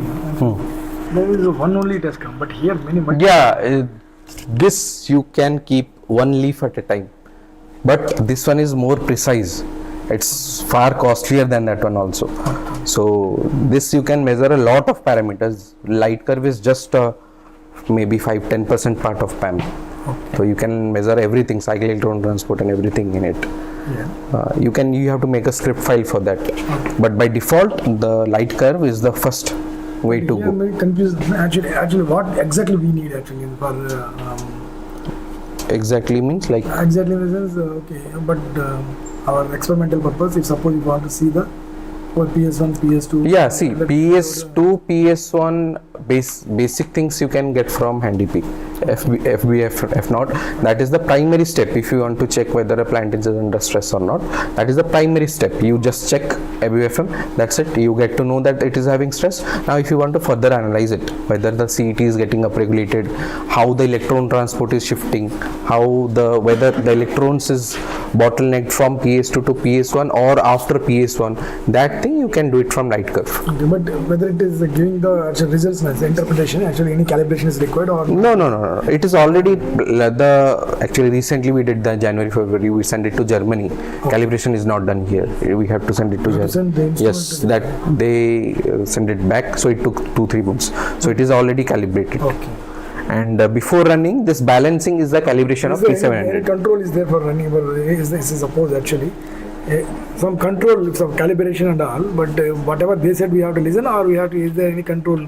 No, calibration means for what you need. No, actually, whatever you are saying, actually some experimental, that experimental part, actually, yeah, in the live experiment, means like you are telling if you want to change some parameters or something. Yeah, change parameters, and suppose some you are telling electron transporting and these and all those things. Actually, that how to. So no, once this is run, okay. I will explain it up, how to export it and how to plot it, everything. So you run 2-3 samples, you just take the average of these 3. This will be just numbers, nothing else. Okay. In x-axis the power intensity will be there, y-axis the numbers will be there in percentage. Y1 there will be some numbers. You just plot it in Excel sheet. Okay. You can just plot any other leaf under stress, just compare these 2 graphs. Okay. You can get this normal comparison, not a big deal. Jyoti, can we take the technical replicates once we are you can take, these are all technical replicates only. The one I am taking, this is all technical replicates. I mean 3 or 4, how many? No, at a time you cannot take, one by one you have to do. So that's why I'm asking. We are take from the dark actually. In that many plants are there. So can we take the after one plant? Yeah, you can take. See, I told the minimum time of dark adaptation is 25 minutes. So if you extend the 1 hour also, it's not fine. It's fine. At least for plants, it's fine. You can extend to 2 hours also. For slow kinetics, we dark incubate for 3 hours. So it's not a big deal. But minimum amount has to be qualified. If it is 25 minutes, 5 to 10 minutes, 20 minutes, 30 minutes of 1 hour gap also, it's fine. Just we are making sure that PS2 reaction centers are completely open. After 20 minutes, the reaction centers are all oxidized state. So in that pot, actually, many plants are there. So if you want to take the, 5 plants are there, for example. If you want to take the each and every plant, so now we can able to do that, na? Or again we have to kept in dark. No. See, what I do. Clips like handy. No, clips are not here. So what I do is I grow single plant in one pot. Okay. So I dark adapt all the plants at a time. So for light curve, I'll take that single plant, take a leaf of it, take the readings. Then after the readings is over, I'll take the second pot. That will be having single plant. Then take that way, I'll be having very less margin of difference. Okay, that will be technical replicates, but I will get margin of difference. I'll be getting very less that way. What about the biological replicates? Biological replicates, you want to do, you can do. You can just repeat with after some days. If you are having the same plants, you can repeat it. Then you can take average. This supplier actually for this. This supplier is actually the company is from Germany only, but the supplier is Indian. So supplier means they will procure from them, and like the costing maybe 50-60 lakhs. 50-60 lakhs? Yes. In our lab also there, actually. My lab also there. Yeah, no, another one version is there, dual PAM, I think a higher version, something. That one is like maybe 90 something. 90 lakhs? Yes. 90? Yeah. Reaction. So you need to read about how in stress conditions these are reacted. Sometimes stress to stress SMT differ. OGIP, SMT. SMT, it's better that in dual, this thing you can get, handy P. But for that you have to go for 5 minutes light intensity. The initial we did was for OGIP, that was 1 second. Okay. If you want for SMT curve, the same program has to be run for 5 minutes. So for 5 minutes, OGIP will be there. No, you can't do it here. This is basically a more detailed version. SMT can be done in handy P. You just have to extend the time frame. Initially it was done for 1 second. Now it will be extended to 5 minutes. So you can get for slow fluorescence and plateau phase also you can get it. Okay. Quenching has several components. Okay. You can get It's done. Okay. Once it is done, I want to take a photograph. okay, fine. Yeah, many outcomes. If you want Yeah, like all like 13-14 parameters are there, but you don't need all parameters. You can take 9-10 parameters. You can take proper. Amma, it's same there. same. Sir, what are these two? These two are actually fitting parameters. Normally, if ETR some changes there, na, it's not very smooth. So there are different models. One is flat at all, and one is EP. You don't need fitting parameters. You can directly plot it. What is this? These are like P700 states. Okay. PM dash, oxidation rate. These things you don't need. Normally, it will just display the numbers, and these numbers will change according to each point. So this is for the last point. You just go to export.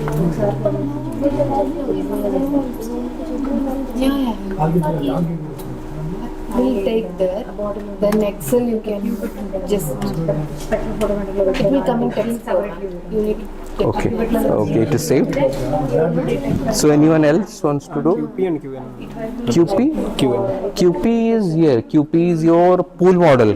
Both are quenching models, photochemical quenching. One is pool model, one is lake model. You can take either of them. QN is a non-photochemical quenching coefficient. It's similar to NPQ only. It means all these graphs are Yeah, QN, there is many ways to dissipate NPQ, right? I told zeaxanthin dependent, inhibitory. just calculating on the Handy P is very initial. So handy P is just frozen, nothing else. Complete transferability Yeah, taking place. yeah. But there was no transfer. There will check the ABY FM, that's it. Only this point it will check. ABY FM, FM, F0. That's it. Nothing else it will check. Okay. Okay. So anyone wants to do? Okay. These techniques, if you want to understand and interpret data, you need to read a lot about quenching part, different components of quenching. There are 5 or 6 components of quenching. Okay. Seconds కి పెట్టుకోవచ్చు timer set చేసుకోవచ్చు అలా flash అయినప్పుడల్లా ఒక reading వస్తుంది ఆ రీడింగ్ని మనం ఆటోమేటిక్గా సెల్ఫిటేషన్ కూడా వచ్చేస్తుంది ఫస్ట్ మనకి ఫ్లాష్ అవ్వగానే ఒక Like yesterday only, that leaf part only, sir. Yeah, whole leaf you can get. So just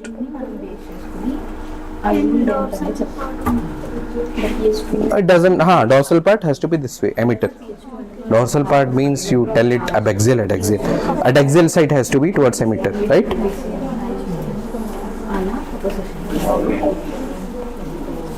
Yeah, you just open the software. Same plot there or? Same plot only. Why two? Here you don't put the picture in group side or will we go up? No, upstairs it's better that you just plot it. Okay.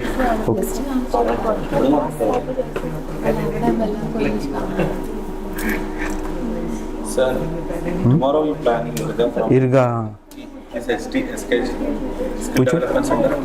I don't know. I have to talk to sir regarding that. It's already selected, right? So DR is already selected. So you just go to measuring light. Then balance it here. Okay, then it's on. Go to light curve. Here, light curve.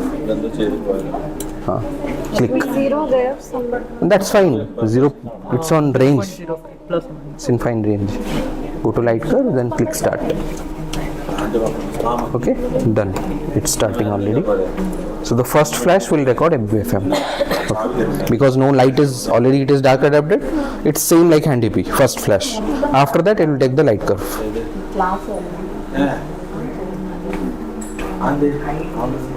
Done? Done. Last maybe.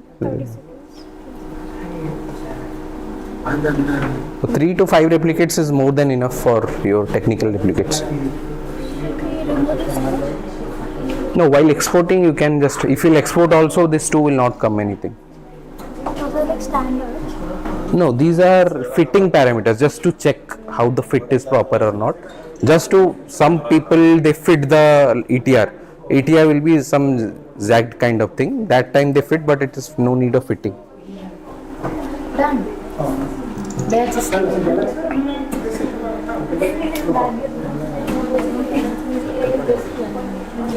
Microbiology. instead of plant. Plant Research background. So is there any difference between Y, NPQ and NPQ? Just sometimes I see.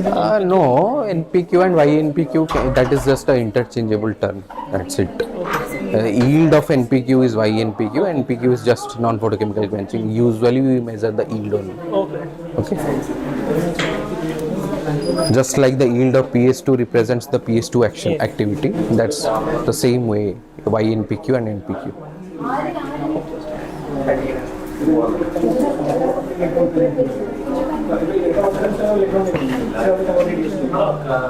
They reduced it.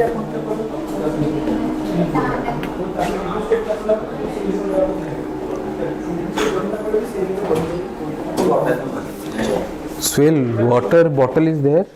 I'm thirsty. Don't plot all parameters. Oh, done. Plot major parameters and show. Anyway, this much deep, they won't numbers. Light curve only, just NPQ and all.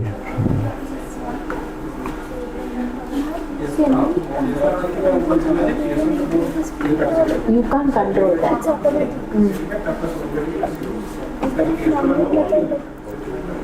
Before this Manual method.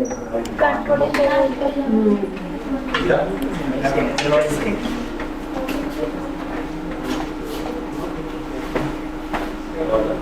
In algae culture, when you work with this voltage fluctuation will be too much because they are always moving and there will be hindrance in the passage. So this voltage fluctuation is too much, and you will get these curves are so smooth and good, right? But when you work with a liquid culture, you won't get like this.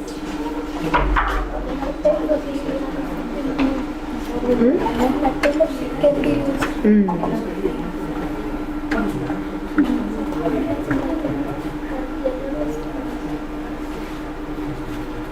I will go.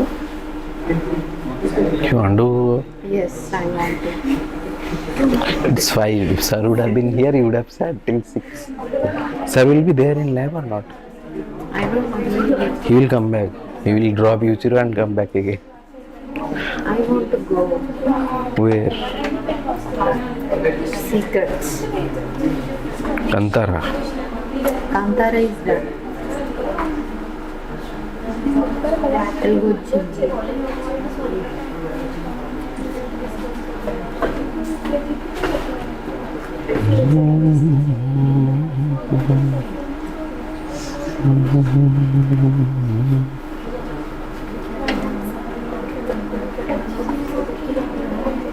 I'm not going to give theory of Irga. I'll directly do it.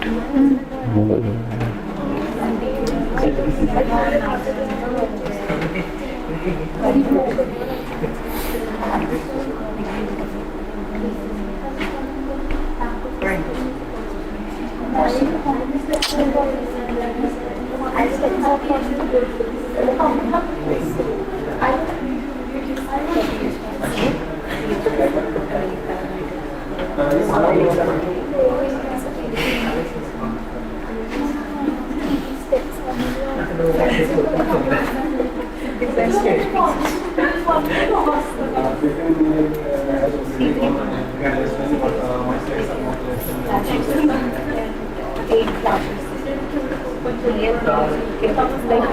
are doing. Yeah, this is the last run. After that we can do. You want to leave? Leave. I want to. You can go. It will take maybe 15-20 minutes more.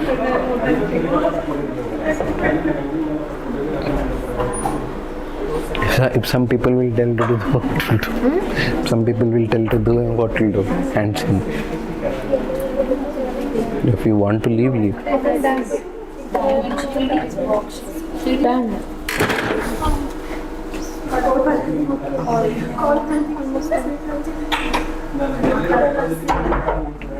Why are you telling her done? It will be late then. Done, I thought. She will export it. Here. Wait.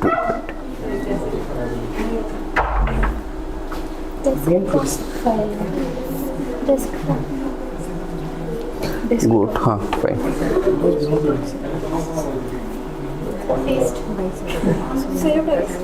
It's saved. No, he's taking photos, no? Wait.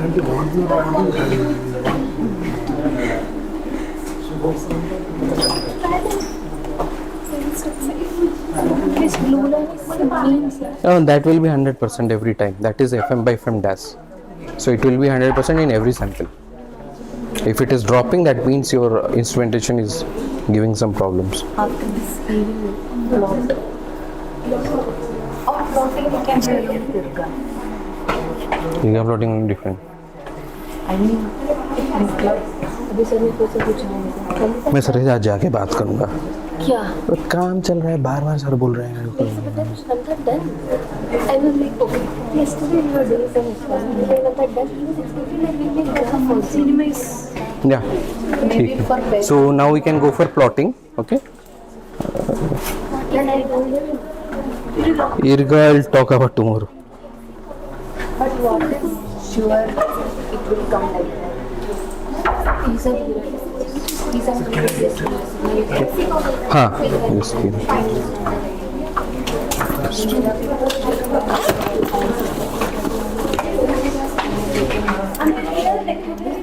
yes.